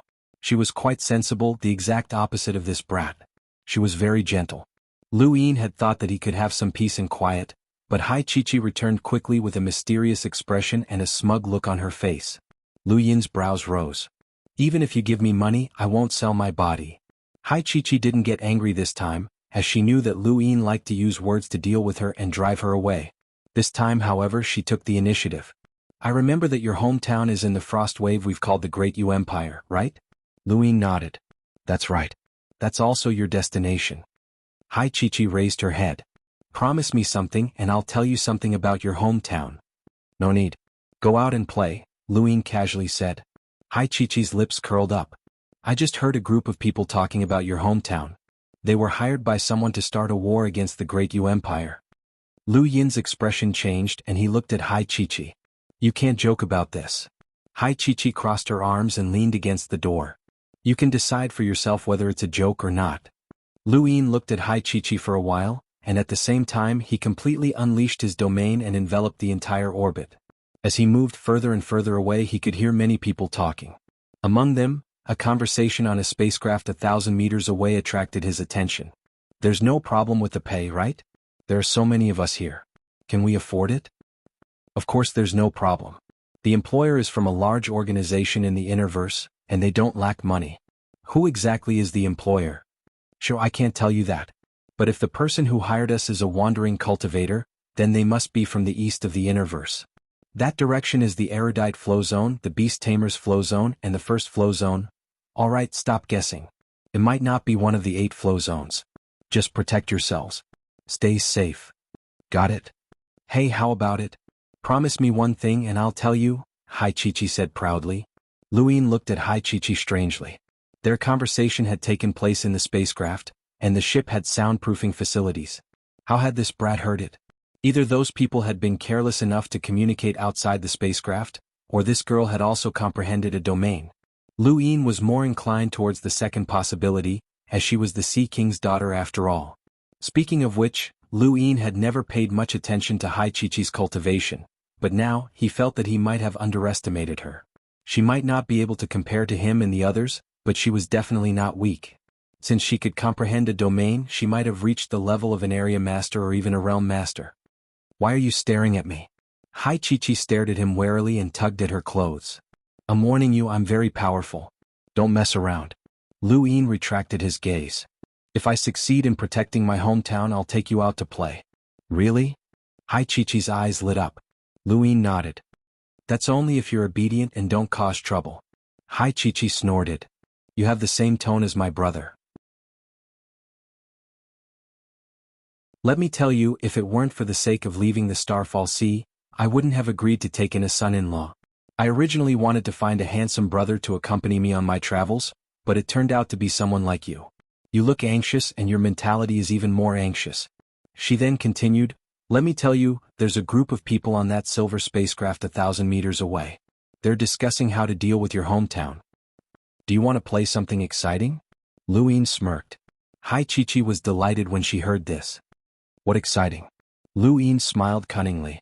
On a giant planet in the astral wilderness, the dry soil emitted a pungent smell as a team of more than 10 limeters advanced with detectors that could help them find pyrolite. These cultivators were from the spiritual seal flow zone's dire barbarian tribe, which was the tribe that Avery, who had defeated Lu Yin, belonged to. At this moment, a spacecraft crashed down from the sky not too far away from these people. The dire barbarian tribe members looked up and stared at the giant crater in the distance. There, a spacecraft was emitting white smoke due to friction with the atmosphere, which then slowly disappeared. The hatch opened and a beautiful pair of hands appeared. It was a woman. The members of the dire barbarian tribe were excited. As long as they were not disciples of powerful sects, they would be able to capture and play with them. They had been in this damned place for more than 10 days and it was too boring. The dire barbarian tribe was vile and did not care about the consequences of their actions, just like their name. As the cabin door opened completely, a beautiful woman walked out from the dark red ground. The woman had a beautiful appearance and her long dark blue hair reached her waist. She looked like an otherworldly goddess, and this kind of woman was enough to drive any man crazy. However, when the dozen or so dire barbarian clan members saw this woman, their expressions changed drastically, and they immediately fled. The woman looked up and leapt into the air, charging towards the dire barbarian tribe members. She opened her mouth in midair and let out a melodious song. This was the psychedelic song. This woman was Shiyu of the Soul Dream tribe. Since ancient times, the Soul Dream tribe and the dire barbarian tribe had a blood feud.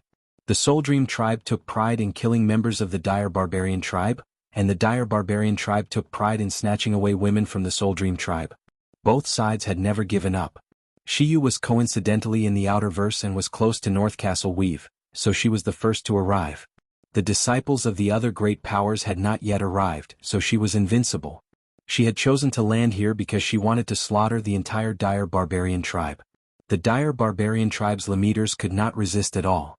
They were just ordinary soldiers who had been force-fed education, and they had reached the peak of the Limeter realm after much difficulty. The gap between them and Shiyu was too great.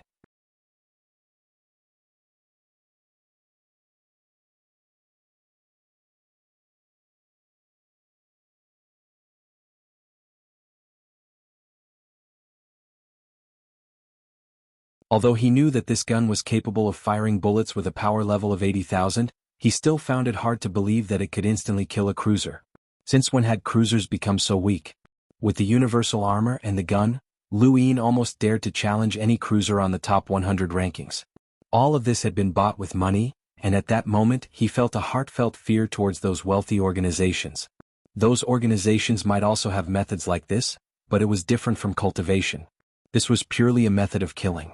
The Mavis family was the wealthiest organization, and Lu Yin could not imagine just how many methods they had. With a bang, one side of the spacecraft exploded, and the last cruiser fled into outer space. When he saw this scene, he knew that he was not Lu Yin's match, so he immediately fled. But so what if he was a cruiser? He was just a wandering cultivator, and the battle techniques that he cultivated were limited. When Lu Yin sensed that the cruiser was trying to escape, he unsealed the fates, and in his heart, his physical body exploded with power as he used flash to its limit. Lu Yin's body appeared in front of the fleeing cruiser, and he stood in outer space as he coldly stared at the fleeing cruiser. With his current physical strength, Flash's speed was not something that an ordinary cruiser could compare to. Who are you?" the cruiser asked in a trembling voice. Lu Yin coldly replied, "Haven't you already guessed it?" The cruiser's pupils shrank. "You're not even an explorer, but you can easily kill a cruiser. You're Lu Yin. You thought of me first. It seems like your target is the Great Yu Empire," Lu Yin said calmly. The cruiser pleaded, "I beg you, please let me go. I promise that I won't be hired." "Fine. Tell me who's the one who hired you?"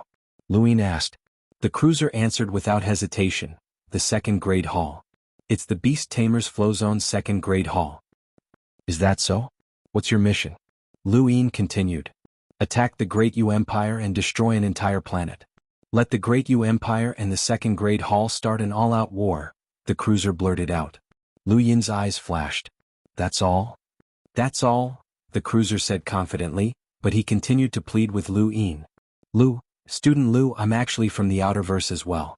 You can't imagine how difficult it is for people like us to enter the innerverse to cultivate. We were forced to do so, so please let me go. I promise that if I hear of any wandering cultivator who wants to harm the Great Yu Empire in the future, I'll be the first to act." Lu Yin sneered and sighed. "Although I knew that you wouldn't be honest, I still held on to some hope and asked, 'It looks like you really are dishonest. Then die.'" He then raised his gun. The cruiser's pupils shrank, and he suddenly charged in another direction. At the same time, a long blade appeared in his hand and he slashed behind him. Lu Yin's figure disappeared once more, and when he reappeared, he had already dealt countless slashes with his gun pressed against the cruiser's back. Bang! Half of the cruiser's mangled body slowly disappeared before Lu Yin's eyes. Lu Yin put his gun away. He had used his gadget to contact the first cruiser he had killed and learned that there was a mysterious employer behind them. This person hadn't said anything and there was no point in pressing him further. This mysterious employer probably wouldn't reveal their identity, or else this person would have spilled the beans in a desperate situation. Regardless of who this mysterious employer was, Lu Yin didn't care anymore. There were enemies everywhere in the universe. When he returned to the spacecraft, he saw that more than 100 wandering cultivators were terrified. Blood had already spilled from the top floor, and they had all discovered the cruiser's corpse. They didn't know what kind of fate awaited them. Lu Yin found Hai Chi-Chi.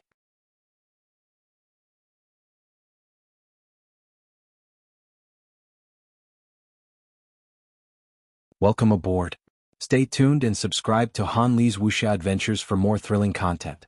Chapter 475. Hai Chi-Chi's face turned even paler as she stared at the giant fireball in space. She had been on that spacecraft just a moment ago. She had known that there would not be any danger before she had left, as no one would dare to harm the Sea King's daughter. However, when she was truly faced with death, she panicked. It was not because she was afraid, but rather because this was the first time she had seen something like this. Did these people really deserve to die? What about their parents, wives, and children? They must have been in great pain in the face of death. She had thought about many things. Lu Yin did not speak to her. He set a course for Frostwave Weave and quickly rushed there. One day later, Hai Chi-Chi looked at Lu Yin seriously. "Don't you have any hesitation?" Lu Yin looked up at the sky. "I used to, but not now." "What? Are you numb?" Hai Chi-Chi could not help but ask. Lu Yin looked at her. "You'll feel the same when you experience death. Have you ever experienced what it feels like to be treated like white meat?" "White meat?" Hai Chi-Chi was confused. Lu Yin's lips curled up. "Food. For humans. Food." Hai Chi-Chi's expression changed and she looked at Lu Yin in shock. She had never thought that the famous Lu Yin would have such an experience, nor had she thought that the universe would have such a dark side. "You were born in the Sea King's dome and are protected by the Sea King. No one in the universe dares to provoke you, and you've never even seen death. That's why you're carefree and naive enough to believe that most people in the universe live like that. But in reality, the universe is very cruel. Do you think that those people have never thought that they would die? From the moment they left their hometowns, they were already prepared to die. Their hands are stained with blood." Lu Yin slowly explained. Hai Chi-Chi listened quietly. She had never listened to Lu Yin as seriously as she did now. She had seen the true face of the universe. If not for the Sea King, Lu Yin would not have been interested in teaching a girl such things. He hoped that his worldview would not lead her astray. However, his worldview was normal and at the very least he would not kill for no reason. He had a bottom line and a sense of justice. He was just a little greedy. After talking for a long time, Hai Chi-Chi leaned back in her seat and looked up at the sky. "Congratulations, 7th bro. You've successfully led a girl onto the wrong path. The monkey laughed strangely. Luin sighed. He did not know how his words would affect Hai Chi, but she was an adult and had her own thoughts. She would not be easily swayed by the thoughts of others. This was also the reason why the Sea King had only released her now. People had to learn to grow up. Luin, I'm going to ask you a serious question. You have to answer me honestly. Hai Chi suddenly turned around and said solemnly. Luin nodded and solemnly said, Go ahead. When we reach the Great Yu Empire, have you thought about where to bring me to play? Hai Chi asked seriously. Luin was stunned. You've recovered? Slow down for what? Hai Chi blinked. You've just seen someone kill someone and so many of them at that, Luin reminded her. Hai Chi was cold and arrogant.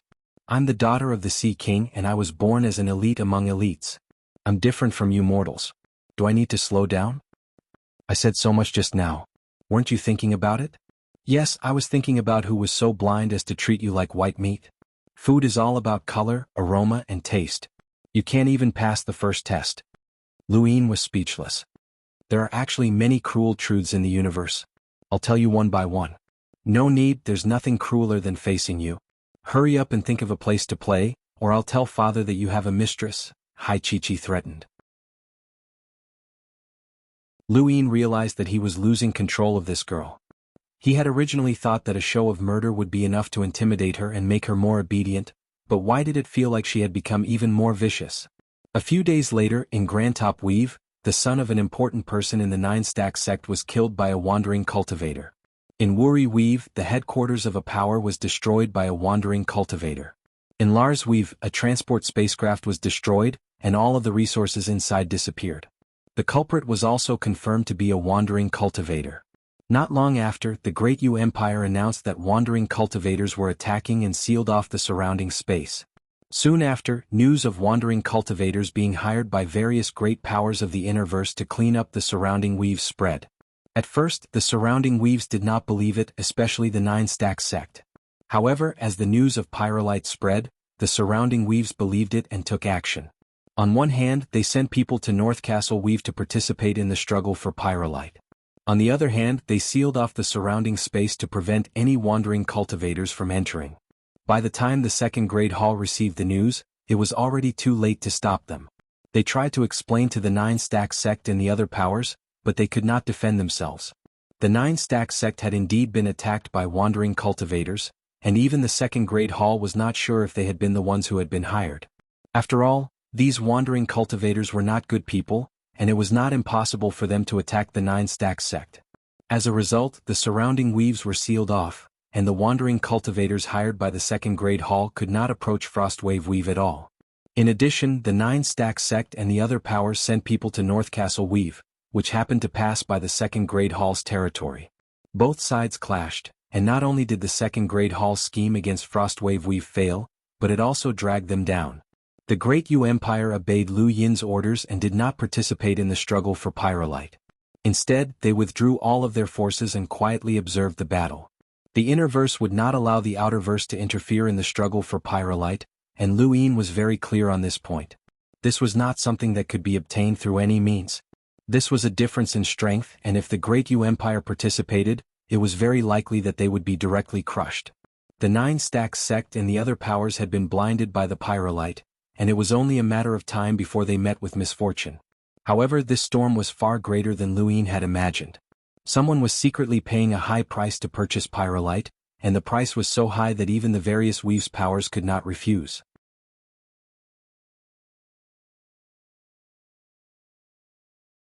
However, even if 50 grams of Pyrolite were stacked together, it would still not be enough to threaten a powerhouse with a power level of 500,000. This was because the stacked destructive power would cancel each other out. At most, it would only be able to threaten an enlighter. Even so, it was still very terrifying. Imagine if 1 kilogram, 10 kilograms, or even a ton of Pyrolite exploded. How terrifying would that be? It could really threaten a powerhouse with a power level of 500,000. With Pyrolite in hand, she was not completely defenseless. Although she did not have much, no one was willing to take the risk. In the end, the dire barbarian clan's expert retreated. Shiyu sighed in relief. The Soul Dream tribe had mined about 10 tons of Pyrolite, which was not pure Pyrolite. It needed to be purified, and 10 tons of pyrolite would only yield a few grams of pyrolite at most. Fortunately, the dire barbarian clan's powerhouse did not know how much pyrolite the Soul Dream tribe had mined. Otherwise, he would have attacked them without any hesitation. After all, 10 tons of pyrolite exploding would only result in a power level in the tens of thousands, which was nothing to worry about. The Soul Dream tribe had mined so much pyrolite, and so had the other powers. Most of them had not even mined as much as the Soul Dream tribe, as Shiyu had seized many pyrolite mines.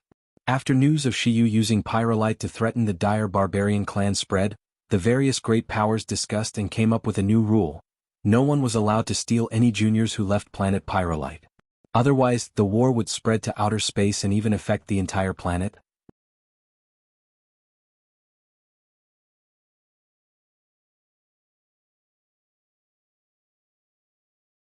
Do you know anything about planet pyrolite? What's planet pyrolite? He only knew about pyrolite, and the various powers were all gathered in North Castle Weave. It was said that a large number of pyrolites had been discovered in the Astral wilderness near North Castle Weave. Could that be the so-called planet pyrolite? Mira explained the situation on planet pyrolite to Lu Yin, and Hai Chi-Chi's eyes lit up. Is that fun? Only Lemeters can go there. I want to go. Lu Yin, let's go there and have fun. Lu Yin's back was facing her, and he asked Mira, "You want me to go? With your strength, it would be a pity if you didn't go." Lu Yin's eyes flashed. Are you representing the 10 Arbiters Council, Arbiter Wen, or the erudite flow zone behind him? Is there a difference? Mira asked. I'm just asking, but I probably won't go. Lu Yin immediately rejected her. Because of the Great Yu Empire? Lu Yin fell silent for a moment before answering. To you, Frostwave Weave is too insignificant. If I interfere and anger some people, the Great Yu Empire will be in danger. I won't be able to protect it with my current strength, and you should know that there are already people attacking Frostwave Weave. I don't have the time to spare. Mira sighed, and her enchanting eyes flashed. What if Arbiter Wen promises to protect the Great Yu Empire? Lu Yin did not immediately answer. Think about it carefully. With that, Mira hung up. Hey, why don't you go? Are you worried about your hometown? I'll ask Father to speak up, and I guarantee that no one will dare to touch you, Hai Chi-Chi said expectantly. Lu Yin smiled bitterly and shook his head. It wasn't that simple. The Sea King could protect the Great Yu Empire, but the Great Yu Empire would eventually become the Sea King's. He was not willing to do that unless he had no other choice. Furthermore, sending an ant into such a storm was extremely risky. Given Lu Yin's cautious nature, he would try his best not to get involved. As for Hai Dashao's suggestion that the betrothal gift had to be pyrolite, Lu Yin pretended not to hear it. He could not afford to gamble on it. Not long after, the spacecraft's alarm sounded.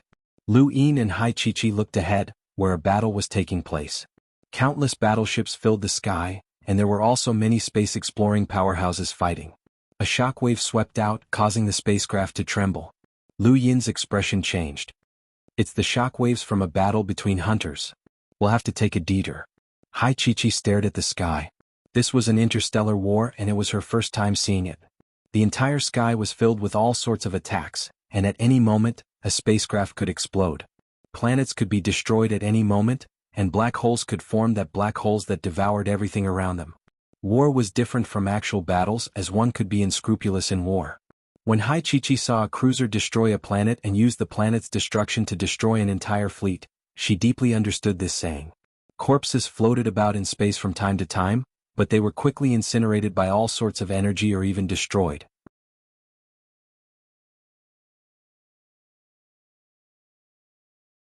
Second, Northline Flow Zone is willing to establish interstellar trade with Frostwave Weave, and the Barth Jacques family is willing to fully support the Great Yu Empire in its economic recovery. Third, Granny Chan is willing to act on behalf of the Great Yu Empire as long as it is reasonable and does not harm Northline Flow Zone's interests. Lu Yin was shocked, as Northline Flow Zone's conditions were very high. The first condition was nothing much, as even if Northline Flow Zone did not acknowledge it, Lu Yin could still defeat Northgate Lie fair and square and force them to acknowledge it. However, the second and third conditions were different, especially the second one. The Great Yu Empire urgently needed to recover its economy, or else it would not even be able to unify Frostwave Weave. With the Barth Jacques family's financial strength, Lu Yin could definitely trust them, as they were the help that the Great Yu Empire desperately needed. The third condition represented the Lily family's attitude. Although the so-called reasonable conditions could not be set in stone and did not have any binding force on Granny Chan, since Lillian had made the request, it proved that the Lilly family was sincere. As long as it was possible in the future, Granny Chan would definitely help, as she was an enlighter. Lu Yin could not refuse these three conditions. I know that Brother Lu might become the Sea King's son-in-law, so you don't care too much about my Northline flow zone. However, even relatives need their own strength.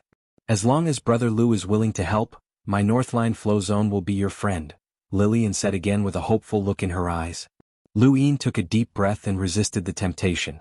Miss Iner's conditions are very sincere, but I'm sorry, but I can't make a deal with you on the premise that the Great Yu Empire is sacrificed. If the Great Yu Empire is gone, then your conditions will be nothing more than an illusion. Lu Yin's identity was fake, but his feelings for the Great Yu Empire were real. Earth, undying Yushan, and the Zishan family were not things that could be easily forsaken. The second volume is about to begin, and great changes are coming. Thank you for your support, brothers. Thank you.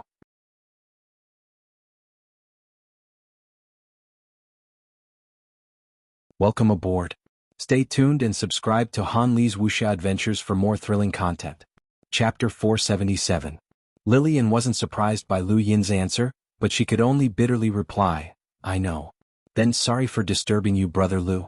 After this competition, the Barth Jacques family will still head to Frostwave Weave to investigate and help the Great Yu Empire recover its economy. Consider it a contribution from the Northline flow zone to the Great Yu Empire. Lu Yin was grateful and ended the call. Mira had promised Arbiter 1 to protect the Great Yu Empire, but Lu Yin didn't know how trustworthy this promise was or how much Arbiter 1 could do for the Great Yu Empire. Just like how the second grade hall could recruit independent cultivators to deal with the Great Yu Empire, other powers could use various methods to deal with the Great Yu Empire. Even the relentless Slayer's assassination of the Great Yu Empire's upper echelons was enough to destabilize the Great Yu Empire. Lu Yin felt powerless. An empire that had almost unified a weave was still so helpless.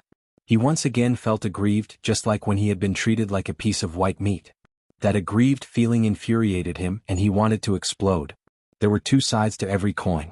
He could use his various identities to intimidate his enemies, but they could also use the Great Yu Empire to intimidate him. It would be better if the Great Yu Empire was stronger. For example, it could unify not just one weave but 2, 3, 4 or even 5, just like Endless Weave, which was the strongest of the 72 weaves. Then he wouldn't have to worry so much. Lu Yin's eyes lit up as something ignited in his heart. Not long after he ended the call with Lily N, another call request appeared. This time it was from the Astral Combat Academy's internal contact, and it was from Shiyu. Lu Yin was surprised. He hadn't contacted this girl ever since he had mocked her for being a washboard. He hadn't expected her to contact him now. Shiyu seemed to be from the Soul Dream tribe. Lu Yin accepted the call, and a clear voice sounded from the other end, Is this student Lu? Lu Yin's eyes flashed, You're not Shiyu? My name is Lan Yu and I'm from the Soul Dream tribe. Shiyu has entered planet Pyrolite and is unable to contact the outside world, so I'm contacting you on her behalf. Lu Yin grunted, Is something the matter, Miss Lan Yu? I'll get straight to the point. The Soul Dream tribe would like to ask for your help in seizing the Pyrolite mine. Lu Yin immediately declined, Sorry, but I won't help. Student Lu, please listen to the Soul Dream tribe's conditions, Lan Yu said. Without waiting for him to speak, she continued, My tribe is willing to form a marriage alliance with the Great Yu Empire and will do our best to help the Great Yu Empire enter the Innerverse. Lu Yin was shocked as these conditions were far too tempting. Forming a marriage alliance with the Soul Dream tribe was the dream of countless powers in the universe. This was because the Soul Dream tribe was filled with beauties, and they would even help the Great Yu Empire enter the Innerverse. This was not just a matter of words, as even Northline Flow Zone would not be able to offer such generous conditions. Miss Lan Yue, can you speak on behalf of the Soul Dream tribe? Lan Yu smiled. Of course. This is the most sincere offer from our Soul Dream tribe. Is there a need for student Lu to hesitate? Lu Yin frowned. When is the wedding? Anyone from the Great Yu Empire? Of course, as long as it's someone designated by student Lu.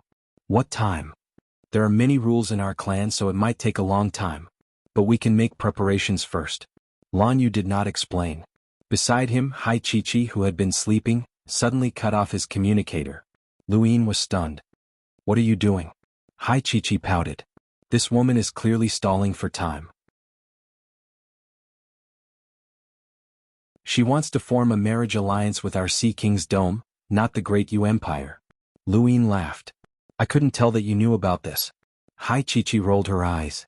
I'm more handsome and intelligent than you. This is nothing. Hai Chichi was right. Lan Yu's goal was simple, to stall for time until Luin became the Sea King's son-in-law. Only then would they be willing to form a marriage alliance with the Great Yu Empire and form a relationship with the Sea King's dome. Otherwise, why would the Soul Dream tribe be willing to pay such a huge price just to form a marriage alliance with the Great Yu Empire? Even if it was for Pyrolite, it was not worth it. After all, it was not easy to bring a power into the Innerverse. Of course, the Soul Dream tribe knew that Luin would be able to guess their intentions, but this was a win-win situation. Once the Great Yu Empire formed a marriage alliance with the Soul Dream tribe, Lu Yin's power would increase, and it would be even more beneficial to him. They were not worried that Lu Yin would refuse. Of course, even if Lu Yin did not become the Sea King's son-in-law in the end, they would not lose out. Their main goal was still to get Lu Yin to help them fight for Pyrolite.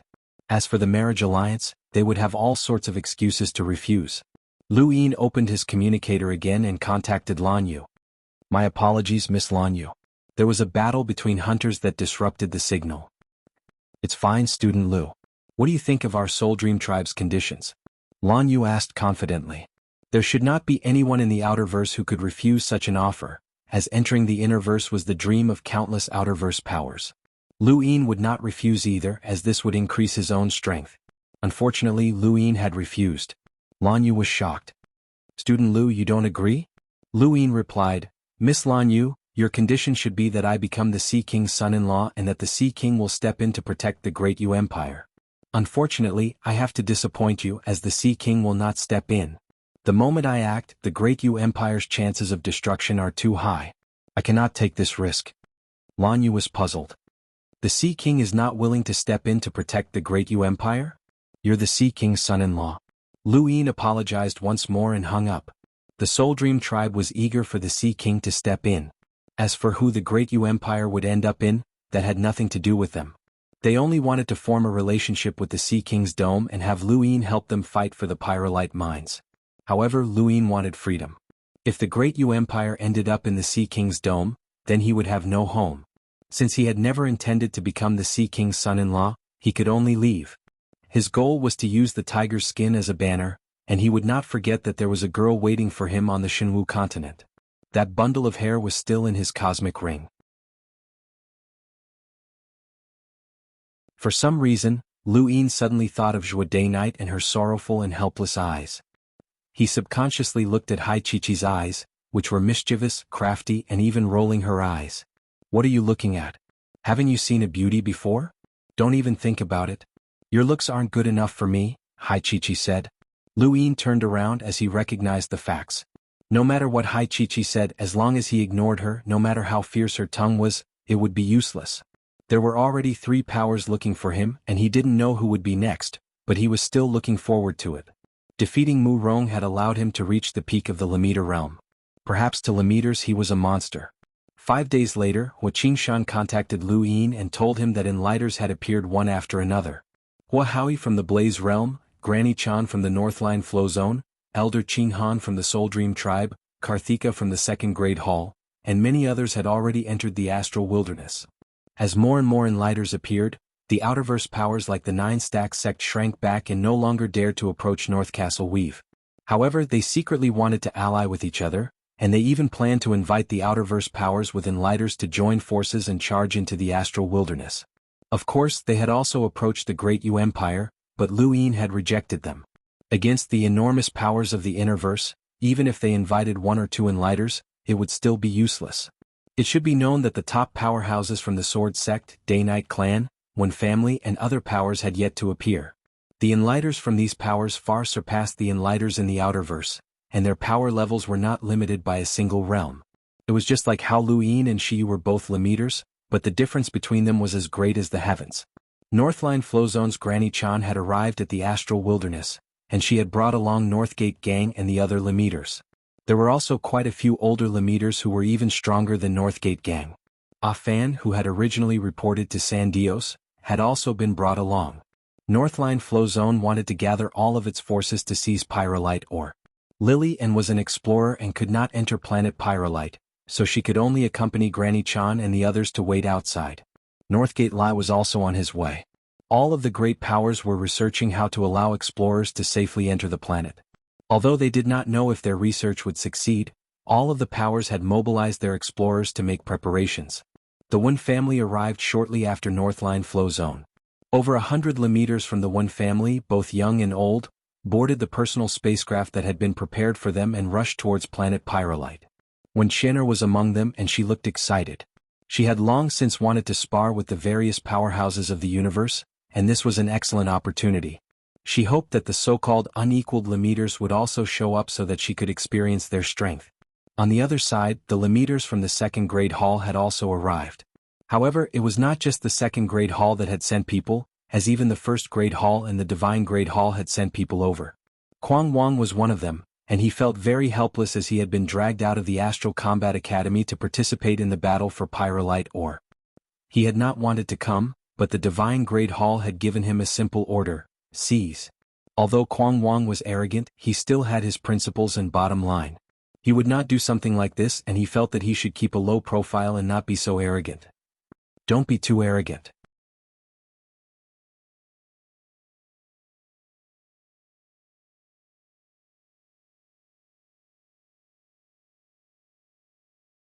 This group of people came from the second-grade hall. Gadgets couldn't be used on planet Pyrolite, so neither side was aware of the other's existence. It wasn't until they reached the bottom of the mountain that they discovered each other's tracks. A battle immediately broke out without any hesitation. The second-grade hall group was quickly forced into a disadvantageous position because of the woman in the group.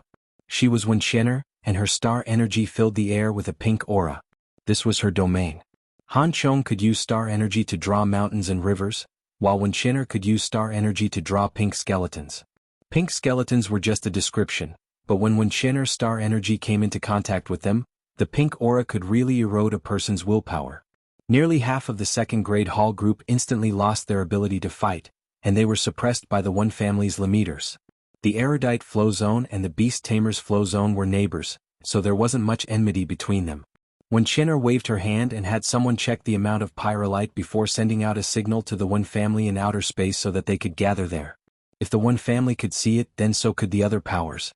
However, there weren't many who could compete with the Wen family. The Wen family smoothly set up the mining equipment and prepared to mine the pyrolite. Suddenly, Wen Qian'er's expression changed and she dodged to the side. A sinister snake with a long horn on its head tore at her from where she had been standing. Wen Qian'er turned around and flicked her finger, wanting to destroy the snake with a gust of wind. However, the snake easily blocked Wen Qian'er's gust, opened its mouth, and let out a strange roar that shook the heavens and earth. It formed a gray hurricane that swept through the area. The hurricane didn't damage the air, ground, or even the mining equipment, but it made everyone from the Wen family feel nauseous. Wen Qian'er's face was pale, and when she saw the snake bite her again, her gaze turned cold. She raised her left index finger and said, "Literary prison, the number of 8. The next moment, words floated in the void and trapped the snake within. No matter how the snake attacked, it couldn't shake the literary prison. The literary prison was a battle technique that had been passed down in the Wen family since ancient times, and it could only be formed by mastering the number of 8. Wen Qian'er just so happened to have mastered the number of 8. At that moment, a figure attacked from behind Wen Qian'er. Wen Qian'er did not move, but someone from the Wen family attacked. It was a middle-aged man, and he raised a hand to repel the figure before standing behind Wen Qian'er. There were many people in the Wen family who had reached the Lamita realm but were unable to break through. These people were not as talented as Lu Yin and the others, but they had plenty of battle experience. This person had pretended to be powerless after being attacked by the snake, and now that he had suddenly attacked, the figure was caught off guard and severely injured. Wen Qian'er slowly turned around and looked at the pale-faced man who was lying on the ground. "You must be Hui Chuan." The man spat out a mouthful of blood. "I never thought that the Wen family's young miss would know a nobody like me." Wen Qian'er's lips curled up. "You're not a nobody. You're one of the top youths in the Divine Grade Hall. Unfortunately, you can't compare to Quang Wang and the others. Didn't they come? You want to see them?"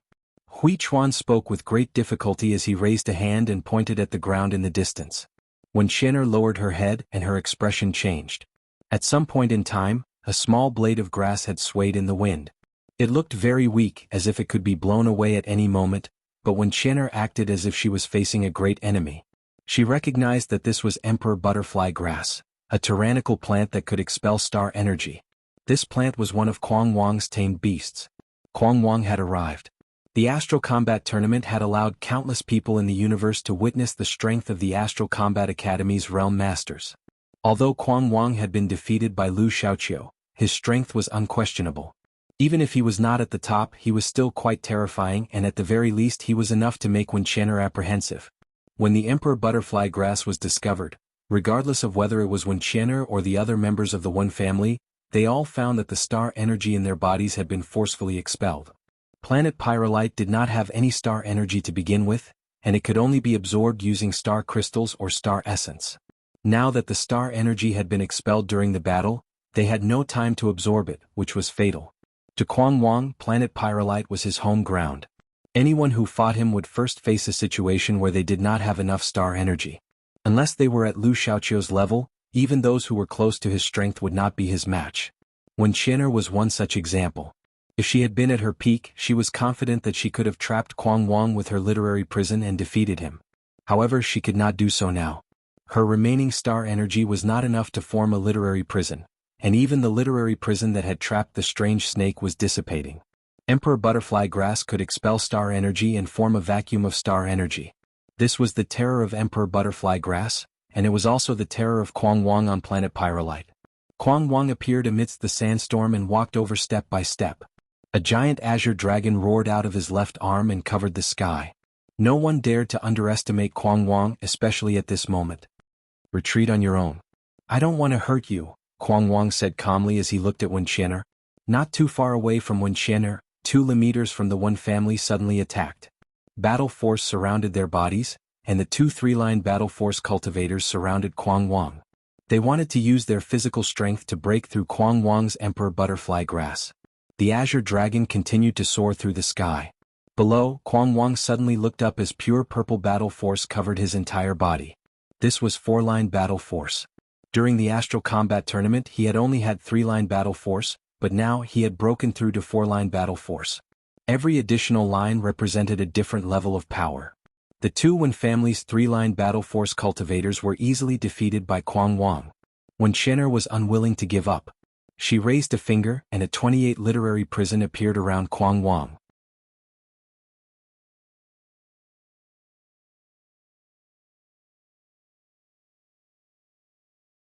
Welcome aboard.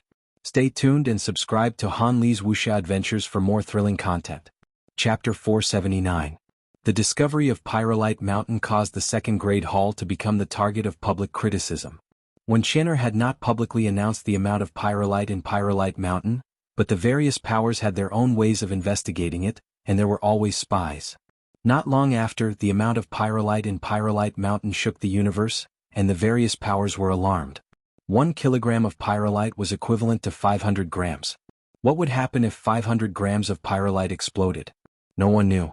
In terms of destructive power, it was enough to destroy an entire region of space. Even powerhouses with power levels over 500,000 could be injured or even killed if they were to face such destructive power head-on. Of course, that was only the consequence of facing such destructive power head-on. Powerhouses with power levels in the hundreds of thousands could not possibly allow such destructive power to explode. They could tear through the void and redirect the destructive power. But without considering the powerhouses, this destructive power was truly terrifying. And this was only the preliminary investigation. There might even be more pyrolite. In an instant, Pyrolite Mountain became the focal point of the various powers. All of them wanted to take it for themselves, but no one dared to make a move against Kwang Wang. Many powers began to form an alliance, and from that day onwards, Pyrolite Mountain became a battleground. Powerhouses attacked it every day, and there was no lack of major powers among them. The second-grade hall felt the pressure. If all of the powers became enemies, then even Kwang Wang would not be able to hold on. Furthermore, the top limiters had yet to arrive. Under such circumstances, there were naturally powers that wanted to ally with the second-grade hall. Among the strongest powers, the Day-Night clan was the first to find the second-grade hall. There was an inhabited planet in North Castle Weave that was close to Frostwave Weave. The civilization on this planet was still in its embryonic stages of technological advancement, and their method of warfare was still the ancient muskets. The originally peaceful planet had been disrupted by the sudden appearance of the second Great Hall, and the civilization on the planet had been torn apart. The second Great Hall was like a monster that had descended from the heavens and instantly suppressed the entire civilization on the planet.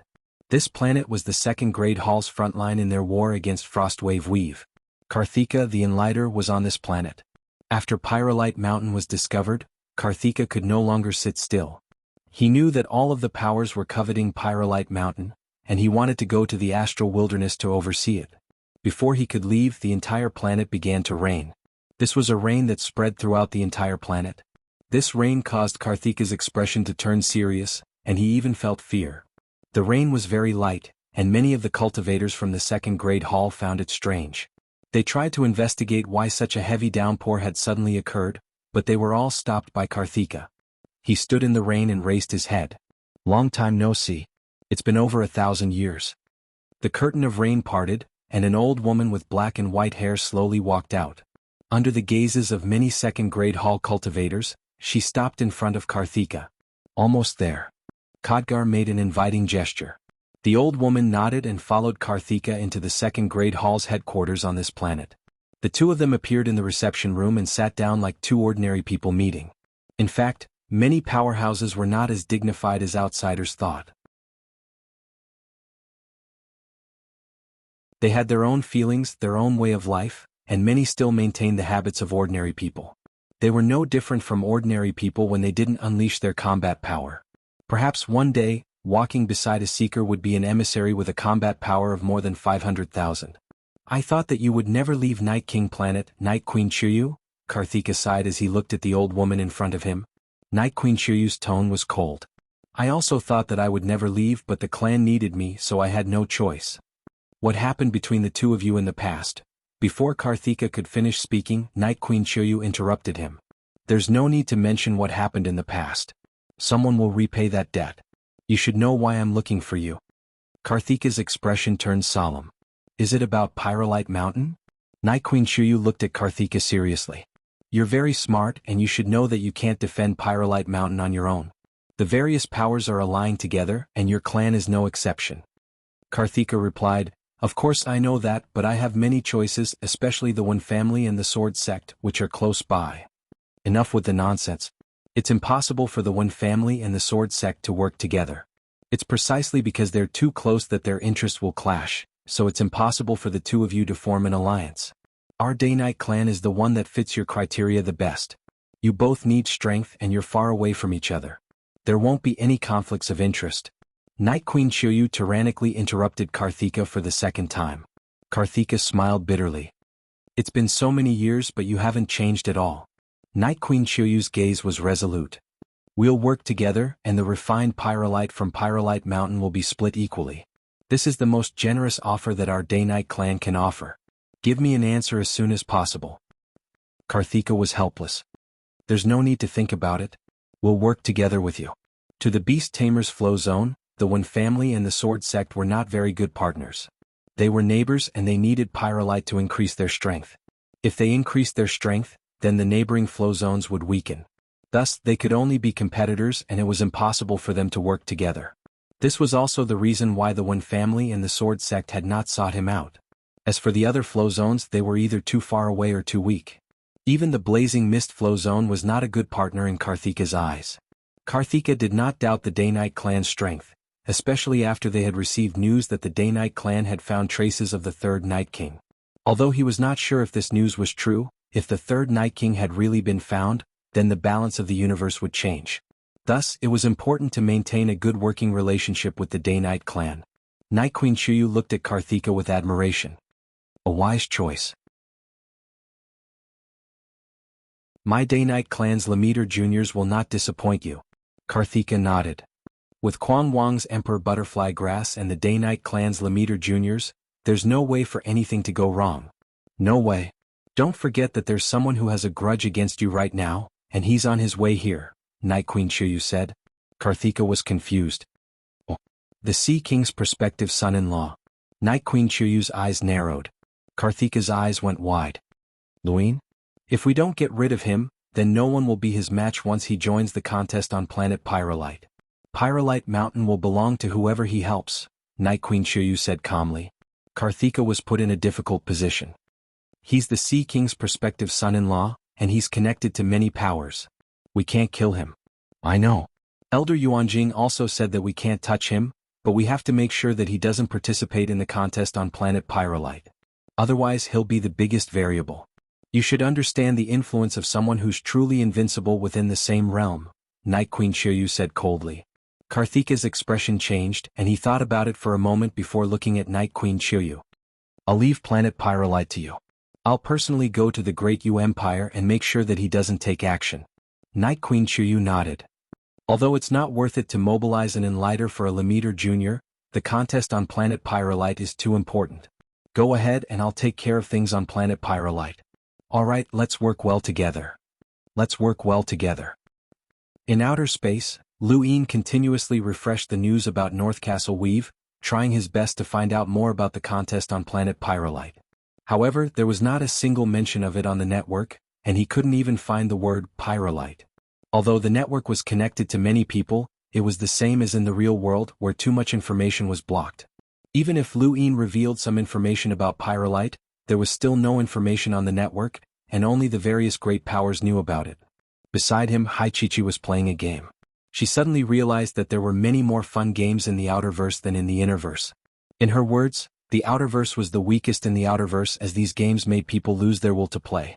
Lu Yin couldn't refute her for the time being. His gadget beeped and Lu Yin glanced at it. His expression changed and a bone-chilling look appeared in his eyes. Enlighter Karthika has appeared on Xenu Star. An Enlighter's speed in outer space was even faster than a radiant-grade aurora.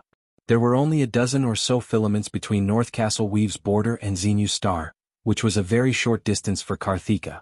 There were no Enlighters in the Great Yu Empire, and Karthika's appearance meant that the entire Great Yu Empire was under his control. The lives of Huaqingshan, Banjiu, Luing Zishan, and the others were all in his hands. Lu Yin clenched his fists. Karthika's goal was simple. He wanted to force Lu Yin to stay out of the contest on planet Pyrolite. Karthika's existence was irresistible to Lemeters, and once he took action, it would basically determine who would be the biggest winner on planet Pyrolite. Whoever Karthika helped would be able to obtain the most Pyrolite. Pyrolite was a strategic resource, and this was a war that had yet to spread, but was already sweeping through the Innerverse and Outerverse. Lu Yin knew that he was important, but he hadn't expected an Enlighter to personally restrain him. There had probably been no other Lemeter since ancient times, and he was probably the only Lemeter who had been personally restrained by an Enlighter. The message had been sent to him by Huaqingshan.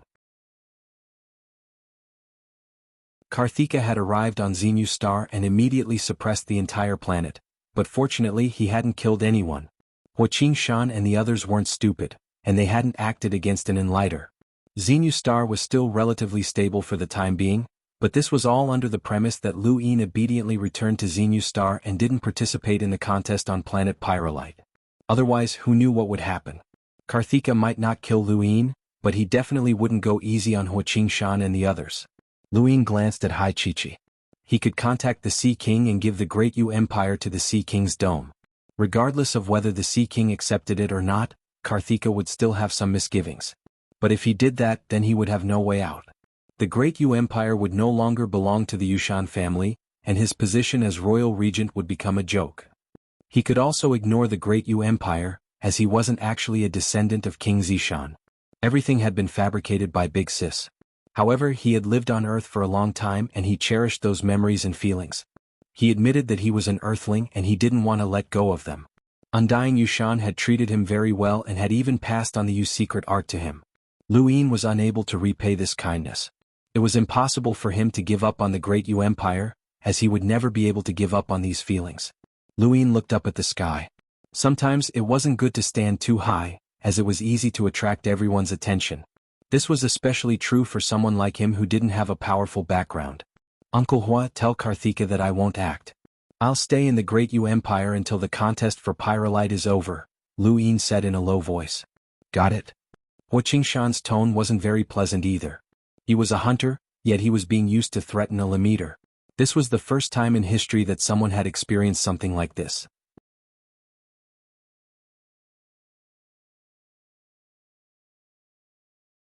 Welcome aboard. Stay tuned and subscribe to Han Lee's Wuxia Adventures for more thrilling content. Chapter 480. On Xenu Star, Karthika stood in the Imperial Palace's court when Hua Qingshan appeared behind him. The royal regent guarantees that he will not participate in your competition. Karthika turned around, not interested in Hua Qingshan's words at all. This was within his expectations, as Lu Yin would not be able to escape from Karthika's control unless he had an even stronger background that was willing to help him. But now, Karthika was more interested in the person in front of him. As an outerverse cultivator, it's not easy to become a hunter. I can recommend you to join the second grade hall. Are you interested? Hua Qingshan politely declined. Sorry, but this junior does not wish to leave his homeland. Karthika disdainfully replied, a mere frostwave weave is enough to trap you. It must be a coincidence that you were able to cultivate to the hunter realm. He then took a step forward and disappeared. Actually, Karthika could leave at this point as Xenu Star was right here, and he could not escape. Lu Yin did not dare to go back on his word as he could not afford to pay such a price. However, he wanted to stay and take a look at Lu Yin. There had been an unparalleled powerhouse in their era who had been unrivaled within the same realm, and that person had left a deep impression on Karthika. Lu Yin had also been unrivaled within the same realm, and Karthika wanted to see if Lu Yin was similar to that person. Also, the competition on planet Pyrolite would only become more and more intense. Since Karthika could retreat behind the scenes, he naturally did not want to take the lead. Instead, he would let Night Queen Chuyu take the lead. The Day-Night clan was known for their tyranny, and the more enemies they had, the easier it would be for others to relax. Karthika felt the same way. For now, the Day-Night clan might be the most suitable partner, but who knew what would happen in the future? Xenu Star's scenery was not bad. In the Astral Wilderness, a giant warship was ablaze. It had not been destroyed but rather burned on its own. This was a spacecraft from the Blaze Realm. Inside the Blaze Realm spacecraft, a figure was quietly looking down at planet Pyrolite. The intense heat around him had caused the void to distort. His entire body was like a sun, but he did not cause any harm to his surroundings. He was Hua Howie, an enlighter from the Blaze Realm who had a power level of 240,000. Not too far away from Hua Howie, the void distorted, and a strong but ugly middle-aged man walked out. He faced Hua Howie and said in a dull voice, I am Lei Long from the Dire Barbarian clan. Hua Howie turned around and stared at the middle-aged man, especially his face. His eyes flickered. The Dire Barbarian tribe's appearance was quite unique. How should he describe it? He couldn't be described as ugly but rather ferocious. He was the complete opposite of the Soul Dream tribe. The Soul Dream tribe had many beautiful women, but the Dire Barbarian clan rarely had anyone with decent looks. Perhaps this was one of the reasons why the Dire Barbarian clan and the Soul Dream tribe had been enemies for generations. The Dire Barbarian clan wanted to use the Soul Dream tribe's genes to modify their next generation's appearance, but the Soul Dream tribe naturally hated the Dire Barbarian clan, especially for their methods of doing things. Therefore, it was very easy to identify members of the Dire Barbarian clan. All they had to do was look at their appearance. The Dire Barbarian clan was already used to it, so Lei Long didn't mind Hua Howie paying attention to his appearance. Brother Lei, why have you come here? Hua Howie asked. Lei Long said, let's form an alliance. Hua Howie pondered. Lei Long continued saying, right now, all of the great powers are forming alliances, so it's impossible to steal Pyrolite alone. From what I know, even the second grade hall has formed an alliance with the Day-Night clan. Brother Hua, you should know that the strongest power on planet Pyrolite is the second grade hall. Hua Howie looked at Lei Long, we can form an alliance, but how do we split the Pyrolite ore? Of course we'll split it evenly. Hua Howie laughed. Brother Lei, you're thinking too simply. My Blaze Realm is the closest to this place and we can dispatch experts at any time. Your Dire Barbarian clan is far away, and you don't have any Lemeters who are worthy of being called out. Brother Lei, do you think that's possible? Lei Long frowned. You can't say that. My Dire Barbarian clan has quite a few Lemeters, and all the powers are trying to find a way for explorers to enter planet Pyrolite. My Dire Barbarian clan has explorers who can rival the top 100 rankings. Hua Howie didn't care. If the Dire Barbarian clan had explorers, then so did the Blaze Realm. Everyone had their own trump cards. However, there was one person in the Dire Barbarian clan that he cared about, Avery. He was an absolute expert who was ranked 4th on the top 100 rankings. If cruisers could enter planet Pyrolite as well, then this person would be very useful and he could play a decisive role. However, Wahowie would not agree to splitting the Pyrolite with the Blaze Realm based on an unknown possibility, and he didn't immediately refuse. How about this, Brother Lei? How about we split the Pyrolite after we obtain it? Lei Long's eyes narrowed. He thought about it and then agreed. Although the Blaze Realm was powerful, his dire barbarian clan was not weak either. If the Blaze Realm dared to go back on their word, Lei Long would definitely make them regret it. The prerequisite for an alliance was that their strength was similar, and the 8 Great Flow Zones would only ally with the powers of the 8 Great Flow Zones. As for smaller flow zones like Northline Flow Zone, they could only ally with smaller flow zones to protect themselves. Unfortunately, Northline Flow Zone's luck was too bad. Northgate Gang, Ah Fan, and the others had encountered Jared from the Blaze Realm, and the battle had caused Northline Flow Zone to suffer heavy losses. Dozens of people had died, and even the Pyrolite that they had mined had been stolen. Although Planet Pyrolite was large, everyone had a Pyrolite detector, so the chances of encountering Jared were very high. Northline Flow Zone's luck could only be attributed to the fact that they had encountered experts from the 8 Great Flow Zones. At present, less than a third of the experts from the 8 Great Flow Zones remained on Planet Pyrolite, while the rest were mostly Lemeters from smaller flow zones. However, numbers did not determine everything, and the ones who could truly obtain Pyrolite were the experts from the 8 Great Flow Zones. The crushing defeat of Northgate Gang and the others had caused Northline Flow Zone to become anxious. Lillian had tried to contact Lu Yin several times, and Granny Chan had also been willing to raise the conditions. However, the Great Yu Empire would be at risk, and Lillian felt that no conditions would be able to move Lu Yin unless Granny Chan promised to personally oversee the Great Yu Empire and ensure its safety. Unfortunately, this was impossible. Granny Chan had left, and the Lily family had lost their prestige. Compared to Pyrolite, Granny Chan was more important. Another 3 days passed, and Lu Yin checked his itinerary. There were still 10 days before he would reach Frostwave Weave.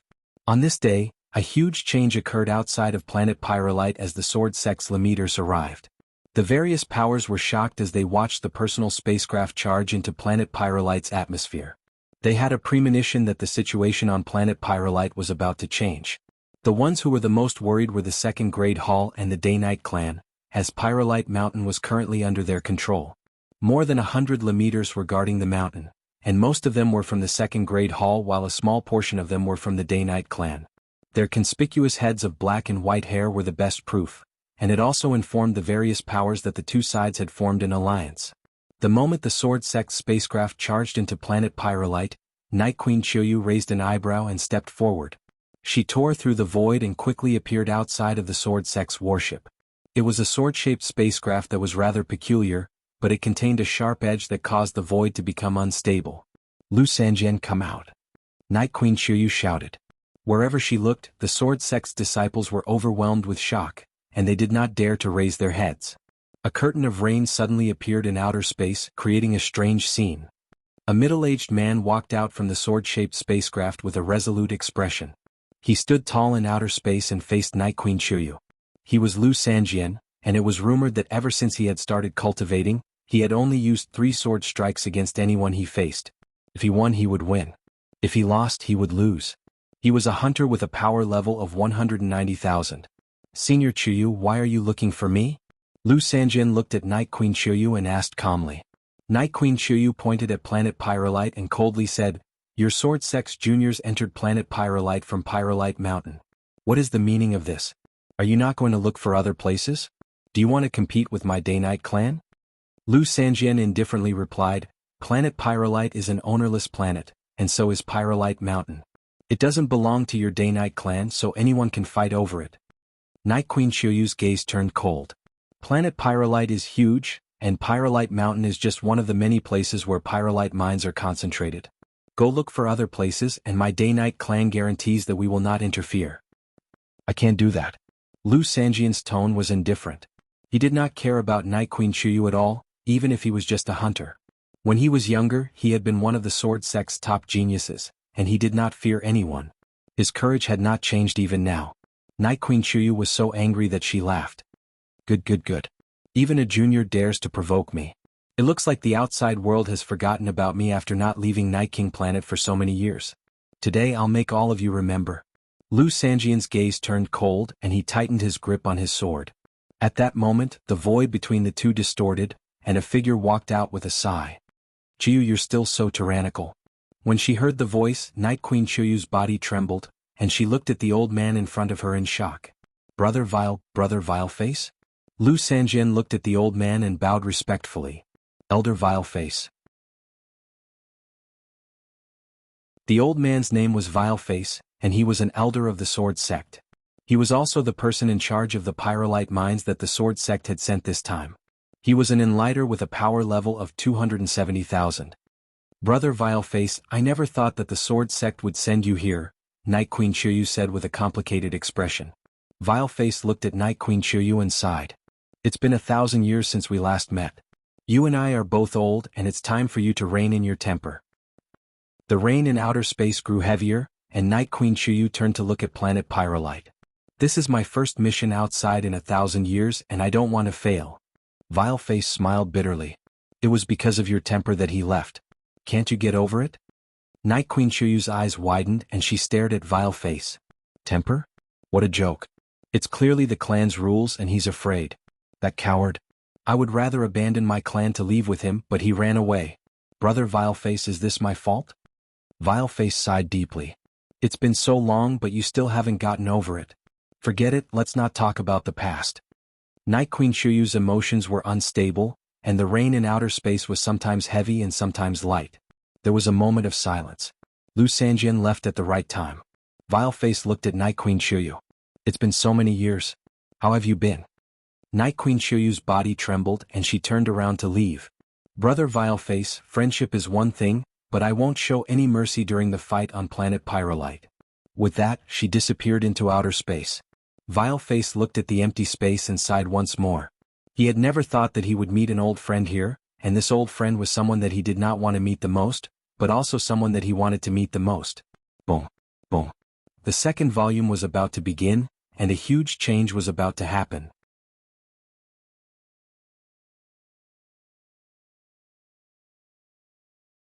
Welcome aboard. Stay tuned and subscribe to Han Li's Wuxia Adventures for more thrilling content. Chapter 481. When Quan Wang saw the models of the personal spacecraft, he was certain that they were from the Sword Sect. Only the Sword Sect and Myriad Swords Peak, which focused on the sword, had similar spacecraft. Below Pyrolite Mountain, the Emperor Butterfly Grass swayed in the wind, leaving Pyrolite Mountain in a vacuum without any star energy. Outside of the Emperor Butterfly Grass area of effect, dozens of Day-Night clan members spread out and vigilantly stared at the spacecraft that were crashing down in all directions. There were no less than 20 spacecraft that had landed at the same time. In terms of numbers, the combined forces of the Day-Night clan and the Second Grade Hall paled in comparison, but this was the Sword Sect. Without wasting any time, the battle immediately began.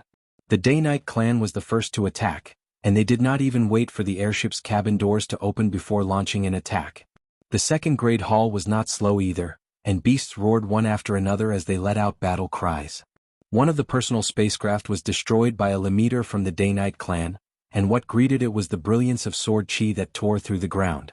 The Sword Sect and the Day-Night clan were both top powers of the Interverse. The Day-Night clan had named a flow zone after Day-Night, which showed how tyrannical they were. As for the Sword Sect, they had named their flow zone the First Flow Zone, which was even more tyrannical. Both sides had fought each other countless times and were no strangers to each other. Numerous elderly Lemeters had arrived from the Day-Night clan. Some of them were unable to break through, while others were not allowed to do so. They were trapped by the cage technique, and if they wanted to break through, they had to depend on the Night King clan behind them. One of the Day-Night clan elders had been exceptionally gifted when he was young, and he had possessed an innate gift for destructive power. He was very sensitive to the air around him, and he could adapt to the energy contained in the air to unleash his greatest strength. Unfortunately, he had offended the Night King clan when he was young, and he was not allowed to break through to this day. He had thought that he had wasted his entire life, but now it had come in handy. The Sword Sect disciples were unable to stop the Night King Elder, and 2 of them were killed in an instant. The Night King Elder's expression was sinister.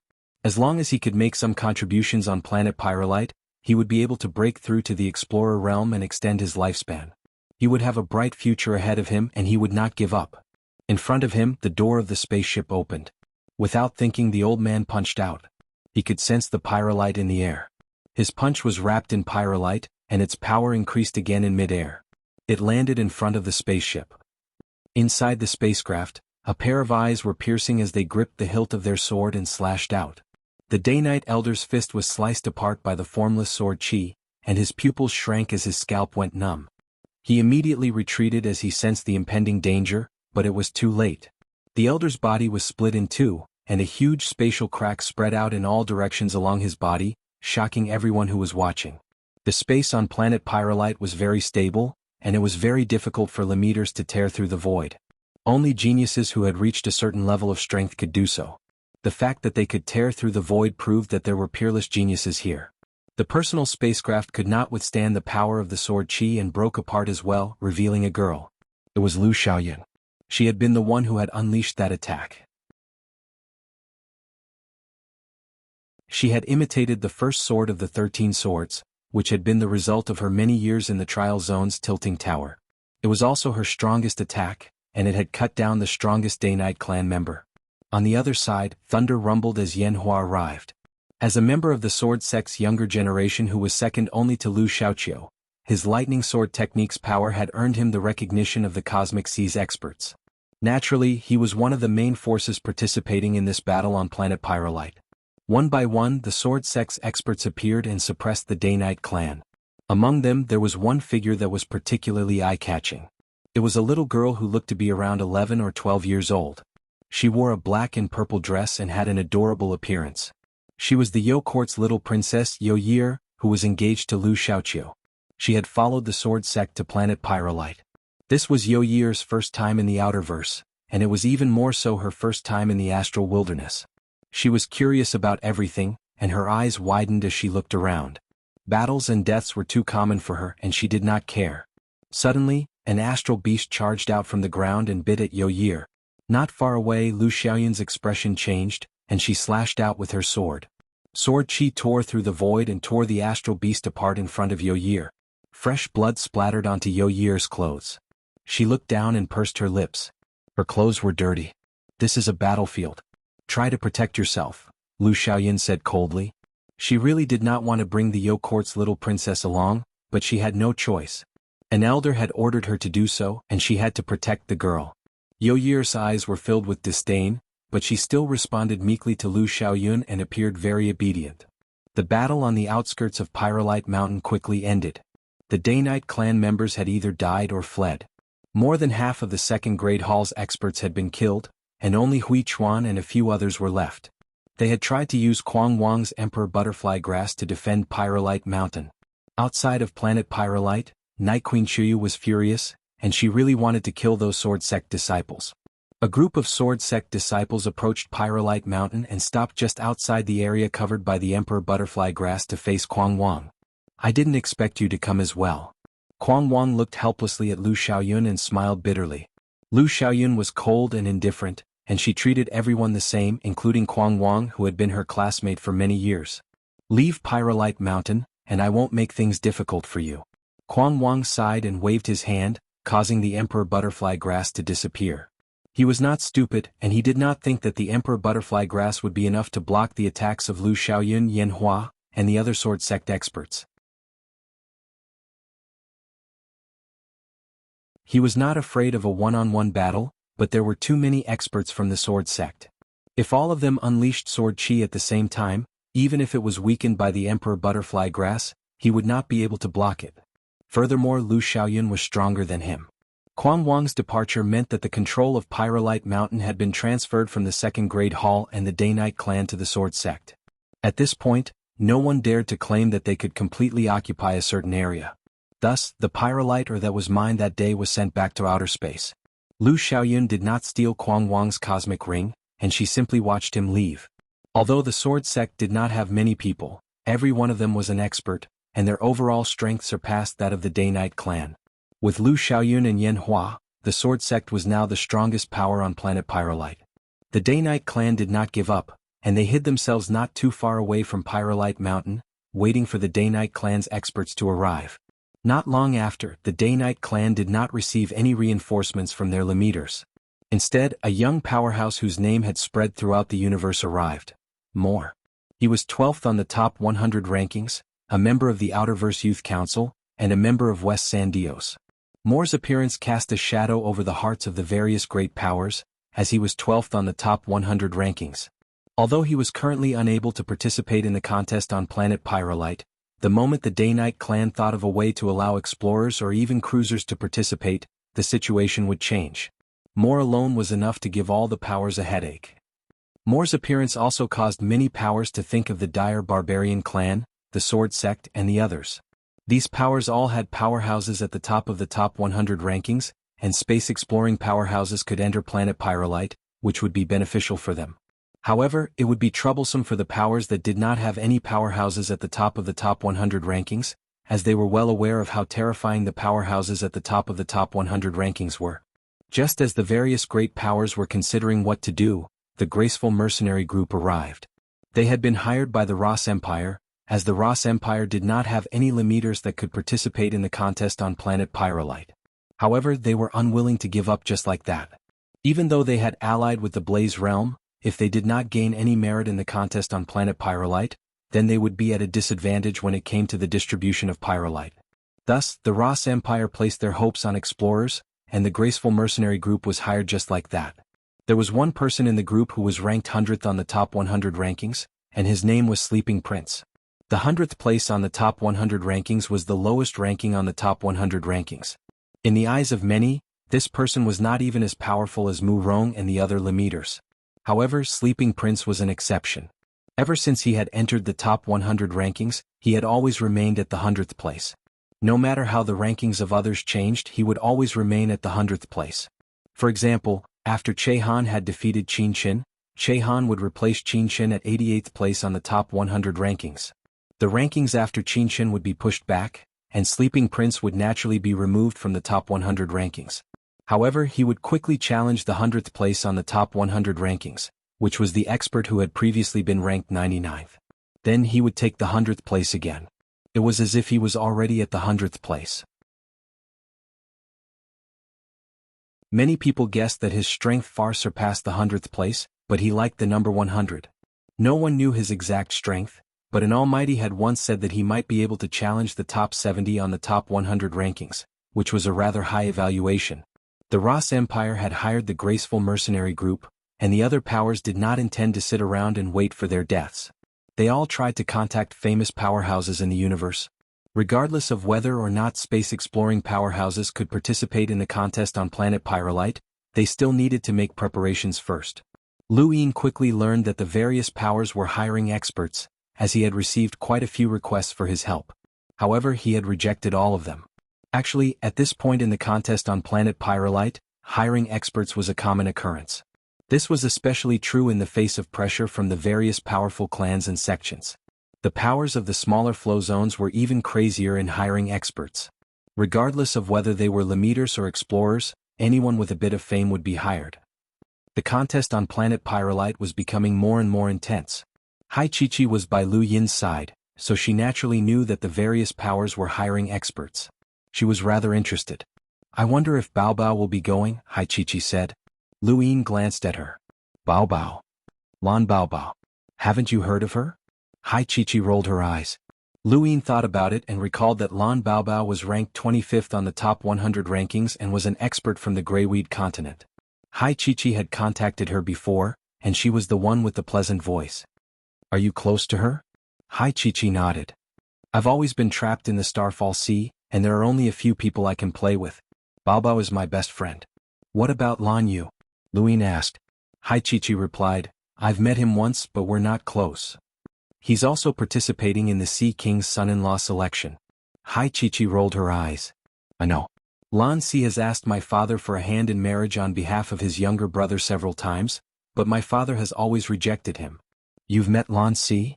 Lu Yin was surprised, but there was nothing to be surprised about.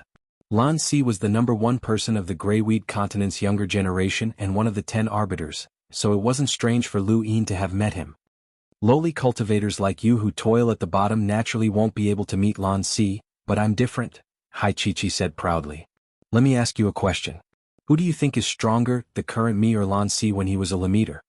Lu Yin asked Hai Chi-Chi.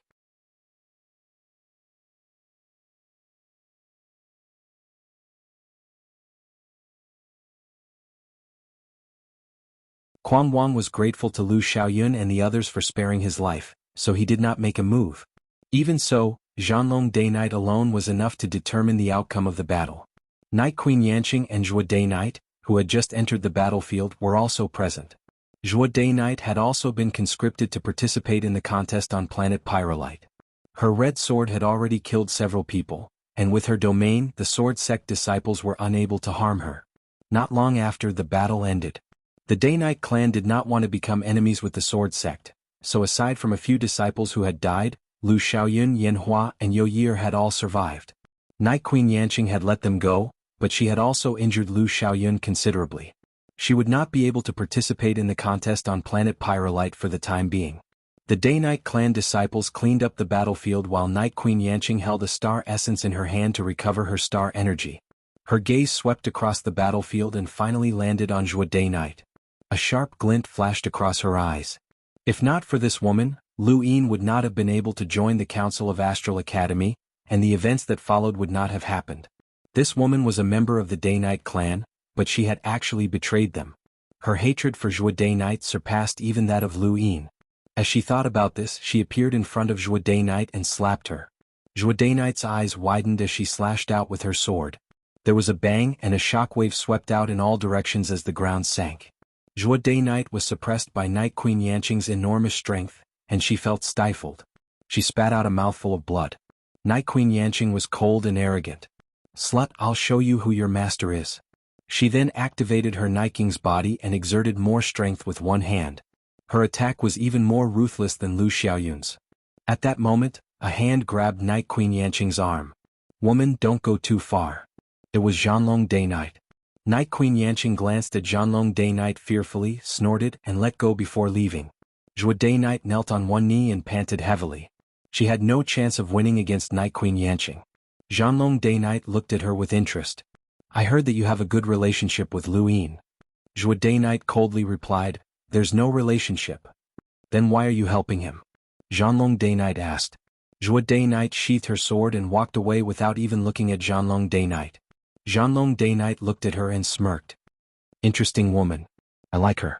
Pyrolite Mountain had changed hands once again, and this time, it was controlled by the Day Night clan with the second Great Hall as support.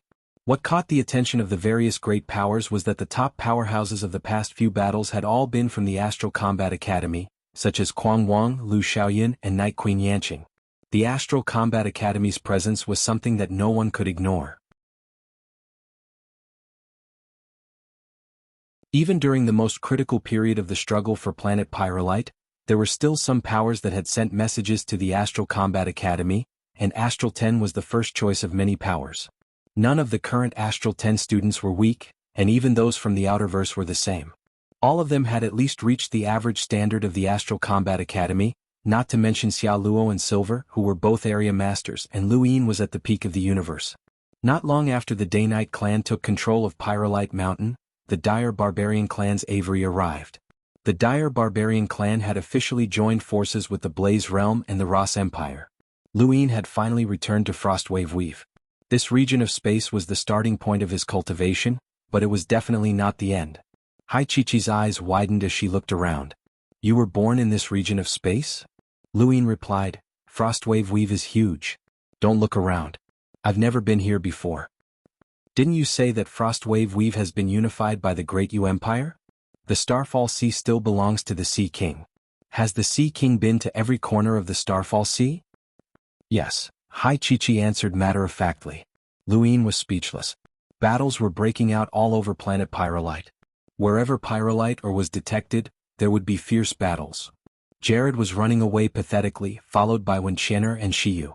Every dog had its day. He had stolen Shiyu's Pyrolite ore, and now Shiyu had taken Wenqianer to take revenge. If he hadn't run fast enough, he would have been killed. "Just you wait, the Blaze Realm won't let you off," Jared roared. All of the Blaze Realm's disciples had been killed except for him. Far behind, Shiyu was not to be outdone. "You won't have a chance. Come on, I want to see the Karmic Flame Sword," Wenqianer shouted. Jared was furious and sped up, afraid that they would catch up to him if he was too late. Elsewhere on planet Pyrolite, Northgate Gang and the others were arguing. The smaller flow zones were different from the larger ones. A power like the Day-Night clan could only ally with 1 or 2 people at most, but the smaller flow zones were not strong enough. They could ally with 7 or 8 people or even more than 10 people. Northgate Gang wanted to be the leader of this group, but he was suppressed the moment he opened his mouth. More than 10 people were arguing fiercely. Some wanted to fight for Pyrolite Mountain, while others wanted to fight for other areas. In any case, they could not come to a consensus. Afan looked on coldly. He had been forced to come and he had not wanted to come at all. He had only wanted to wait at East San Dios for Lu Yin to challenge him again. He wanted to see if Lu Yin could take another move. He looked up and saw spacecraft after spacecraft descending like shooting stars. This situation had never stopped and no one was willing to give up on the Pyrolite ore. Suddenly, Afan's gaze trembled as he looked into the distance. Stop arguing. There's a change at Pyrolite Mountain. Everyone turned to look in the direction of Pyrolite Mountain. They were not that far away and they all saw a spacecraft heading straight for the mountain. Someone was shocked. Is he crazy? He actually landed at Pyrolite Mountain. The spacecraft must have malfunctioned. That guy is unlucky. Pyrolite Mountain has gathered the top experts of the Day-Night clan and the Divine Grade Hall. Even the Sword Sect was defeated. That guy must be doubting his life the moment he stepped out of his spacecraft. Not necessarily. Maybe it's someone from the Day-Night clan or the Beast Tamers flow zone. It shouldn't be. Even if they did, they would have come in batches. Northgate Gang frowned and glanced at Afan with dissatisfaction. Don't make a fuss. It's just a spacecraft malfunctioning. Afan's eyes narrowed. Was the spacecraft really malfunctioning? That was very likely, but what if it wasn't? Who was it that had challenged Pyrolite Mountain alone? Was it Lu Yin? That shouldn't be possible. Lu Yin had been in the Starfall Sea not too long ago, and he would not have arrived so quickly. Mu Rong, Ling Ke and the other unequaled Limeters were the same. Who else could have done this besides them? Perhaps the spacecraft really had malfunctioned. It wasn't just Afan and the others who had seen the spacecraft flying straight towards Pyrolite Mountain. Many people around Pyrolite Mountain had seen it as well, but they all guessed that either the spacecraft had malfunctioned or that it was someone from the Day-Night clan or the Beast Tamers flow zone. Otherwise, there was no way that someone would be foolish enough to challenge Pyrolite Mountain alone. However, reality often differed from everyone's guesses. The spacecraft was destroyed in midair by a powerful gale that could be seen with the naked eye and exploded. This gale had come from the Day-Night clan's attack on Pyrolite Mountain. The next moment, a flash of sword light flashed and shook the earth. It swept across the sky and unleashed a boundless sword chi that caused everyone's hearts to tremble. Everyone who saw it felt their scalps go numb as fear rose from the depths of their hearts. A spatial crack extended across the sky like a monster opening its bloody maw and trying to devour Pyrolite Mountain. Atop Pyrolite Mountain, Night Queen Yanqing's eyes shrank. 13 swords, Lu Xiaoqiu. Boundless sword chi swept through the entire Pyrolite Mountain. Aside from the area where the Pyrolite ore was being mined, everyone else was within the attack range of the sword chi. This was the second sword of the 13 swords. It had its own domain and every sword was as powerful as the first sword. The 13 swords had shaken the heavens and now planet Pyrolite Mountain.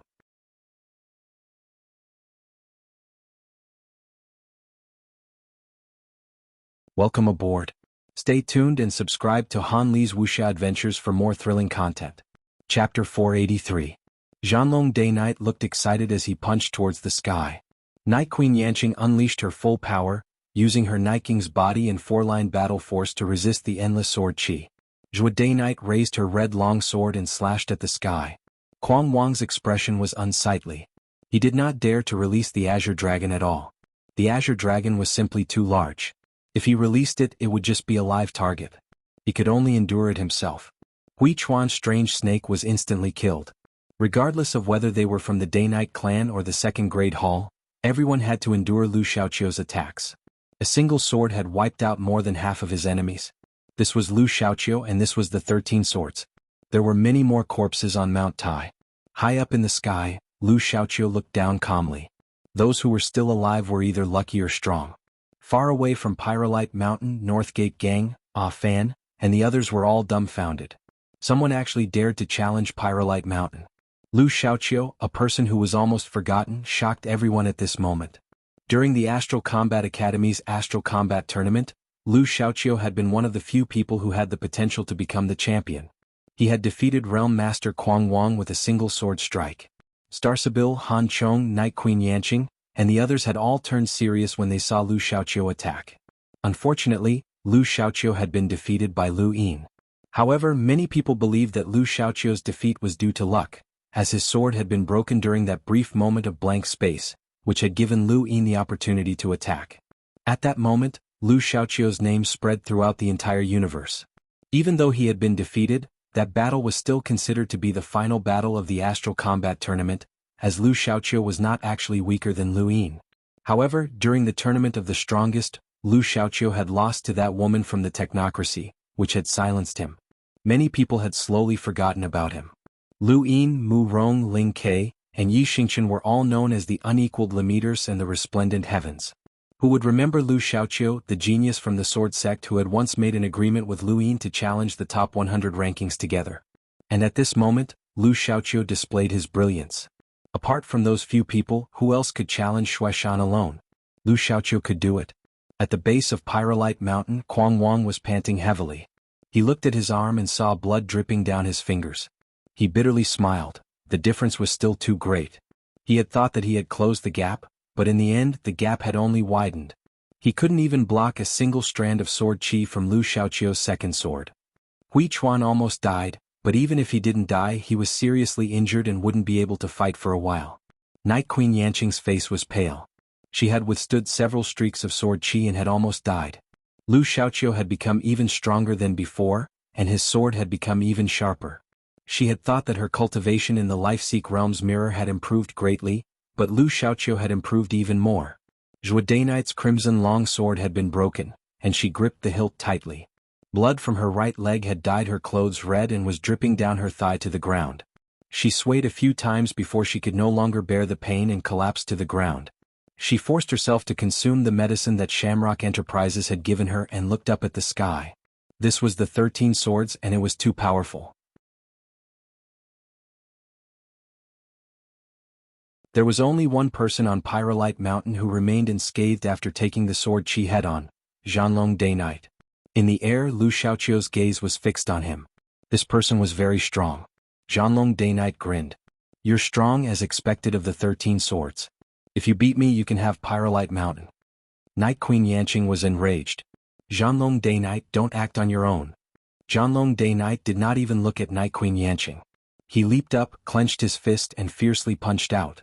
Lu Xiaoqiu's gaze became incomparably sharp, and the void around his body began to distort as a crack appeared. His sword had not even been unsheathed, but its sharpness had already been revealed. As Zhanlong Dainite's fist approached, Lu Xiaoqiu pressed his sword down and stabbed out. This was the first sword of the 13 swords. This attack surpassed the sword chi of the second sword, and it contained all of the sword intent that Lu Xiaoqiu had gained from his cultivation. Each of the 13 swords had its own strong points, but it did not mean that the second sword would definitely surpass the first sword. The biggest difference between the two swords was their range. If one wanted to fully display one's strength, then the first sword was more suitable. The sword and fist collided, and everyone saw the void ripple like water. It then transformed into a gale that swept across the land, carrying with it a powerful pressure that instantly crushed Pyrolite Mountain and its surroundings. Northgate Gang and the others were shocked. Was this a battle between Lemeters? Damn, even a cruiser could not compare to this. Just then Afan shouted, "Let's go!" The others hurriedly fled as well. A gust of wind blew past them and the ground was even sliced apart. The situation at the base of Pyrolite Mountain was even worse. Those from the Dainite clan and the second grade hall who had been lucky enough to survive were immediately sent flying. Zhou Dainite, Hui Chuan and the others were the same. Only Quang Wang and Night Queen Yanqing were able to hold their ground as they experienced the powerful wind pressure. With a boom, a giant spatial crack spread across the sky. One of the second grade hall's cultivators was unlucky and was directly swallowed up by the spatial crack, losing a third of his body. Pyrolite Mountain's foundation had been lowered by a bit. Fortunately, Pyrolite Mountain's body was protecting them. Otherwise, such an intense battle would have likely caused all of the Pyrolite or within Pyrolite Mountain to explode. Whether or not they could survive would have been up to the heavens. Lu Xiaoqiu and Zhanlong Dainite retreated at the same time. They were evenly matched. Zhanlong Dainite was excited but at the same time he rejoiced. He had originally thought that he was very powerful, but he had never imagined that freakish powerhouses would appear one after another. Fortunately, he had made a breakthrough in his day-night restoration technique while he had been imprisoned by the Reverend King's residence on Shinwu continent. Otherwise he would have fallen behind. Zhanlong Day-Night had originally planned to find Lu Yin and have a rematch, but he had not expected that Lu Yin would defeat Mu Rong and become the strongest leader. Although he was confident, he still felt that he was a bit lacking compared to Lu Yin. Thus, he had obeyed the clan's summons and participated in the contest on planet Pyrolite. He wanted to defeat the various powerhouses here and break through his day-night restoration technique to challenge Lu Yin again. He wanted to become an explorer as the strongest leader and dominate the top 100 rankings. Lu Yin alone was like a mountain, and many people found it hard to breathe. It was not just Zhanlong Day-Night. Lu Xiaoqiu, Night Queen Yanqing, Han Chong, Ling Ke, Mu Rong, and the others were all suppressed by him. Everyone wanted to defeat him, but now they had another battlefield. The winner of this battle could only be the person second to Lu Yin. Once this person appeared, he would challenge Lu Yin again, and everyone looked forward to it. Although no one said anything, this was publicly acknowledged. Only the strongest person on this battlefield had the right to challenge the true strongest. Although Lu Yin had not appeared, his existence was the driving force behind these people's battles. To these youths, the value of Pyrolite ore was not as attractive as the prospect of challenging Lu Yin. Different age groups had different ways of thinking. To Night Queen Shuyu and the others, Pyrolite ore was the most important thing. However, to them the allure of being the strongest was unimaginable. The sky became the main battlefield. Berserk shockwaves swept across the land, and cracks in the void rained down like raindrops. The void on planet Pyrolite was stable, and it was much tougher than most places in the universe. Even so, to Zhanlong Day-Night and Lu Xiaoqiu, it was no different from a battlefield in the trial zones. Their battle was earth-shattering, and it attracted the attention of the various great powers outside of planet Pyrolite. This was basically a battle between the strongest leaders. This was a contest between the strongest youths of the Sword Sect and the Day-Night clan, as well as a contest for the ownership of Pyrolite Mountain.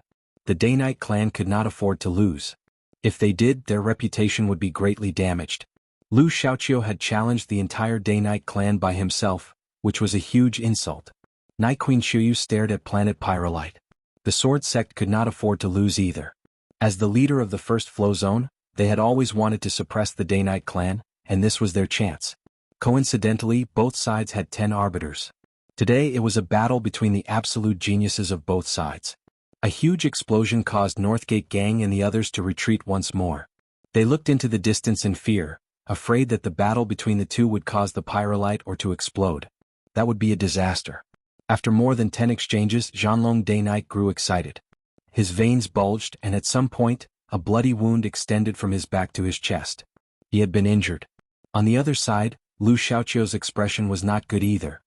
He had forcefully taken a punch from Zhanlong Day-Night, and the corner of his mouth was stained with blood. Both sides were evenly matched. Lu Xiaoqiu's sword techniques were unparalleled, and he could injure Zhanlong Day-Night. However, the Day-Night restoration technique allowed Zhanlong Day-Night's recovery to be abnormally strong. After a short while, the terrifying wound that extended from his back to his chest healed and disappeared. When Lu Xiaoqiu saw this, he was filled with disbelief. This was his first time exchanging blows with someone as abnormal as Zhanlong Day-Night. Zhanlong Day-Night licked his lips. 13 swords, continue. Lu Xiaoqiu exhaled, slowly raised his sword and closed his eyes. In that moment, the sky changed and the surroundings fell silent. Then, sword chi rose from the ground and enveloped the void. This was a force field. This was the fourth sword. Against a powerhouse from the Day-Night clan, the third sword was meaningless. This was a lesson that the Sword Sect had learned over countless years. Zhanlong Day-Night's expression turned serious. The strength of his domain had formed a force field that changed the environment, turning the entire area into a world of swords. This was the fourth sword, and it was indeed worthy of being called the 13 swords. This sword made him feel a sense of danger, but it also made him more excited. The Day-Night restoration technique was activated at full force, and strange ripples appeared on the surface of Zhanlong Day-Night's body. It was as if his body was alive, and his recovery was almost tangible. The muscles on his arms swelled, and his powerful aura formed a pressure that prevented the surrounding sword chi from approaching him. The 1,000-meter-tall ground was crushed by the pressure. Everyone watched on nervously as this should be the final attack. The two had skipped the probing battle and were going straight for the decisive battle. In the distance, Ah Fan's expression was ugly. Even though he had already run far away, he still felt that it was not enough. A battle between Lemeters could affect an endless distance, and given enough time they could even destroy a planet. Even if he escaped to a place where he could not see them, he still did not feel safe. Northgate Gang was the same, and he kept cursing in his heart. These two bastards' battle was even more exaggerated than his brother Northgate Lie's. Northgate Lie was an expert on the top 100 rankings and an explorer, but he could not even compare to two Lemeters. Not only them but even further away many people also felt the threat of the void. The dust in the air cracked, and an incomparably huge crack extended along the ground. It was unknown how far it extended. Under the crack, boiling magma could be seen. The scorching heat waves distorted the void, making people panic just by looking at it. With a whoosh, the two figures collided in the sky like two meteors, creating a shockwave that was far more terrifying than the previous one. The shockwave tore through the ground. Fortunately, the two had been fighting on Pyrolite Mountain, and the shockwave had spread out in a radial fashion, allowing them to avoid Pyrolite Mountain. Otherwise, this attack would have definitely detonated the pyrolite mines on Pyrolite Mountain, causing a disaster.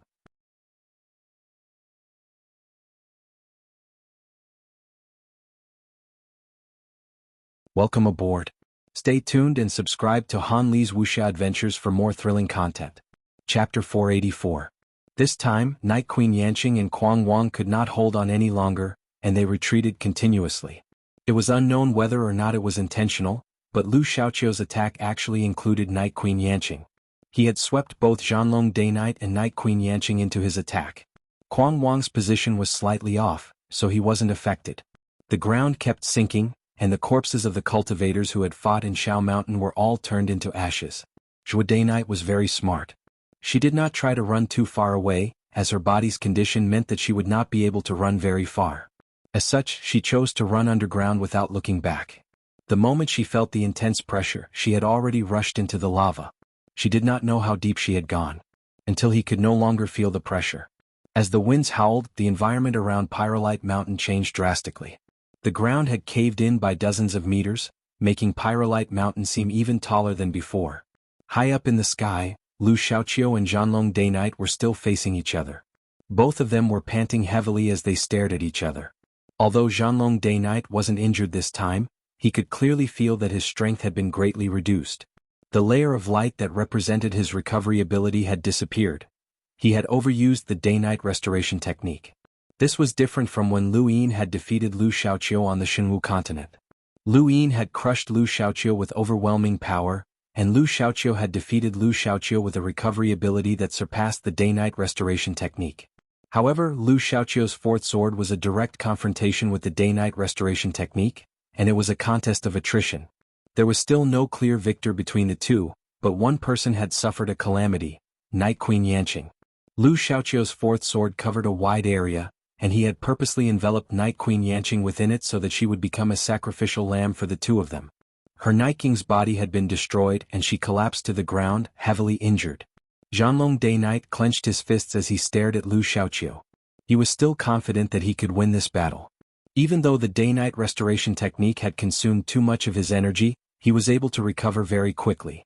As long as he could recover before Lu Xiaoqiu unleashed the fourth sword, he would be fine. However, the fourth sword would not be so easy to unleash. Otherwise, Lu Xiaoqiu would be invincible. Lu Xiaoqiu gripped the hilt of his sword tightly. His opponent's recovery ability was too abnormal, giving him a headache.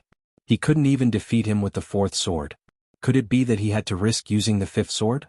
He only had a vague idea of the fifth sword and had not mastered it at all. However, if it was a matter of life and death, he could only take the risk and try. Suddenly, Zhanlong Day Night turned around and stared in Night Queen Yanqing's direction.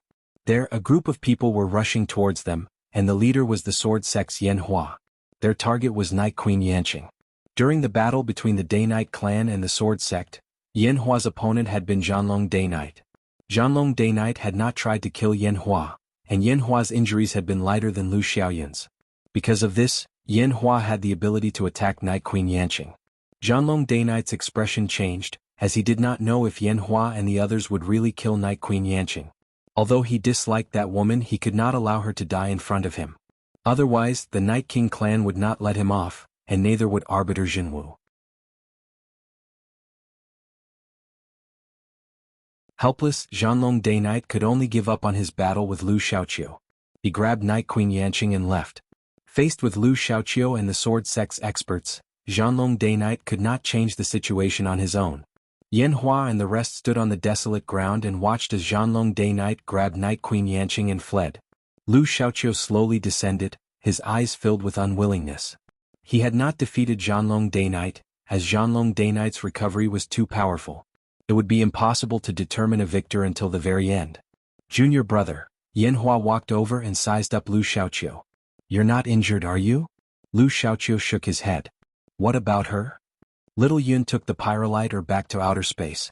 Her injuries are quite severe, so she needs to recuperate. Not far behind Yan Hua, a pair of eyes curiously sized up Lu Xiaoqiu. Her gaze was filled with astonishment. It was Yo Year. Lu Xiaoqiu's gaze swept past the sword sect disciples, and it finally landed on Yo Year. He had no choice, as the sword sect disciples all had a single temperament, and only Yo Year was different. The sword sect and Yo court were connected by marriage, and this was the marriage between Lu Xiaoqiu and Yo Year.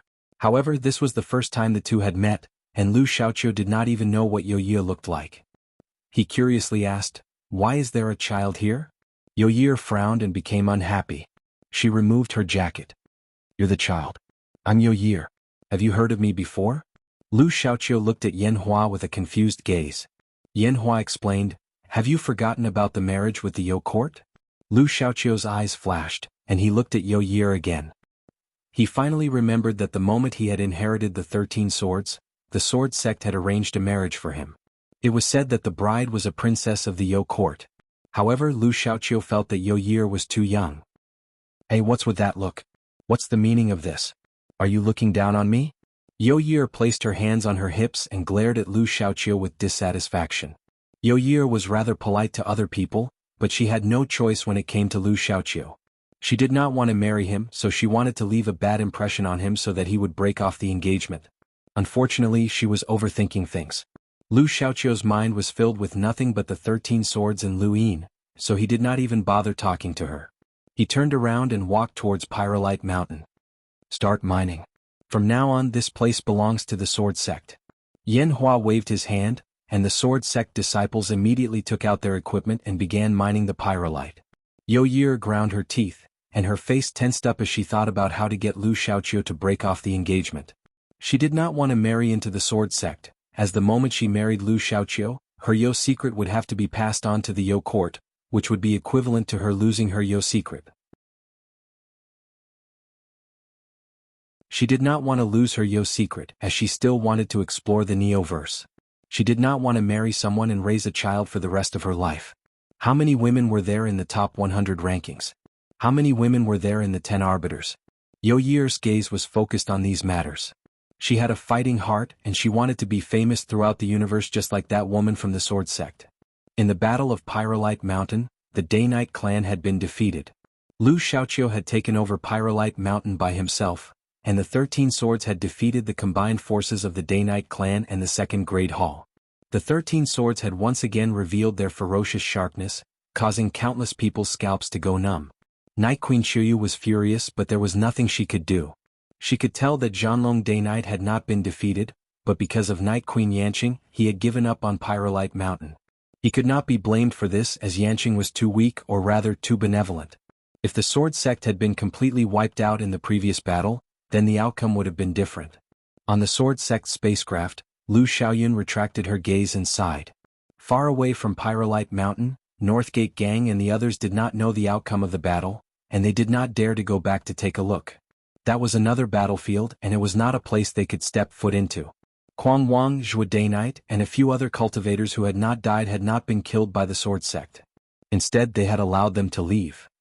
Zhua Day Knight had been severely injured, and she should have returned to outer space, but she had not. She knew that once she returned, she would not necessarily receive care and treatment. Instead, she would most likely be reprimanded and punished. Night King Yuanjing appeared to be kind on the surface, but he was actually ruthless. He did not care about her life or death. She would rather hide in a corner of planet Pyrolite and silently heal herself or wait for death. Perhaps death was not a bad choice, but unfortunately she had not been able to remove the cage technique and save them. Zhua Day Night dragged her heavily injured body and left a trail of blood behind her as she lay in a desolate and withered cave. She took out Shamrock Enterprises' special medicine from her cosmic ring and used it to treat herself. She quickly fainted due to excessive blood loss. Spacecraft continued to appear in the sky, and each time they appeared, there would be dozens of them. Although the Sword Sect had once again seized Pyrolite Mountain, they had suffered many casualties in the battle with the Day-Night clan. Thus, they were still mobilizing Lemeters to planet Pyrolite. A few days later, Luine returned to Xenu Star. Hai Chi was shocked when she saw the 3 continents. There's even a planet like this? Aren't you afraid that the 3 continents will suppress you? Luine ignored her and looked at his gadget with a serious expression. His power level was continuously rising until it reached the limit of 200,000. Karthika had not concealed his strength, and he had suppressed Xenu Star all on his own. Hai Chi pursed her lips. There seems to be someone very powerful. Luine put down his gadget and looked at Xenu Star's space station. There was not a single person in the space station, and no foreign spacecraft had entered either. Everyone had gone into hiding, and Xenu Star was like a bird in a cage. There was not a single person on the streets, and everyone could feel Karthika's power. After Karthika arrived at Xenu Star, he immediately sealed off the entire planet. Everyone could only stay in their homes and were not allowed to leave. No foreign spacecraft was allowed to approach, and no one on Xenu Star was allowed to leave. He was absolutely tyrannical. Hua Qingshan and the others were no exception. Fortunately, Karthika had his own misgivings and had not killed anyone. This was a silver lining in a sea of misfortune.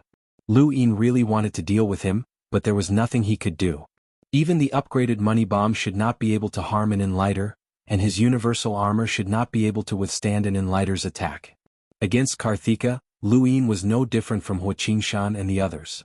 The moment Lu Yin's spacecraft entered the space station, Karthika looked up from a cliff on Xenu Star that faced the ocean. His eyes were cold and a murderous intent flashed through his eyes. However, it was quickly replaced by fear. He wanted to deal with this hidden danger, but Lu Yin's status left him with no choice.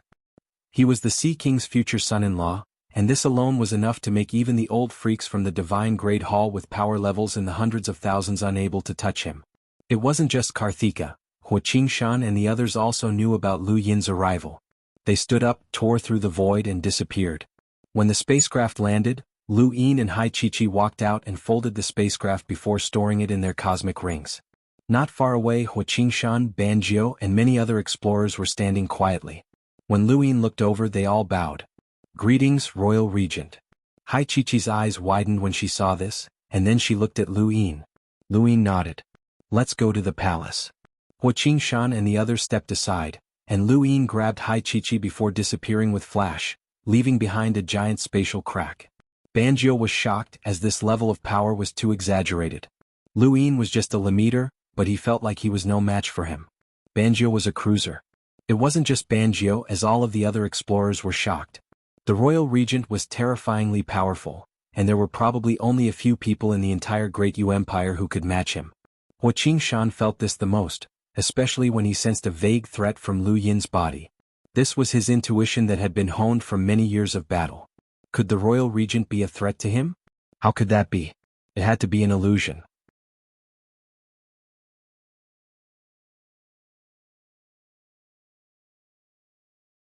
Welcome aboard. Stay tuned and subscribe to Han Li's Wuxia Adventures for more thrilling content. Chapter 485.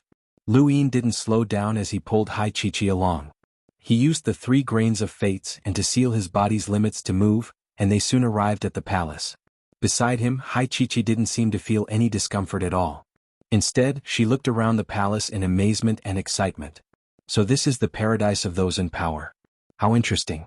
The murals are so beautiful. Lu Yin looked at Hai Chi seriously and said, "Don't wander off. I have something to do and I'll look for you when I'm done." Hai Chi waved a hand. Go on. Have fun." Lu Yin didn't know what the Sea King had said to Hai Chi before leaving, but it seemed like she wouldn't leave him. Lu Yin wasn't worried about her, as the life-saving measures that the Sea King had given her far exceeded his expectations. There shouldn't be anyone in the outerverse who could harm her. Lu Yin allowed Hai Chi to play as she pleased and gave her a medallion that allowed her to enter any place she wanted. He then went to the imperial court, where Hua Qingshan and the rest were present, including Garop and a few other cabinet ministers. Truthfully, Lu Yin didn't know much about them. Back then he had been urged to leave by San Dios, which was why he had appointed 5 cabinet ministers to oversee the empire.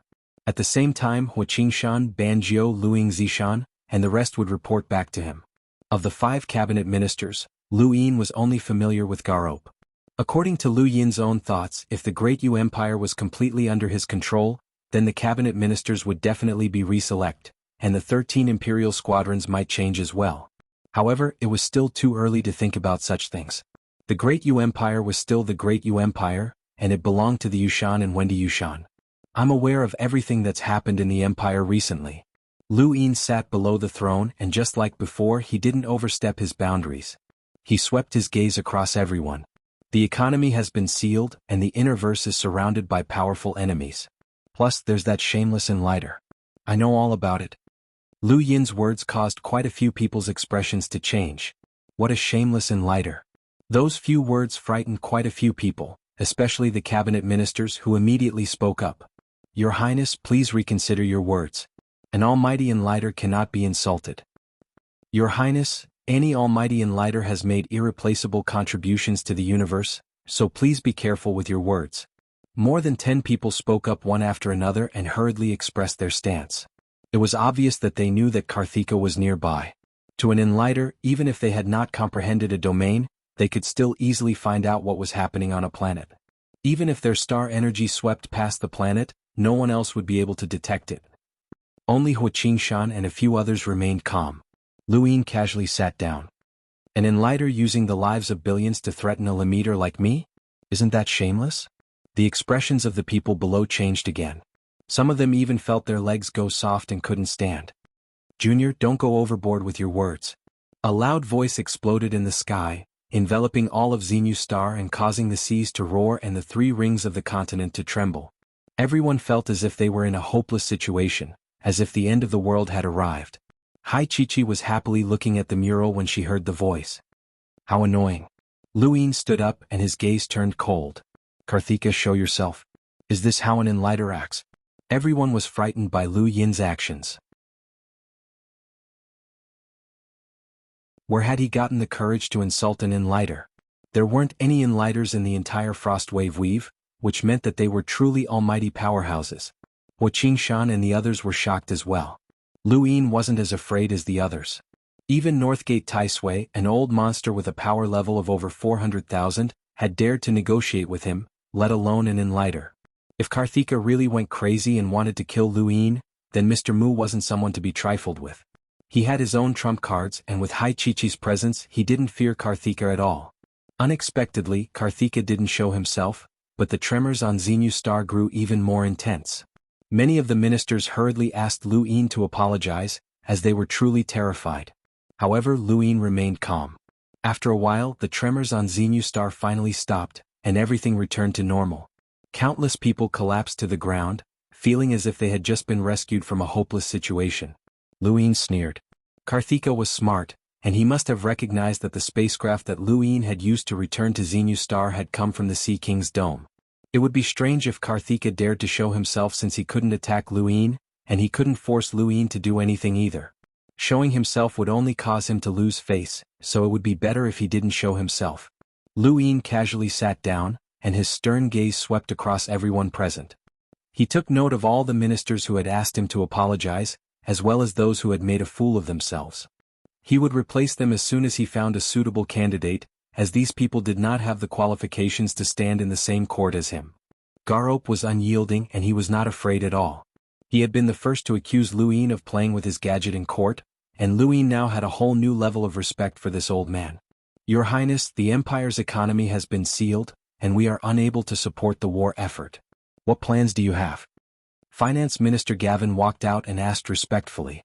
He wasn't afraid either, as it was normal for him to be afraid. Lu Yin muttered to himself for a moment. We'll discuss this after that shameless Karthika scrums. Many of the ministers felt their hearts skip a beat, and some of them almost went limp again. Garop was just about to walk out and say something, but he was quickly grabbed by one of the ministers behind him. This minister didn't allow Garop to speak, as he was afraid that Lu Yin would speak and provoke Karthika. Lu Yin snickered inwardly and swept his gaze across the crowd. All right, you may leave. We'll suspend the court for a while, and we'll reconvene after that shameless Karthika scrums." The ministers immediately left as if they were fleeing. Lu Yin gestured for Hua Qingshan and Ban Jiao to stay behind. Lu Yin had Hua Qingshan maintain Xenu Star's stability while he communicated with the ministers and sent people to calm the citizens down. As for Ban Jiao, Lu Yin had originally wanted to give him the blueprint he had obtained from the die roll so that he could study it, but after some thought, he decided against it. Who knew if Karthika would try to snatch it away? Many powerhouses were research experts themselves, and Karthika might even be able to understand the blueprint. It would be a huge loss if Karthika snatched it away, even though Lu Yin didn't know if the blueprint had any value. Ban Jiao was still waiting for Lu Yin to speak. Lu Yin coughed. "You may leave for now. I'll tell you when I've thought it through." Ban Jiao was baffled and he turned to leave. After everyone left, Lu Yin casually sat down. The void in front of him distorted and Karthika appeared. Lu Yin's lips curled up when he saw Karthika. "Old man, you've been hiding your head but showing your tail. You're finally willing to show yourself." Karthika stared at Lu Yin coldly. "Junior, don't be too arrogant. The universe is much more terrifying than you think. Don't think that you can do whatever you want just because you have the Sea King's protection." Lu Yin's expression turned solemn. "The same goes for you. Don't think that you can do whatever you want just because you're an enlighter." Karthika laughed. "How many years has it been since a mere Lemeter dares to speak to me in such a manner?" He then stared at Lu Yin. "I won't bicker with you because of the Sea King, but becoming the Sea King's son-in-law isn't so easy. If you don't become the Sea King's son-in-law, then I'll make you regret what you've said today." Lu Yin shrugged. "I may be young but I've never regretted my words, especially when it comes to someone as shameless as you." Karthika sneered. "You have a sharp tongue. Now that you've left the Sea King's protection, you've angered me. I can easily kill you without anyone blaming me, as this is the power of an enlighter. Your so-called status is worthless in the eyes of an enlighter. Junior, you better pray that you don't run into me again, or else I'll make you regret being born." Lu Yin did not argue with him any further, as he was afraid that the old man would go crazy and slaughter everyone on Xenu Star. "Your reason for appearing on Xenu Star is very simple. Don't worry, I won't go to planet Pyrolite." "That's good." Karthika waved his hand and prepared to leave. "But even if I don't go, you won't be able to compete for Pyrolite. Don't forget about those who are as famous as me. I'll be waiting to see you suffer." Lu Yin was pleased with himself. Karthika snorted and disappeared into the void. He did not want to talk to Lu Yin at all, as Lu Yin was just a junior. Without the protection of the Sea King's dome, Karthika could easily crush Lu Yin to death. However, Lu Yin's words worried him, as those unequaled Lemeters would not appear. Lu Yin was not making wild guesses. Mu Rong and the others were so famous that it would be strange if they had not been invited during the crucial period of the contest on planet Pyrolite. Perhaps they were already on their way here. Not long after Karthika left the palace, in the distant astral wilderness, Night Queen Chuyu solemnly looked at the kneeling day-night cultivator in front of her. "What did you say? Say it again." The cultivator's voice trembled as he replied, "According to the news, Mu Rong is on his way to planet Pyrolite after accepting the Sword Sect's invitation. Ling Ke is also on his way here after accepting the Wen family's invitation. They are less than 5 days away from planet Pyrolite." Night Queen Chuyu's eyes narrowed. These two were just juniors and their names were not enough to enter her ears. However, ever since the contest on planet Pyrolite had begun, more and more Lemeters had risen to fame. Mu Rong and Ling Ke were at the top, and their reputations even surpassed those of Zhanlong Dayknight and Lu Xiaoqiu. She had originally thought that the battle between those two would be the peak of the astral reaching realm, but if these two arrived, everything would change. The One family would rise to prominence with Ling Ke's help, and the Sword Sect would possess an unstoppable force. Mu Rong alone was enough to make everyone lose the courage to compete. Night Queen Chuyu was well aware of the consequences of this matter. After thinking about it for a long time, she left the astral wilderness and entered North Castle Weave. She then contacted Karthika from a place with a network connection. Karthika was just about to contact Night Queen Chuyu to ask about the situation on planet Pyrolite, but he had not expected her to contact him. "How's planet Pyrolite?" Karthika impatiently asked. Night Queen Chuyu coldly replied, "Pyrolite Mountain has been snatched away by the Sword Sect." Karthika's brows rose. "What happened? Your Day-Night clan sent so many powerhouses, but they were all defeated by the Sword Sect." "We'll talk about this later." Karthika, has Lu Yin returned to the Great Yu Empire? Night Queen Chuyu asked. Karthika replied, he's back. I already warned him not to participate in the contest on planet Pyrolite. Things have changed. Immediately withdraw from Xenu Star and give Lu Yin his freedom. Tell him clearly that he is not restricted from participating in the contest on planet Pyrolite. Karthika was puzzled. What? Night Queen Chuyu helplessly replied, a few unparalleled limiters have arrived and we need him to deal with them.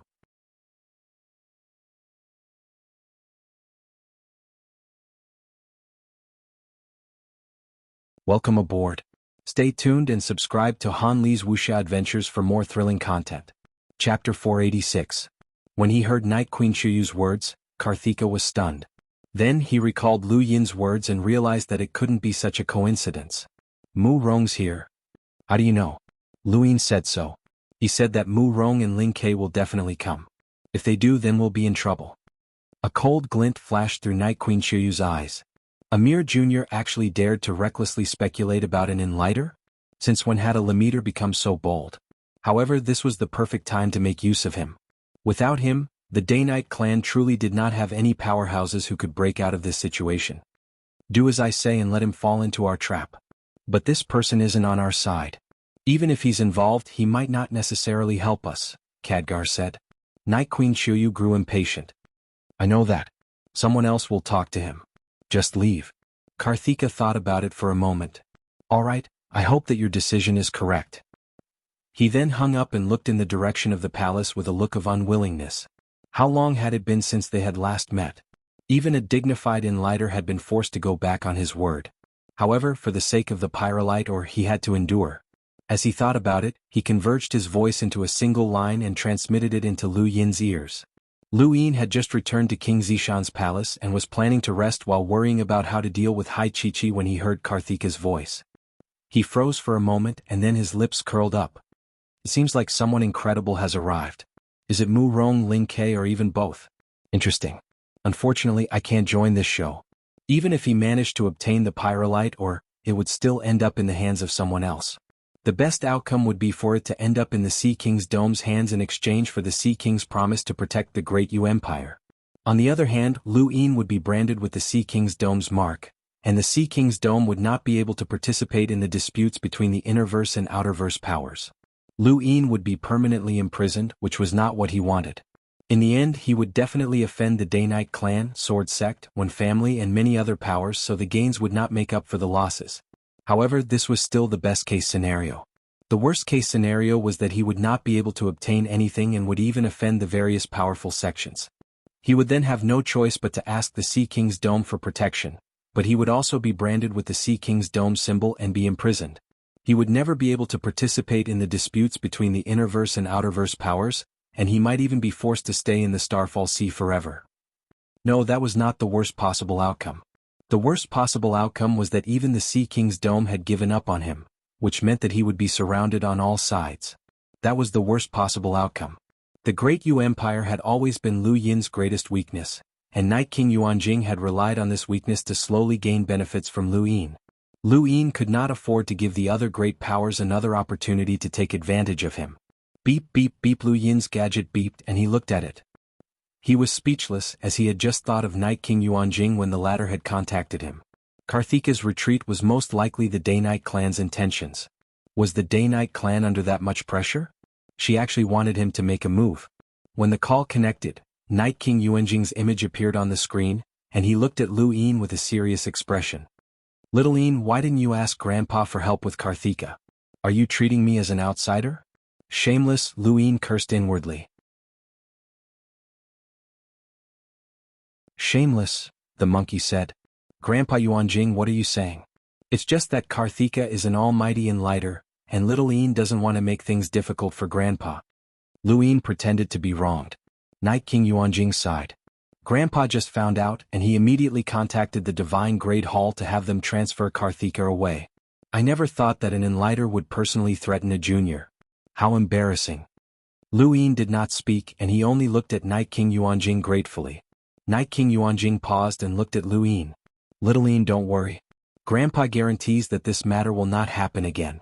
Grandpa promised to protect the Frostwave Weave, so I'll definitely see it through. You can rest assured and do whatever you want. Karthika won't dare to come back. Thank you, Grandpa Yuanjing. Lu Yin hurriedly expressed his gratitude. What followed was a bunch of nonsense. Lu Yin was already used to beating around the bush with Night King Yuanjing. In any case, he really did not want to go to planet Pyrolite, and Night King Yuanjing was definitely more anxious than anyone else. Sure enough, Night King Yuanjing could not take it anymore. Little Yin, do you know what happened on planet Pyrolite? Lu Yin nodded. I heard. Do you want to go? If you do, Grandpa will have the clan's spacecraft pick you up, Night King Yuanjing said. Lu Yin shook his head and bitterly replied, Little Yin appreciates Grandpa's good intentions, but Little Yin is tired of fighting and does not want to participate. Senior Sea King also wants Little Yin to not participate in these battles. When the Sea King was mentioned, Night King Yuanjing's expression turned serious. He suddenly remembered that the Sea King's dome did not participate in the conflicts between the Innerverse and Outerverse powers. If Lu Yin was not allowed to participate, then did that mean that Lu Yin was getting closer to becoming the Sea King's son-in-law? He did not know if this was a good or bad thing for the Day-Night clan, but from now on he would no longer be able to threaten this brat. With the Sea King's interference, the speech that Night King Yuanjing had prepared could not be used. From his perspective, Lu Yin would definitely not dare to disobey the Sea King's orders. Who did not want to become the Sea King's son-in-law? This brat was no exception. Helpless, Night King Yuanjing casually chatted with Lu Yin for a while before hanging up. The Great Yu Empire's capital, including Xenu Star, could only keep Hai Chi-Chi interested for a few days. After a few days, she grew bored and began to frantically search for Lu Yin. Lu Yin looked at her helplessly. Xenu Star is so big. Have you played around already? Hai Chi-Chi rolled her eyes. I've played around. I want to go out. Where are you going? Planet Pyrolite. I want to fight, I want to break through, I want to fight, and I want to make friends. Lu Yin could understand the first three reasons, but he subconsciously looked at Hai Chi-Chi's mouth for the last one. Make friends? Hehe, they're all enemies. Hey Lu Yin, what do you mean? That shameless old man has already left. Why aren't you going to planet Pyrolite? Hai Chi-Chi grumbled unhappily. I've already told you many times how cruel the universe is. Even if the Sea King's dome protects you, you might not be safe. Do you want me to gamble the lives of countless people in the Great Yu Empire on planet Pyrolite with you? Lu Yin asked. Who says that my Sea King's dome can't protect you? I'll contact my second brother right now and have him protect the Great Yu Empire in the name of the Sea King's dome. No one would be willing to make things difficult for my Sea King's dome over a small country at the edge of the Outerverse. Do you think I'm stupid? Lu Yin looked at Hai Chi-Chi seriously. She wasn't stupid. Indeed, no one would want to offend the Sea King's dome for the sake of the Great Yu Empire. He just didn't want the Great Yu Empire to be branded as the Sea King's dome, but he still had to follow through with the lie. Chi-Chi, do you know who I'll offend if I go to planet Pyrolite? Hai Chi-Chi waved her hand. It doesn't matter. My Sea King's dome will take care of it. Lu Yin was speechless. He felt that Hai Chi-Chi was shockingly similar to Lulu at this moment. Her confidence in a certain aspect had reached the limit, and she was the type that no one could match. I'm not going to planet Pyrolite and you're not allowed to go either, Lu Yin said. Hai Chi-Chi gritted her teeth. I'm going to tell father that you have a third, fourth, fifth, and sixth mistress. You're going to help me find them? Lu Yin rolled his eyes. Hai Chi-Chi was furious, and she panted heavily before suddenly sighing. Sometimes I really envy you. Lu Yin was flabbergasted. You're like a corpse floating through space. You don't have any ambitions and you're only satisfied with what you have. You'll lose even more if you do this. Hai Chi-Chi looked at Lu Yin. My father doesn't like people who don't have ambition. You originally had a small chance of becoming his son-in-law, but the more you shrink back, the smaller that chance becomes. Lu Yin shrugged. Don't worry. I won't shrink back, but I won't participate in the contest for planet Pyrolite. Hai Chi-Chi snorted and then turned to leave. Don't even think about leaving. I've sealed off the entire planet. Lu Yin shouted. Hai Chi-Chi was furious. Go to hell. Lu Yin's face sank as he watched Hai Chi-Chi leave. Actually, he wanted to participate in the contest for planet Pyrolite more than anyone else, but what could he do? If he went to planet Pyrolite, the Great Yu Empire would be branded as the Sea King's dome, and the Pyrolite or he obtained would be given to the Sea King's dome as a betrothal gift. He would also offend a large group of people, and he himself would not be able to obtain anything. What was the point of going there? If he wanted to become the Sea King's son-in-law, Then he could go and use the Pyrolite or to curry favor with the Sea King in Haidashao. This would make his name known throughout the universe once again and increase his chances of becoming the Sea King's son-in-law. However, he did not want to become the Sea King's son-in-law, so it did not matter. However, he could not afford to lose this important status. If he did not become the Sea King's son-in-law, then he could not afford to offend the Day-Night clan and other powerful organizations. Even if he went to planet Pyrolite, he might not be able to obtain much Pyrolite or... Luin was stuck between a rock and a hard place, so he decided that he would not go to planet Pyrolite. He looked up at the sky. There was a clear distinction between the powers in this universe. The strong were stronger and the weak could only protect themselves. This kind of situation did not allow him to rise to prominence. If there came a day when the innerverse tentacles could no longer reach the outerverse, then he would be able to do as he pleased. What a pity. There was no sun above planet Pyrolite, and the entire planet's only source of light came from the dark red soil underground. Joie Day-Night did not know how long she had been unconscious, but before she had fainted, she had put on her ring armor to ensure that she would not be bitten by the planet's underground creatures. To the Lemeters on planet Pyrolite, ring armor was useless. Its defense was practically non-existent against the geniuses of the same generation, so no one would wear it in battle. Not only did it have no defense, but it also hindered one's movements. However, it was very useful to those who were heavily injured. When Joie Day-Night woke up, she saw pairs of green eyes glowing with savagery as they stared at her. Her face went pale and she hurriedly got up. She was surrounded by a circle of strange underground creatures, and her ring armor was covered in bite marks.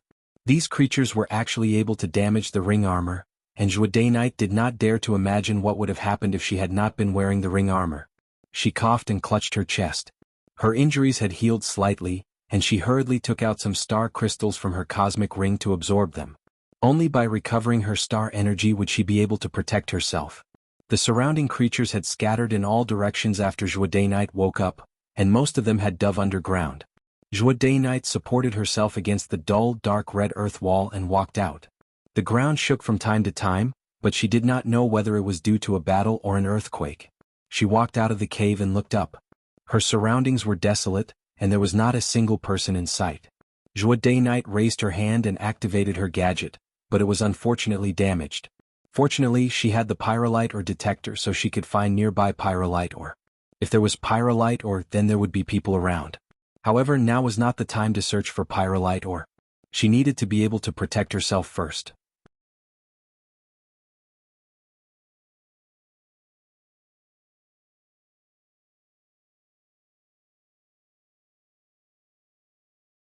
She was able to participate in the battle once more, just like Lu Xiaoyan. The Sword Sect had only been able to withstand Night Queen Yanqing's attacks because of one person, Yo Year. Yo Year appeared to be only 11 or 12 years old, and she was a petite lowly. However, she had exploded with a strength that shocked everyone, and she had forcefully stalled Night Queen Yanqing. Even though Night Queen Yanqing had activated her Night King's body and battle force, she was still unable to defeat Yo Year. Not only was the Day-Night clan shocked, but even Lu Xiaoqiu and the others were astonished by Yo Year's strength. Furthermore, Yo Year was not the only Lemeter from the Yo court. There were several other Lemeters who were rather old, but they were all very strong. It was the alliance between the Sword Sect and the Yo court that had been able to withstand the combined forces of the Day-Night clan, the Wen family, the Soul Dream tribe, and the other great powers. However, this stalemate would not last for long.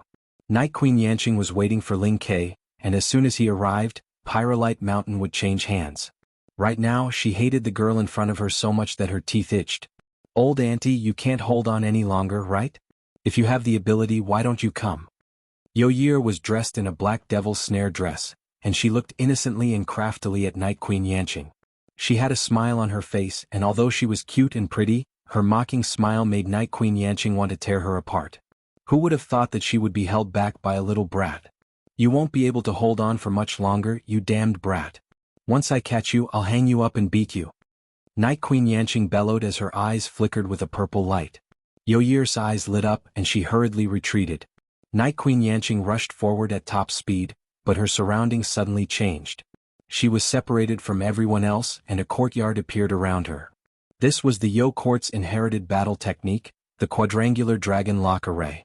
The four sides combined into one to form a courtyard. This courtyard could trap any powerhouse as long as the gap between them was not too great. Coincidentally, although Yo-Year had a small appearance, she was actually a Lemmeter, and she was not weak at all. With her strength, she could use the quadrangular dragon lock array to trap Night Queen Yanqing. Although the quadrangular dragon lock array was not as famous as the One family's literary prison, Night Queen Yanqing had never underestimated it. This was because the Yo court had originated from a super terrifying power, and they were one of the 7 families that controlled the Yo court. Even if they had betrayed the Yo court and left the Yo court, they had still inherited the power of that family. The quadrangular dragon lock array was also derived from that family's power. Night Queen Yanqing could not break through the quadrangular dragon lock array even after using all of her strength. Lu Xiaoyun and Quang Wang's battle was not over yet. On the other hand, Shi Yu and Wen Qian'er had the upper hand in the battle and were suppressing the Sword Sect. As long as they were given more time, they would be able to defeat the Sword Sect. The biggest variable in this battle was Lu Xiaoqiu, but unfortunately he was being held back by Zhanlong Day Knight. Although Zhanlong Day Knight could not defeat Lu Xiaoqiu could not win either. Both sides were evenly matched and it all depended on the others. The scales of victory were tipping in the Day Knight clan's favor. In the distance, sword chi could be felt from time to time, scaring many people away. The battle between Lu Xiaoqiu and Zhanlong Day Knight was the most terrifying. Zhuo Day Knight arrived outside Pyrolite Mountain and saw thousands of people fighting. The entire mountain had been turned into a battlefield, and blood had long since dyed the ground red. Yan Hua had already reached his limit, and he could barely hold onto his sword. In front of him, Tiankong Day Knight and Qilian Day Knight both attacked at the same time. Yan Hua could not hold on any longer and he collapsed to the ground. Many of the Sword Sect's disciples had already died, and the Wen family had also suffered heavy losses. Wen Qian'er had also been injured, and she was working together with Shi Yu as they panted heavily. Zhuo Day Knight could see that the Sword Sect was about to be defeated. In outer space, Night Queen Qiuyu revealed a satisfied smile. Even if Pyrolite Mountain was not under the sole control of the Day Knight clan, as long as the Sword Sect could not control it, the two sides would still be on the same level, and neither side would be able to monopolize it. At that moment, Night Queen Qiuyu received news that the battle was about to end. She looked into the distance and saw a personal spacecraft rushing towards planet Pyrolite. Ling Ke had finally arrived. Night Queen Qiuyu watched as Ling Ke's spacecraft flew past, followed by another spacecraft that was rushing towards planet Pyrolite. Night Queen Qiuyu looked over and a strange expression appeared on her face. What was that? Following behind Ling Ke's spacecraft was the group of dedicated female cheerleaders. There was no place that they could not go as Ling Ke had promised to protect them. The more dangerous the place, the higher the reward. Night Queen Qiuyu's expression turned ugly. She had lived for so long, but this was the first time she had encountered such a situation. Should she stop it? While Night Queen Qiuyu was hesitating, the two spacecraft crashed onto planet Pyrolite. They were not too far from Pyrolite Mountain and many people saw them. Night Queen Yanqing was delighted as she recognized Ling Ke's spacecraft. This battle was about to end. As long as they could occupy Pyrolite Mountain before Mu Rong arrived and severely injure Lu Xiaoqiu and the others, then even if Mu Rong arrived, he would not be able to reverse the situation. To the north of Pyrolite Mountain, Lu Xiaoqiu and Zhanlong Day Knight turned their heads at the same time. They both felt their hearts palpitate and they could not describe it. It was as if they had met their own kind. Yo-Year's gaze shifted. Old auntie, what are you thinking about? Don't think about it. You can't beat me anyway. Night Queen Yanqing sneered, but she did not make another move. Lu Xiaoyun stood with her sword in hand while Quang Wang sat on the Azure Dragon's body and looked down at them. We can't decide who's the better one right now. Lu Xiaoyun did not look at him. Instead, she looked into the distance where the other spacecraft had landed. The spacecraft's hatch opened and Ling Ke walked out alone. Not too far away, the hatch of the other spacecraft also opened at the same time. The cheerleaders were all shouting crazily, and the various large organizations in outer space were dumbfounded. Ling Ke, I love you. Ling Ke, you're the most handsome. Ling Ke, I love you. Ling Ke, you're the most handsome. Ling Ke exhaled as he looked at the crazed cheerleaders. What a wonderful situation. Yes, that's how it should be. Go crazy and shout. The rest belongs to me, Ling Quebec.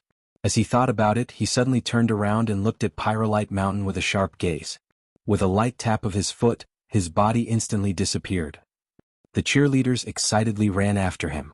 Before Ling Ke even arrived, an enormous amount of star energy wrapped around his K's mighty slash's unique aura and swept across the entire Pyrolite Mountain. Whether it was Night Queen Yanqing Yoyir Lu Xiaoyun Zhua Day Night, or the distant Lu Xiaoqiu and Zhanlong Day Night, all of them simultaneously felt this terrifying aura. Everyone looked up at Ling Ke, who was standing tall in the sky, and the entire battlefield froze.